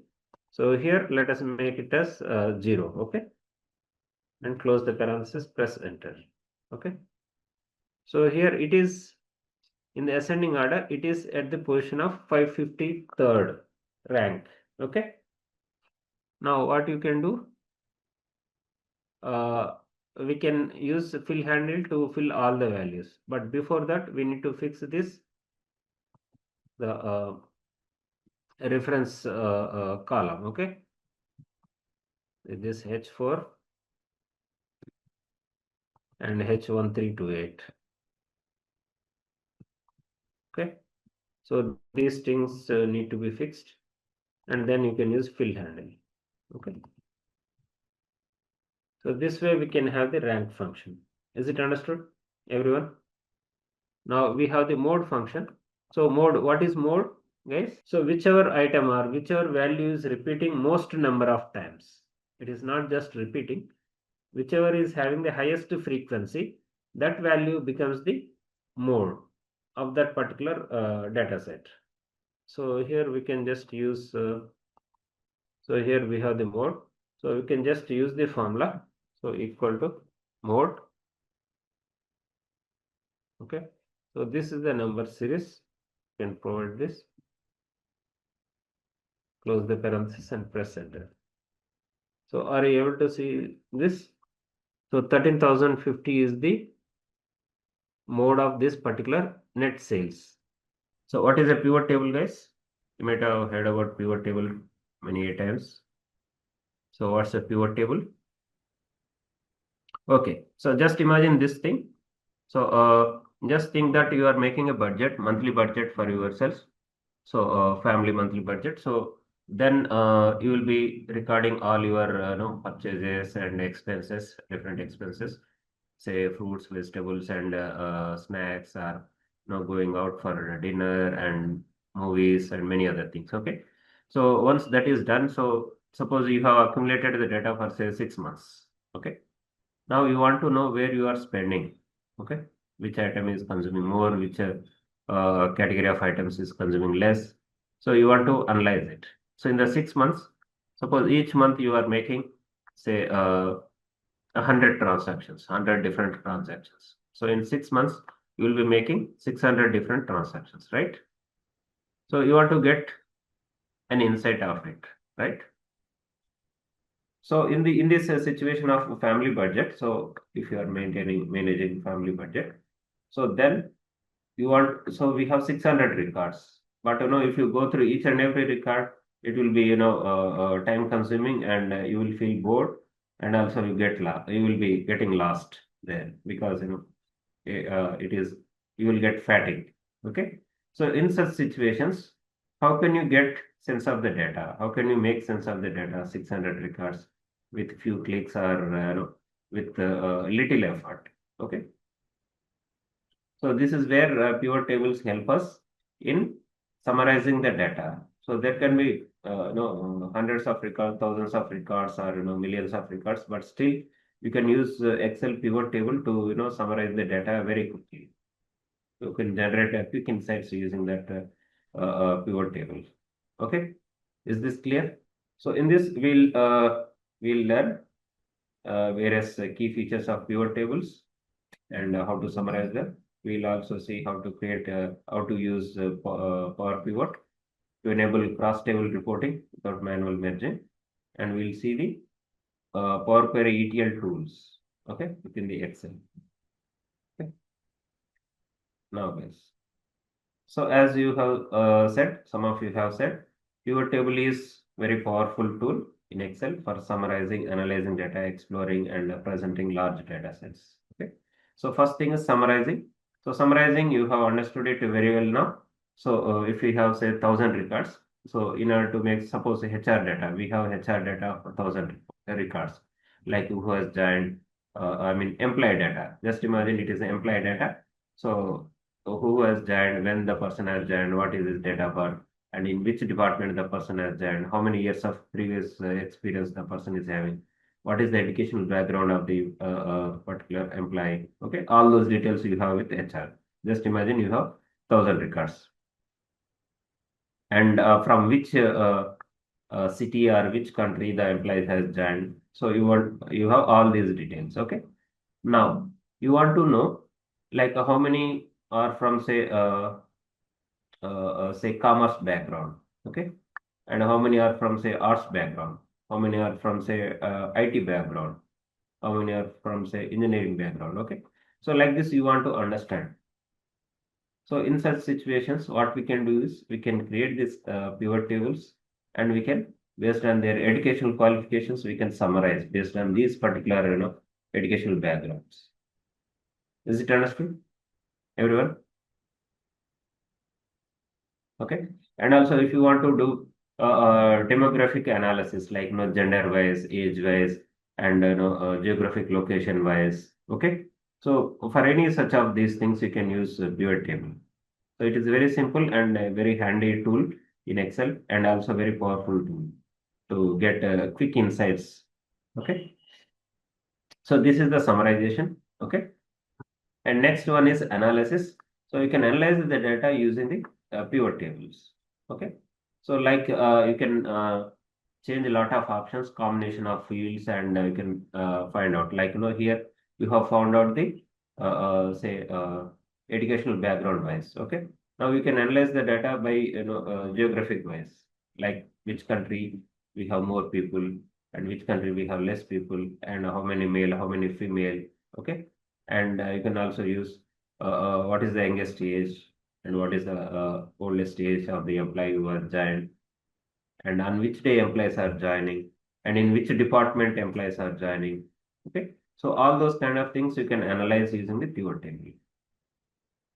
And also you can explore the new insights, like you can create some AI related insights there, or to get gain insights inside the data. Like we can also find trends and patterns within the data. Okay, and then you can also make presentations using the pivot tables. Like you can create visualizations. So pivot table visualizations, you can use it as a presentation tool itself for your audience. It could be your management or clients or suppliers, anybody. Okay, so these are the features of pivot tables. Is this clear, everyone? Now, so why we need to use pivot table? So as we have discussed, it is used to summarize vast amount of data, and then it enables drag and drop customization for reports. Okay, so it's not that you can just summarize once and leave it, but you can drag and drop different fields, and you can see you can do slicing and dicing of the data. Okay, using drag and drop of different fields, and it allows real-time exploration of data and relationships and trends within the data. And most of the times it helps us eliminate need for complex formulas. Okay, so if you are well versed with pivot tables, you can analyze and you can present the data to your management to impress them, and also to find out insights. Okay, so this kind of insights, they help us in quicker decision making, the visual summaries. Okay. So these are the advantages of using pivot table. So as we discussed, the key features are data summarization, flexibility, analysis, dynamic analysis. Aggregation functions are available, and we can generate the reports, and also you can customize to suit to your business requirements. Okay, yeah. So it summarizes capabilities of pivot table. It summarizes or tabulates a lot of data. Okay, it saves a lot of time and work. It enables data processing and visualization programs. So we can also create data visualizations here. So data processing, it is as part of the Power Query editor. You can process the data. You can clean the data. You can merge different tables. Okay, data sources from different. Data from different data sources can be merged. Okay. So let us explore how to create the data set. So here on the left side, you can just see a data set here, okay, which is having number of records. On the right side, you have a pivot table which is giving some summaries. Okay, so let me just show you one data set. Okay, let me just use this data set.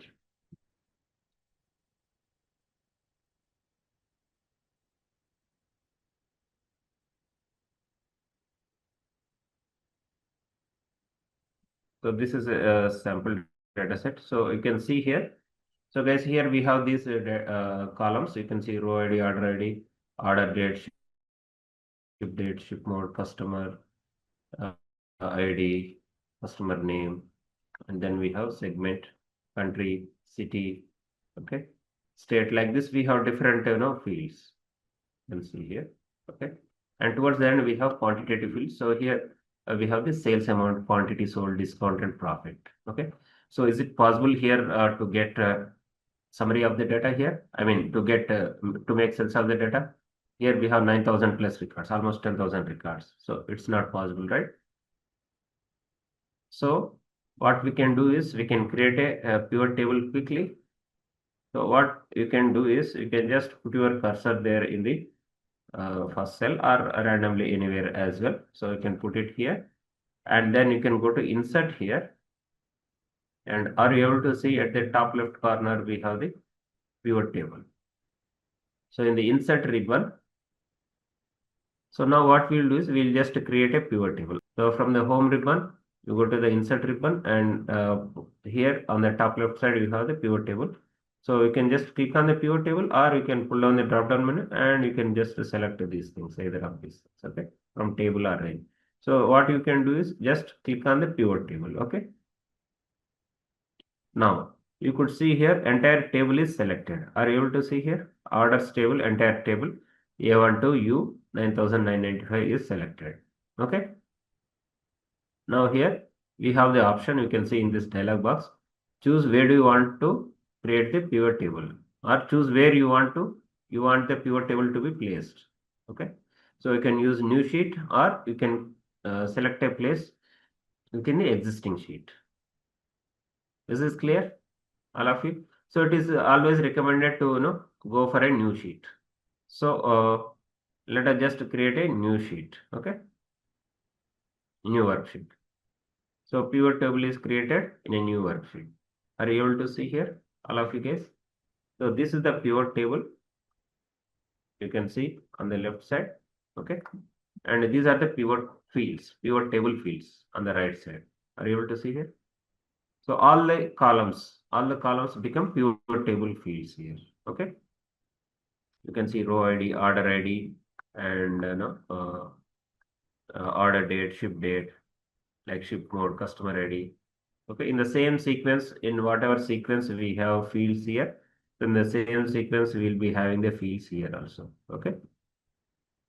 So here you could see these are the areas where we will be working here. Okay, this is the layout. Are you able to see here? This is very important. Okay. So based on the combination of this layout, okay, based on how we place these different fields into different cells here, okay. So that decides the data summarization here. Is that clear? Okay. So how we are configuring this pivot table, okay, like where we are placing what fields we are placing in filters, what fields we are placing in columns and rows and values. So based on that, we will be getting suitable output here in the pivot table. Okay. So always you have to uh, uh, work here, and the result will be shown here. Okay. So this is our working area, pivot table fields, and the results or summary or reports are shown here. Is that clear? Now what we will do is, so what shall we get, guys? So what information or what summary shall we get from here? So these are the fields I have shown to you. First we will see categorical wise, like region wise sales and profit. Then we'll come to the other things. Okay. So guys, for category for region wise sales, what we need to do is first pick up the region here.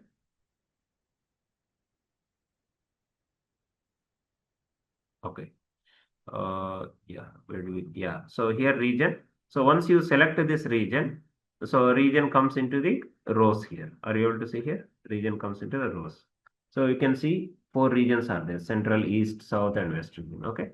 Now what we need to do, we will pick up sales and profit. Okay. So let us pick up sales. Are you able to see sum of sales? So by default, Excel will do either sum or sometimes it will also do count. Okay. Now we will add profit as well. Okay. Are you able to see here? So you can see we have added sum and I mean sales and profit. Okay. So sum of sales and sum of profit we can see here. This is clear, guys. So we could get this summary information very quickly, isn't it? So region wise breakup is also available. Okay. Now if you want to do any other aggregation, okay, any other aggregation, like it could be average or it could be count or any such things, standard deviation. So what you can do is you can manipulate here. Okay. So you can change the aggregations here. Instead of sum, you can also change it to say average or minimum, maximum, any such thing. Okay. So just to pull down this drop down menu here. So you can see value field settings, all of you. So just click on the value field settings. Now here you have different types of aggregate functions. Okay. Uh, Statistical functions. You can see count. Okay. You can see count of sales and click OK. Now are you able to see how many sales each region is having? Okay.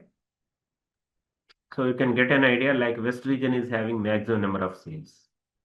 Okay. And here South region is having lowest number of sales. Okay. This is also another insight. So guys, here, so in the values, are you able to see here values in the layout? So here you can manipulate here, you can change, you can ask based on your business questions that you have, you can just pull down this drop down menu and value field settings. So this window would open up. So you can choose any of the aggregate functions like average or minimum, maximum, product, you can see. Okay. Standard deviation, variance, okay, product, any such thing. Let us now have average sales. Okay. Average of sales. So are you able to see average sales? So in central region, we have 215 as average sales, eastern region 238, southern region 241, and western region 226. So in the southern region, we have the highest average sales. Are you able to see here? That's very interesting insight. Earlier we have seen southern region has less number of sales. Okay, less sales, but it has got highest average. That's very interesting, isn't it, guys? So similarly here, suppose you want to see maximum profit. Okay, so go to the value field settings and you can select maximum profit. So are you able to see here in the central region, we have the maximum profit of 8,399, and whereas eastern region 5,000 and the southern region 3,000. But in the western region we have, okay, western region we have 6,719, which is less. So here the central region is leading with maximum profit. Okay, for individual sale, it's not for the overall region. Okay, so these kind of insights you can generate. Is this clear, everyone? So now let us go to the next concept. Okay, that is grouping of the data. Okay, so grouping of pivot tables. So here, so we can group the data into similar kind data into categories, subcategories. Okay, suppose you have say subcategories here. Okay, in this data set we have subcategories. We have categories and subcategories. So we want to group them into some categories. So we can do that. Okay, and you can also create some groups based on some numbers. Okay, and the dates also, you can like months, quarters, years, like this. Okay, so now what we'll do is, let us just create another pivot table. Insert here pivot table. Okay, so this is pivot table 4. Now what we will do is here let us first select a subcategory, okay? And then we'll select sales, okay? So guys, here we have subcategory wise sales. Now say you want to group them based on some criteria, you want to group them. Say A to C, you want to put them under one group. So what you can do is select these things, right click, okay. Now here, are you able to see the option group, all of you? So you can select this group, okay. So this is one group, okay. Now remaining things, suppose you want to create another group, say E to M, okay. Right click and you can create another group, okay. This is group 2, and rest of the things you want to create another group. Sorry, just yeah. So rest of the things, say from paper to tables, just select these things, right click, and you can create another group, okay.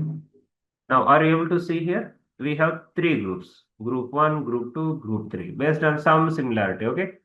It could be some feature like geography or name or product type or any such thing, okay. So now you can compare this group wise sales also, and if you want you can just drill down, okay. This is clear. This is grouping, okay. So the purpose of grouping is it can transform complex data set into concise categories, okay. And it facilitates creation of clear and engaging pivot tables, and it seamlessly aggregates numeric data and time and data related to different analysis, okay. So this is about the grouping, guys. Now let us discuss about the pivot, power pivot, okay. So power pivot, it is used for data modeling purposes, okay. So here it is a data modeling technology that lets the users create data models and establish relationships and create calculations, okay.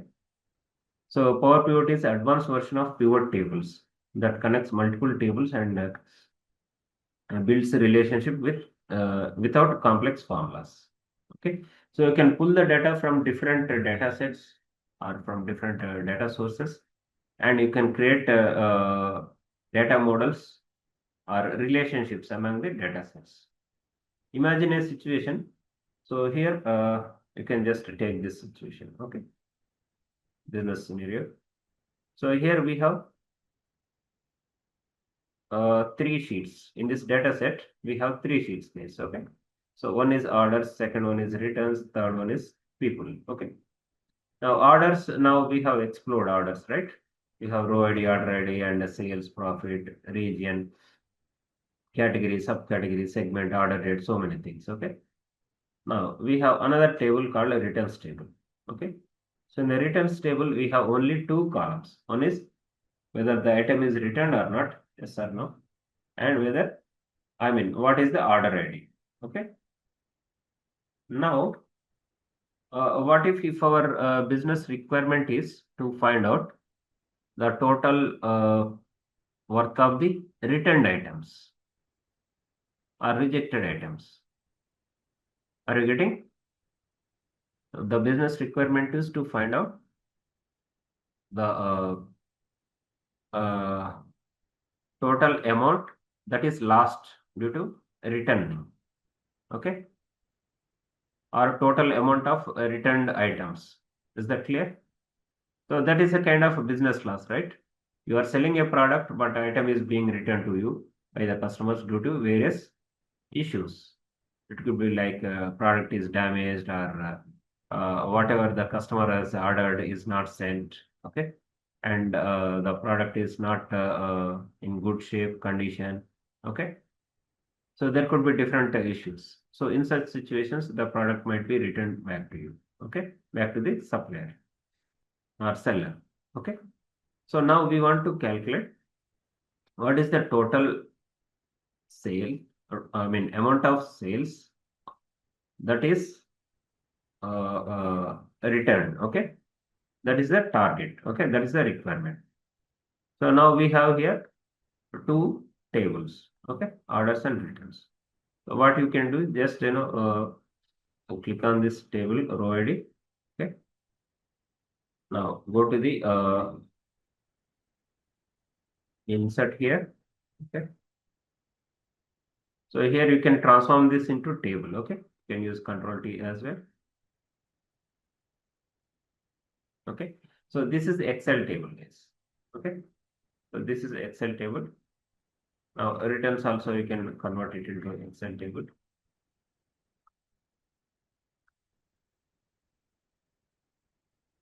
Okay. Just a moment. So we need to make sure that it is having headers. Okay. Yeah. So you can see here my table as headers has to be selected because we have headers. So in the return table also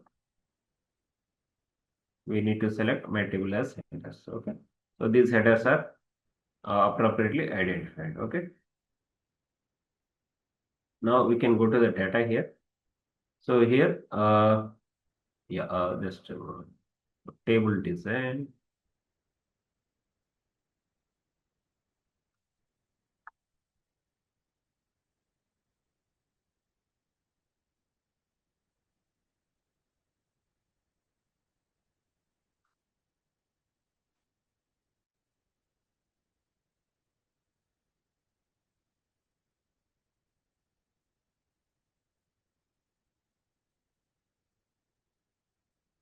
Yeah, queries and connections. So here, in the queries and connections, so here you can just see here. See, in the Excel file, we have the three sheets. Okay. So if you observe, we have three sheets in the Excel file. One is orders table, second one is returns, third one is PP. Okay. So all the three tables are different. So we have just selected this data set and we have turned it into table. And similarly, returns also.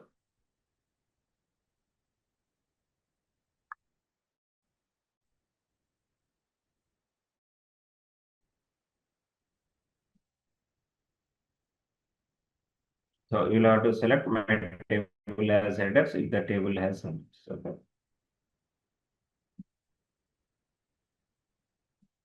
So is this clear? Just a moment.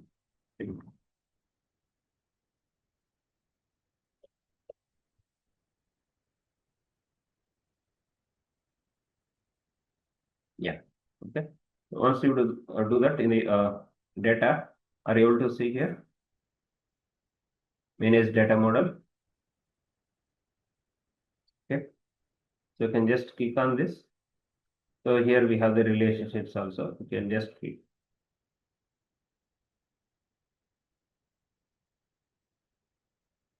Okay. So we need to enable the data analysis add-in. So I'm just enabling it. So this is the Power Pivot, guys. You can see here. So here you can get the data from external sources. Like you can go to the design here.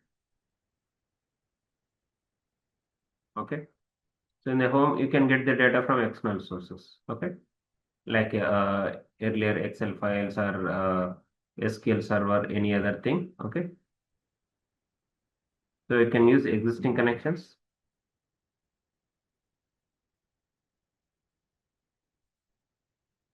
So like this Excel or any such things you can import. Okay. So here, since we already have this data here, so we can use this. Okay. Just a moment. So on clicking this green icon, okay, manage the data model. So this is for managing the data model, but before that we can just create the relationships here. You can just click on relationships. So here you can just create a new relationship. So table, you can select table 5. Okay. So what is this table name? Let us just find out. No, not required. There. Okay. So here, using this, you can create multiple tables. I mean, relationships we can create. Okay. Let us try to create this time. Okay.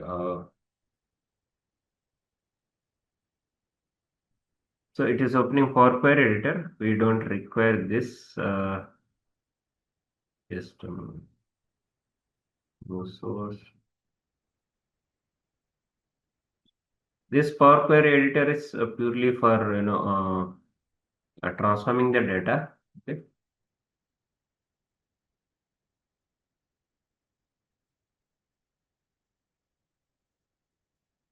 It's not for creating the relationship. So you can create the relationships in the append and uh, merge and append queries. Okay. So let me just close this.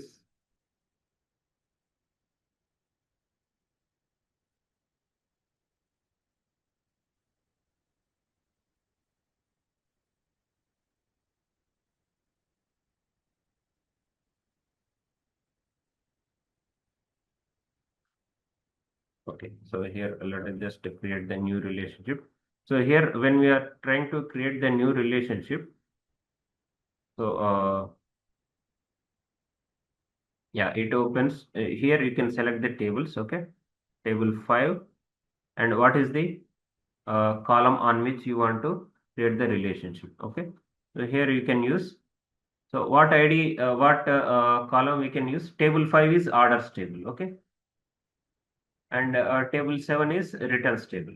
So what column do we need to select for matching?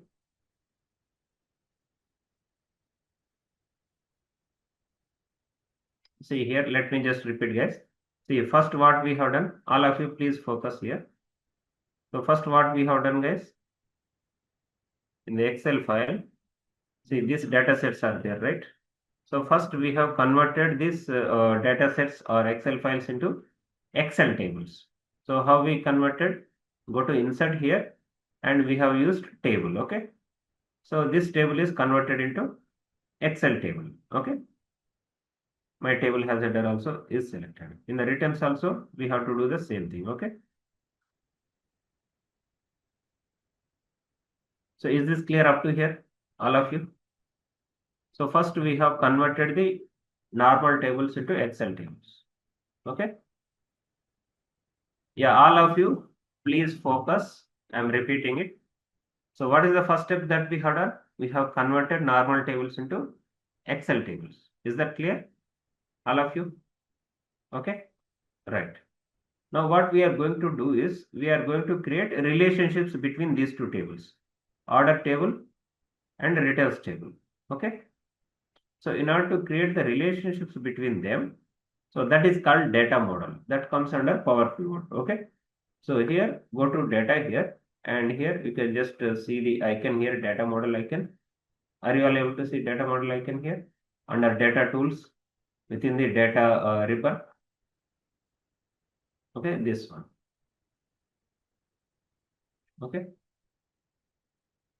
Now, just to pull down this drop down menu, let us try to create the relationships between these two tables. Okay. So just to select this, create relationships.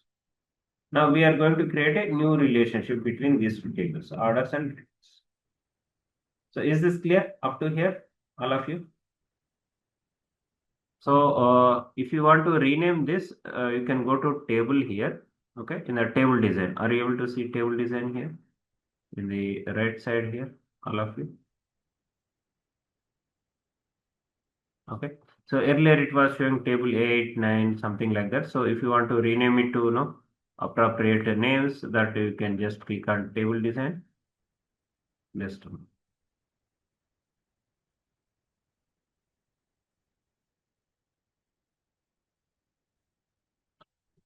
yeah.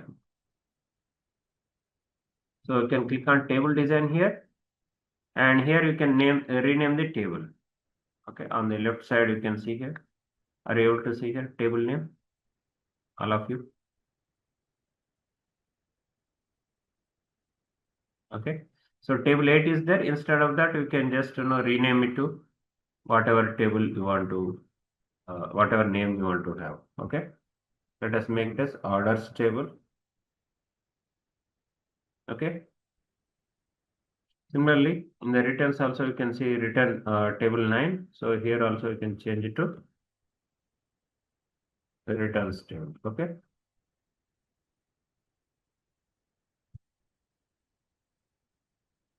Is this clear, everyone? How to change the table names? So we have renamed the tables now. So this power pivot by default in some of your Excels, it might not be enabled. So go to the options here. From file, go to options and select add-ins, and here select com add-ins and click go. So are you able to see here, all of you? This Microsoft Power Pivot for Excel. Okay. So this you need to check. So if it is not enabled in your Excel, please do this way and you can enable. Is this clear, everyone? So for me, it is already enabled. So you can see Power Pivot here. Okay. In the Power Pivot, you can see the manage data model, measures, KPIs. There are a lot of things. Okay. Now what we can do is we can just, in the orders table, we are in the orders table. So you can just click on add to data model. Okay. So this Power Pivot Excel will be open here. Okay. Now what we can do is this is a separate window. Okay. And now you can go to the returns table. So in the return table also you can just click on add to data model. Are you able to understand until enabling the Power Pivot, until adding the Power Pivot add-in using options and advanced options? Okay. So then, so you will be in the home ribbon by default. Then click on the Power Pivot. Okay. In the Power Pivot, you can click on orders. Okay. And click on add to data model. Okay. So when you add to data model, this window will be open. This is clear. Okay. Now again click on returns table and go to Power Pivot and click on add to data model. Okay. So these two tables are now added to the data model. Are you able to see here the table names? Returns underscore table, orders underscore table. Okay. Now what we can do is you can just click. Is this clear up to here, everyone? Now, so you can click on diagram view here. So are you able to see two tables are shown here? So this is orders table and this is returns table. Okay. Now you can create what we can create. We can create relationship between these two tables. Okay. So just you can just drag and drop this order ID from the orders table onto this order ID on the returns table. Okay. Because they are related, right? So you can just use like this. Okay. Drag and drop it like this. So this way a relationship is created between these two tables. You can see here one-to-many relationship. Okay. So this side one order ID is there. That is why it is 1. And for one occurrence of the order ID in the returns table, there are multiple occurrences of the order IDs in the orders table. That is the meaning of one-to-many relationship. Okay. Now, since the order IDs are common in both the tables, we can create the relationship between these two tables using a common column. Okay. So common column, that is the concept of a relational database management system, right? SQL and other stuff. Okay. So here order ID is common in both these tables. So let us drag and drop this order ID from the orders table to the order ID of returns table.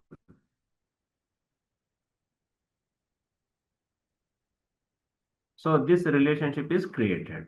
This is one-to-many relationship. This is clear?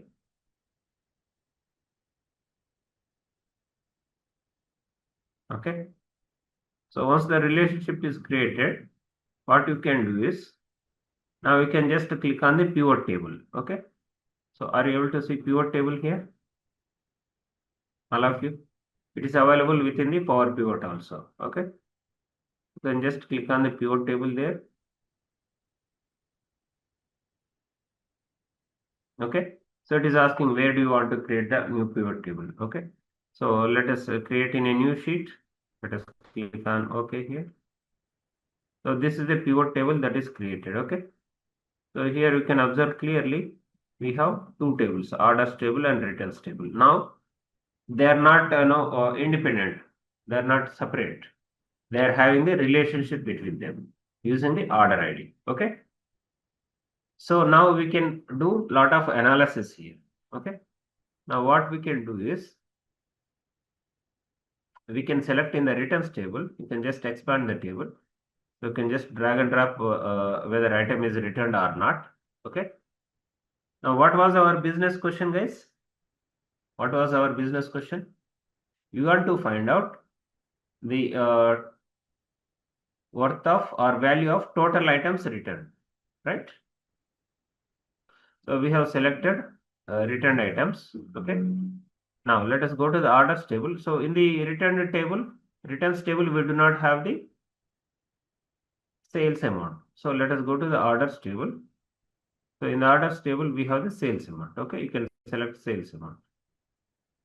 Now, are you able to see here, all of you? So what is the value of items returned? It is 1,80,504. Okay. And what is the value of the items which are not returned? Blank means the items are not returned. So it is 21,16,696. Okay. So this way you can create pivot tables on the data models. Is it understood, everyone? This is very, very important and very handy. So whenever you have a lot of data sets to be combined, so you can create relationships using Power Pivot, and then you can do Power Pivot tables. Okay. So first you create the Power Pivot. Okay. Power Pivot and relationships. Okay. So then you create the pivot tables on top of these relationships. So now let us discuss about the Power Query. Okay. So what is the purpose of Power Query, guys? Any idea on the purpose of Power Query? So Power Query Editor is also an integral part of Excel, and also it is part of Power BI. So it is used to connect to different data sources and import the data. Okay, using connect option, and then you can transform the data. Okay, you can make the changes, you can clean the data, you can create you can prepare the data by adding additional fields. Okay, and then you can combine the data from different data sources. Okay, in these are there are two ways of combining data from different data sources in the Power Query Editor. So one is called merge.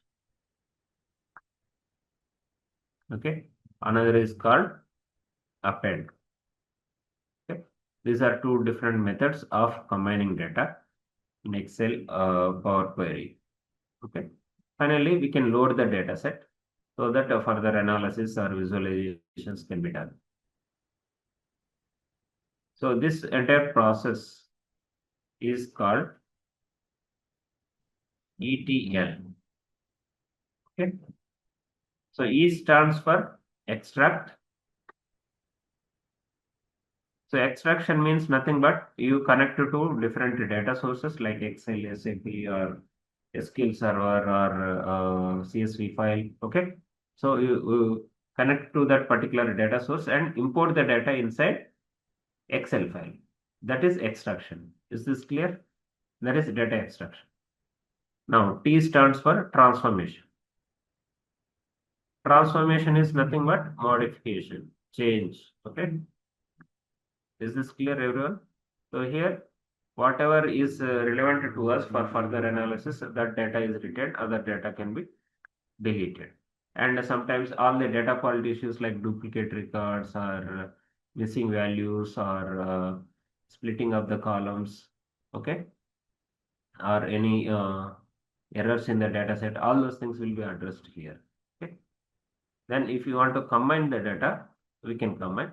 So, but here ETL stands for extract, transform. So in the transform, combine also comes inside the transform. Then you load the data into Excel. This is loading. Okay, I mean this one is loading. Is it clear what we do in the Power Query editor? All of you, we do ETL activity. So as we discussed in the ETL, extract, transform, load, E stands for extraction. So to get data from multiple sources. T stands for transformation, that is cleaning, shaping, and formatting the data. And L stands for loading, so bringing the data back to Excel after the data has been transformed. So Power Query, it allows different functions to clean the data set. Okay. So in the data cleaning, you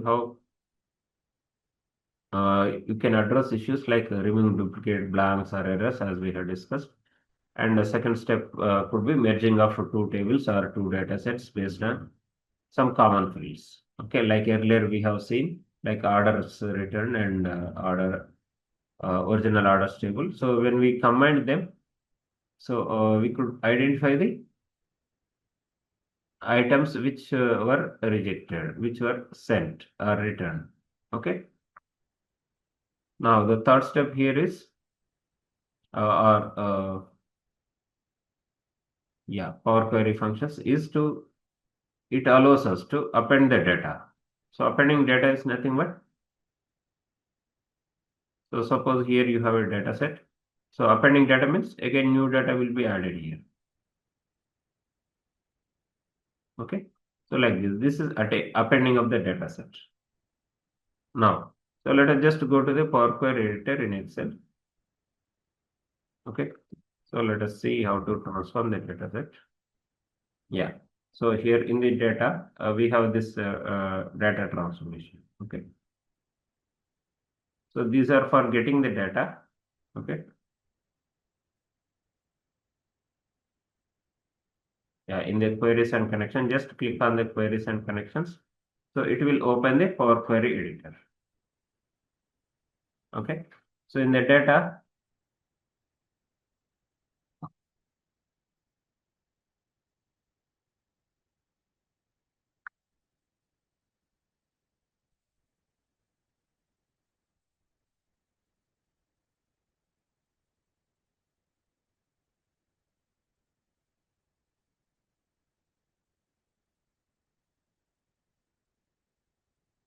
just a moment. Yeah. So here in the get data, you can just see here, we have the option to launch the Power Query editor. You can just launch the Power Query editor. Okay. So this is the Power Query editor. You can see here. Okay. Now you can add these data sources. Okay. From the file Excel or CSV or any such thing. I'm just importing dataset. You can also see here. From Power Query editor, we can import the datasets. Okay. So here we have the orders dataset. We can just select this orders dataset and click OK. And we can select any other dataset. So in this dataset, now we can do transformations. Okay. So here, if you want to change anything, suppose you want to delete some columns. Okay. Say we do not want order ID. Okay. You can select column and you can click on remove columns. Suppose you do not want a couple of rows here. Okay. Randomly. So here you can just select remove rows here. Okay. So you can just pull down this. You can remove top 10 rows or bottom 10 rows or alternate rows or duplicate rows. So generally it becomes a necessity to check for duplicates. Okay. So what we can do is, so you can select all. Okay. So you can just click on the first column and you can use Control A. Now you can use remove duplicates. Okay. So if there are any duplicates available in this dataset, those things will be removed. Okay.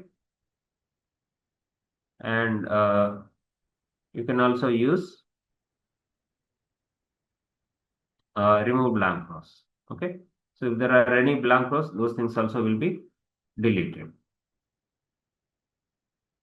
So like this, you have different options like split by. So you can select a particular column, a product name. You can use it for splitting, or you can also take order ID here. Okay, so you can select order ID and you can use it for splitting. Okay, so by delimiter means whatever is the delimiter available, like hyphen here and if it is some spaces or comma, any such thing, so those things, by that data will be split. Okay, so let us use by delimiter.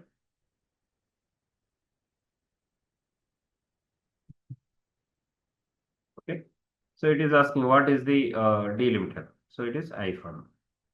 Okay, so what we can do is we can just check this one, splitting it. What part you want to split it? Is it at the leftmost? That is only the first two letters you want to extract, or rightmost? That is the last six digits that you want to extract, or each occurrence of the delimiter. Okay, so let us just select each occurrence of the delimiter and click OK. So are you able to see the earlier column is now split into three new columns? Okay, so order ID 1, order ID 2, and order ID 3. Like this, we have three new columns. Okay, so single column has been split into three new columns. Now you have the country code here. So if you want to analyze something on the country code, like how many records are from the US, how many are from Canada, you can do that. So once we do these kind of transformations, so what we need to do, guys.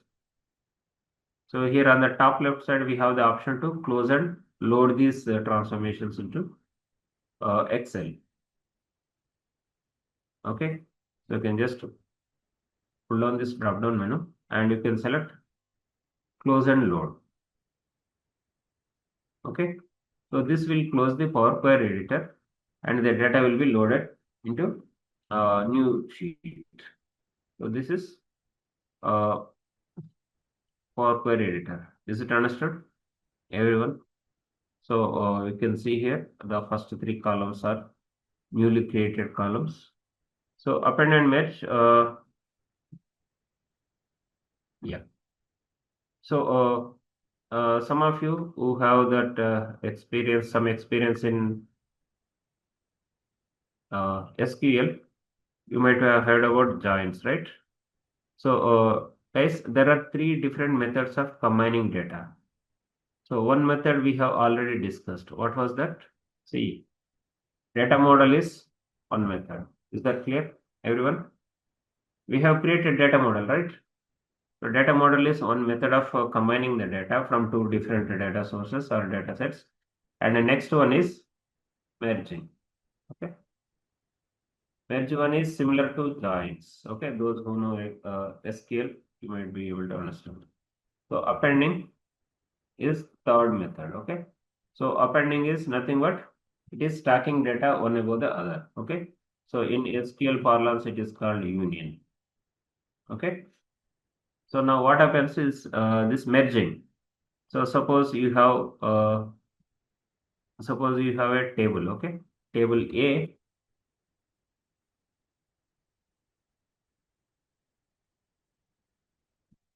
okay?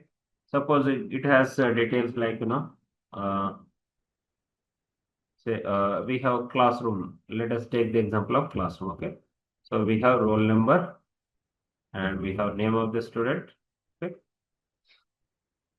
And other details, okay? And in the other table, table B, so we have again roll number and marks. This is clear, all of you? So now we want to know which student has got what marks. Okay. So is it possible to address this requirement using only table A?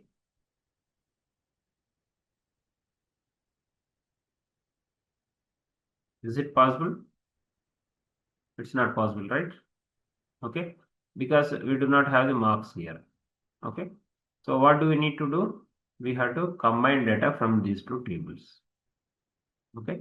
So when we combine the data from these two tables, so we can create a join on roll number and we can have name and also marks. Is it understood? So here, since we have the common column called roll number, we can create a join between them. Okay. So here, let us just try to create the join between or two different tables. Okay. So here we can take this classic case again. So we have orders and return table. So what we will do is we will create the relationship between them. Okay. Sorry, we will create merging between them. Okay. Join. So here we can just click on this.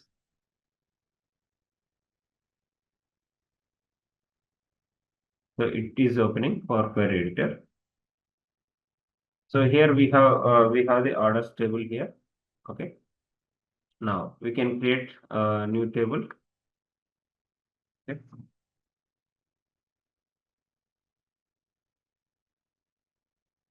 So from file Excel, you can just import any data set.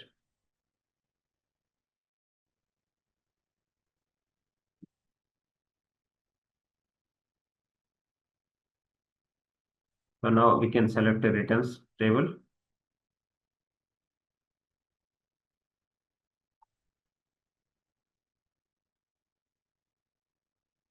Okay.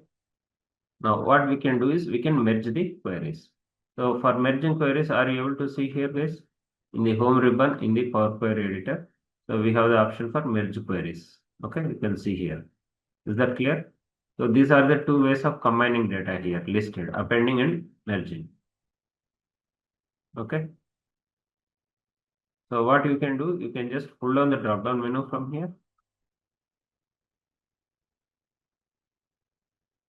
Okay, you can pull it down.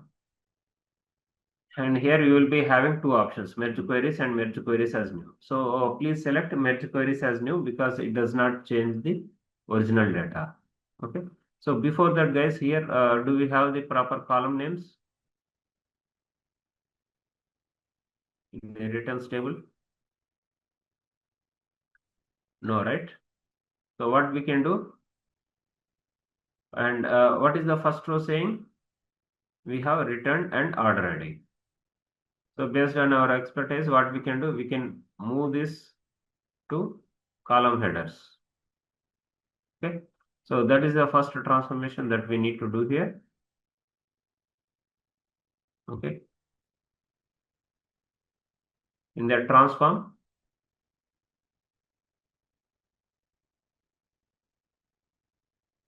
just go.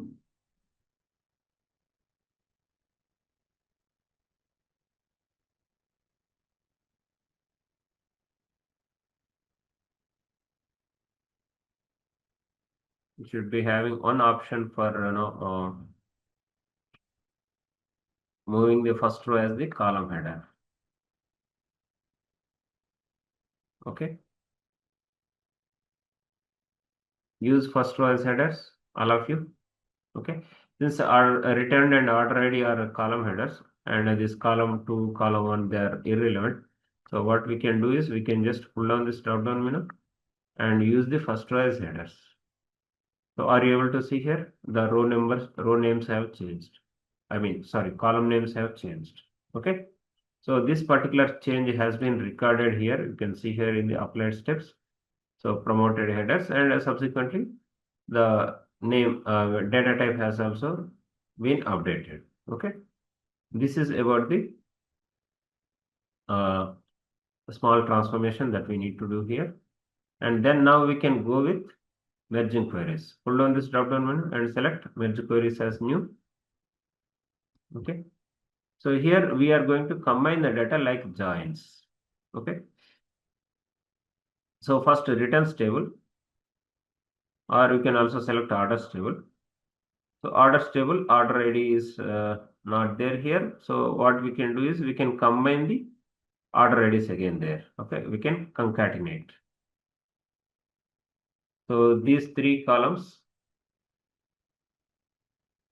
we can select and we can go to transform. So here we have the option called merge columns. Okay. So what separator you want? So let us have the separator hyphen. So custom separator we want to have it as hyphen. Okay. So let us create. Okay. So are you able to see here? Order ID is showing under merge. You can just double click here and you can rename the column name. Okay. Now we can go for merging the data. Okay. Pull down this drop down menu, select queries as new. Okay. Now order IC in the orders table, select order ID, and now you can select returns table. In this, you can select return table. Okay. Now we are going to create join between these two tables using these two columns. Okay. So the type of joins are available here: left outer join, right outer join, inner join. Let us just take inner join. So inner join means whenever this order ID matches, order ID from returns table matches to the order ID of this particular orders table, only those records will be available.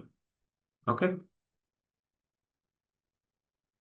So let us click OK. So you can observe here, out of 9,993 rows in the first table, okay, the selection matches 800 of 9,993 rows. Okay. So here 296 of the rows are matching here. That is the end output. Okay, end result. You can just click OK. Now, are you able to see a new table which is called merged table? Okay. So data from both the tables would be available. Okay. So you can just see quantity, discount, profit. Okay. So here returns table is attached here. So you can expand this table. Okay. You can select these columns and click OK. Okay. So now it is showing you this data from the returns table. Are you able to see here? Return yes or no and return ID. I mean order ID. Okay. So this is called merging. So we have combined data from two different data sets using joins. Hope it is clear, everyone. Now let us understand about the append queries. So in the append queries, guys, so in the appending, let me give you an example so that you will understand.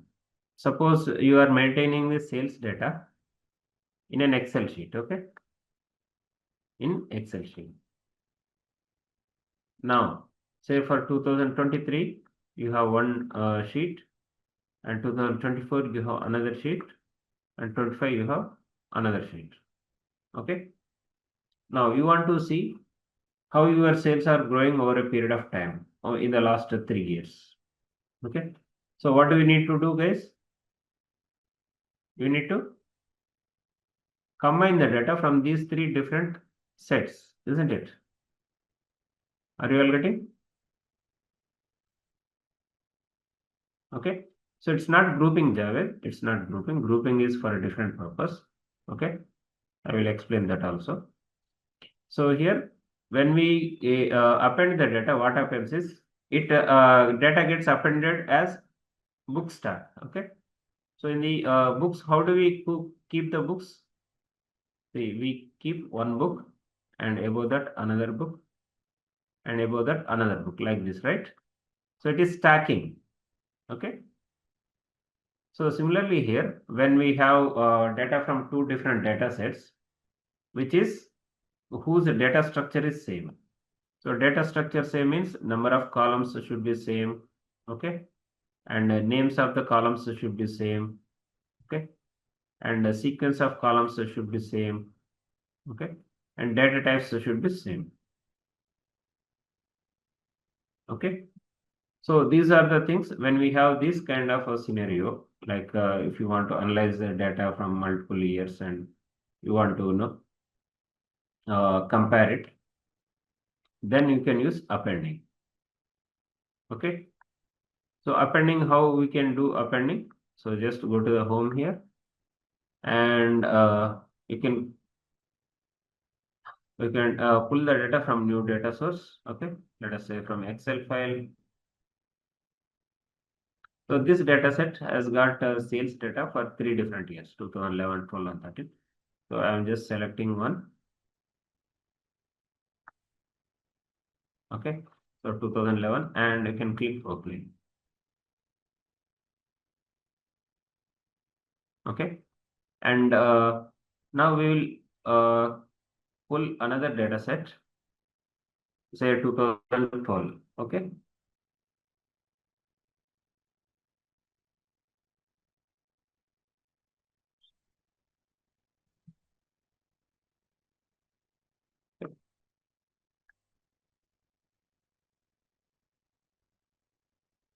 Now, so we have got both the data sets. You can look at these data sets. Okay. So how many columns it is having? 8 columns. Okay. Like country, state, region, and category, subcategory, product, and sales and profit. Okay. Similarly, 2012 also we are having similar same columns, exactly same columns in the same sequence. Okay. And the data types also same.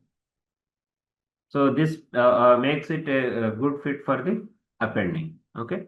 So in the appending, how do we do appending? So select the one data set first and go to append queries and select append queries as new. Okay. So select this append queries as new. Now you need to select 2 tables or 3 tables, more than 3 tables. Okay. So here we are having only 2 tables. So first table is 2011 and the second table would be 2012. Okay. And now we can click OK. Now it will create an appended table. Okay. From 2011 and 12 both together. Now, coming to grouping, see Javed, you are mixing up the things like, grouping, you are trying to, use it as combining data. So grouping is not used to combine the data. It is used to, group the data. Okay. Suppose here we want to see data region wise. Okay. So we can select orders and here we can select, say, group by. Okay. Sorry, let me just duplicate this table. So on this table, let me apply group by. Okay. Group by is used to summarize the data, guys. Okay. So you can use on which column you want to group by. Say region and say category. Now, what is the column that you want? Say total revenue. Okay. So aggregate function you can use sum of sales. You can also add another aggregation, say average profit. So you can select average and here profit. So this way we can create a quick summaries here. Okay. So you can just click OK. So are you able to see here, Javed? So we are now created a group by, okay, using the data from orders. So we have summarized it. So group by is an excellent technique to improve the performance of the Excel. Okay. So you can see South and furniture combination. This is the total revenue and this is the average profit. So likewise for all the 12 different combinations. So this is about appending. Now let us discuss about the slicers. Okay, guys. So slicers are interactive filters. Okay. So so since we have done these transformations on these data sets, so what we can do is we can just close and load. Okay. So new data sets will be created. So guys, here we have created this pivot table, right?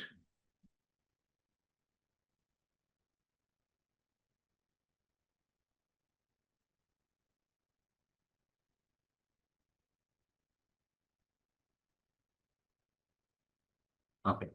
So nothing to worry. Let us just create another data set, another pivot table on orders. Okay.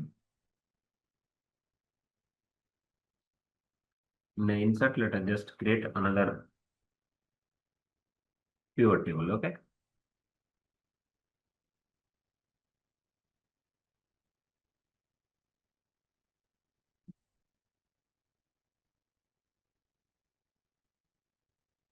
Okay. Sorry, only one column has been selected. So let us select, yeah, that table. Okay. So here, uh, say we want to see the data state wise. Okay. Not, yeah, state wise, and then sales. Okay. Sales and profit. So just imagine we wanted to see the data state wise, sales and profit. Okay. This is a summary we want to do. Now, if we want to analyze, say category wise, okay, category wise and state wise. So here we have the items called slicers. Are you able to see here slicer? All of you?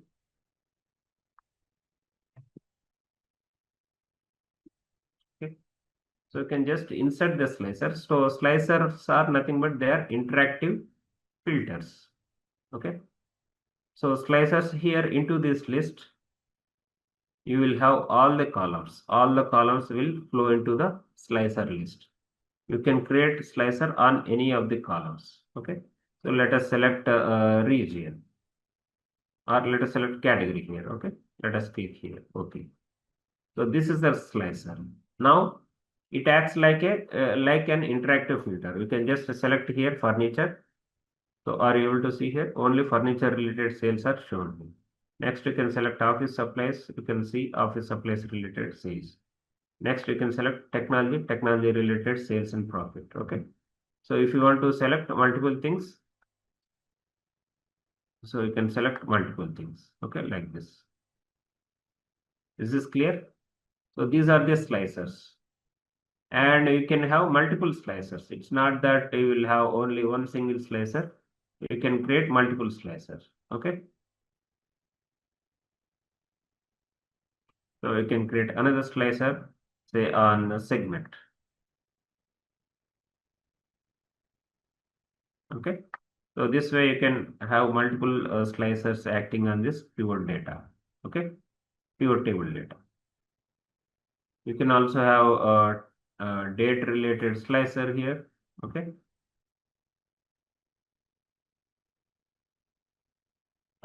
You can insert timeline here. Okay. So you can use order date or ship date. Let us use order date and click OK. So are you able to see timeline here? So months, you can select either months or years, quarters, anything. Years you can select.